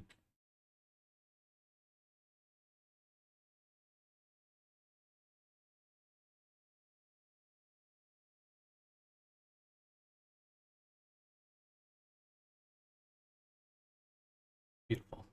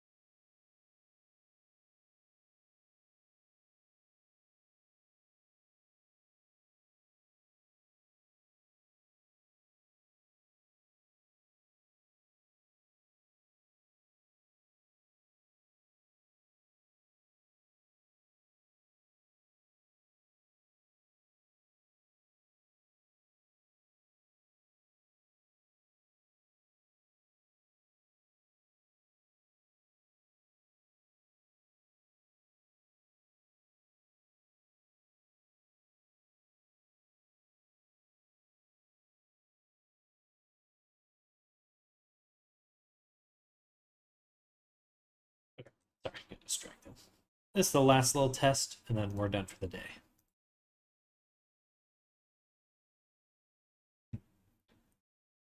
Got some stuff to do.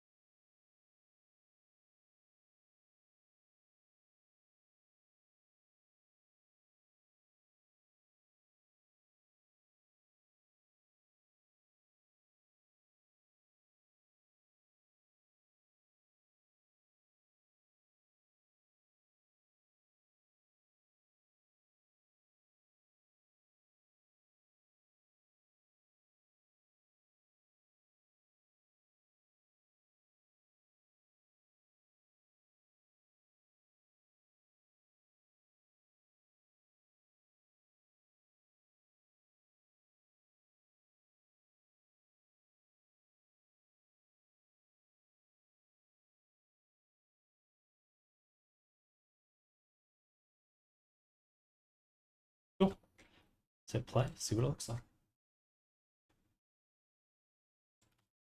And this is the last test for today. Cool.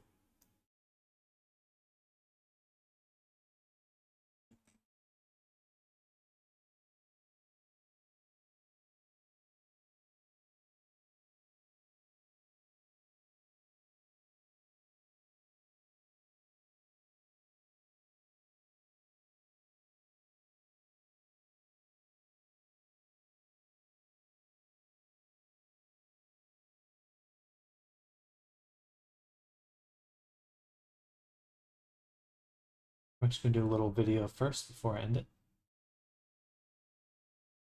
Hey there, Dara. So just giving you a little update on where the avatar's at. So we've got the character looking pretty good. We got the clothes, and they fit. We've got fizz bones for everything, so you see the wings are moving, the tail's moving. All of that can be adjusted in Unity. And as well, that's the thigh, that bone. I'll have to turn that down a little bit. As well, I want to go over some of the tweaking features. So body sliders here in this menu. We can do things like adjust the breast size. And let me turn off the clothing for this. We've got all the body sliders, and everything is physicsed for breasts. We can make the character a little thinner. Sorry, let me get a better vantage. So you can make the character thin, or a little normal. And change the breast size. So you got some variation there. You have some muscles, which kind of affect more of a global muscliness. You have a thigh slider right there. We also have a hip slider to kind of push out the hips. This is more from the side. A lot of these were intended to be able to take the body from a very masculine look to a much more feminine look, or at least give the range. And some of these sliders can go quite far. So, for example, the butt slider goes all the way up there to down here. So you can get quite a bit of variation. Let's have a tummy slider. Also got a narrow chest slider, so that kind of brings the shoulders together, which is useful in conjunction with the breasts. Now we have a very feminine presenting character. And as well, you can kind of pinch the waist a little. Boom. And again, you can just do any of these to kind of your heart's content. It's not really a right way to do it. And then we also have the beard here. So we kind of push that out. It starts off hidden at 100%. So it's a little kind of backwards-ish relative. I haven't got the chunks disabling yet, but that's where it's at. And then there's also fizz bones on the frills here on the head. We can't put them on the chin here, but the cheeks and the top of the head and down the back a little bit. Oh, that's a bug. Should see the frill. And yeah. So yeah, that's where we're at. Catch you later. All right, and everyone in the stream, thank you for hanging out. Windy, if you're out there. Arctic, if you're out there, hope you're having a great one. Oh, we're going to call it here for today. And tomorrow, we're going to be switching gears a little bit. We're going to be working on Reyes. So we're going to be taking a good look at Reyes and getting some things checked off there. Just been in focus mode? Good. Same here. All right, well, I'll catch you later. Enjoy the rest of your work. Looking forward to seeing your texturing progress. And have a good one. And same to everyone else out there. I'll catch you all later. Same to you.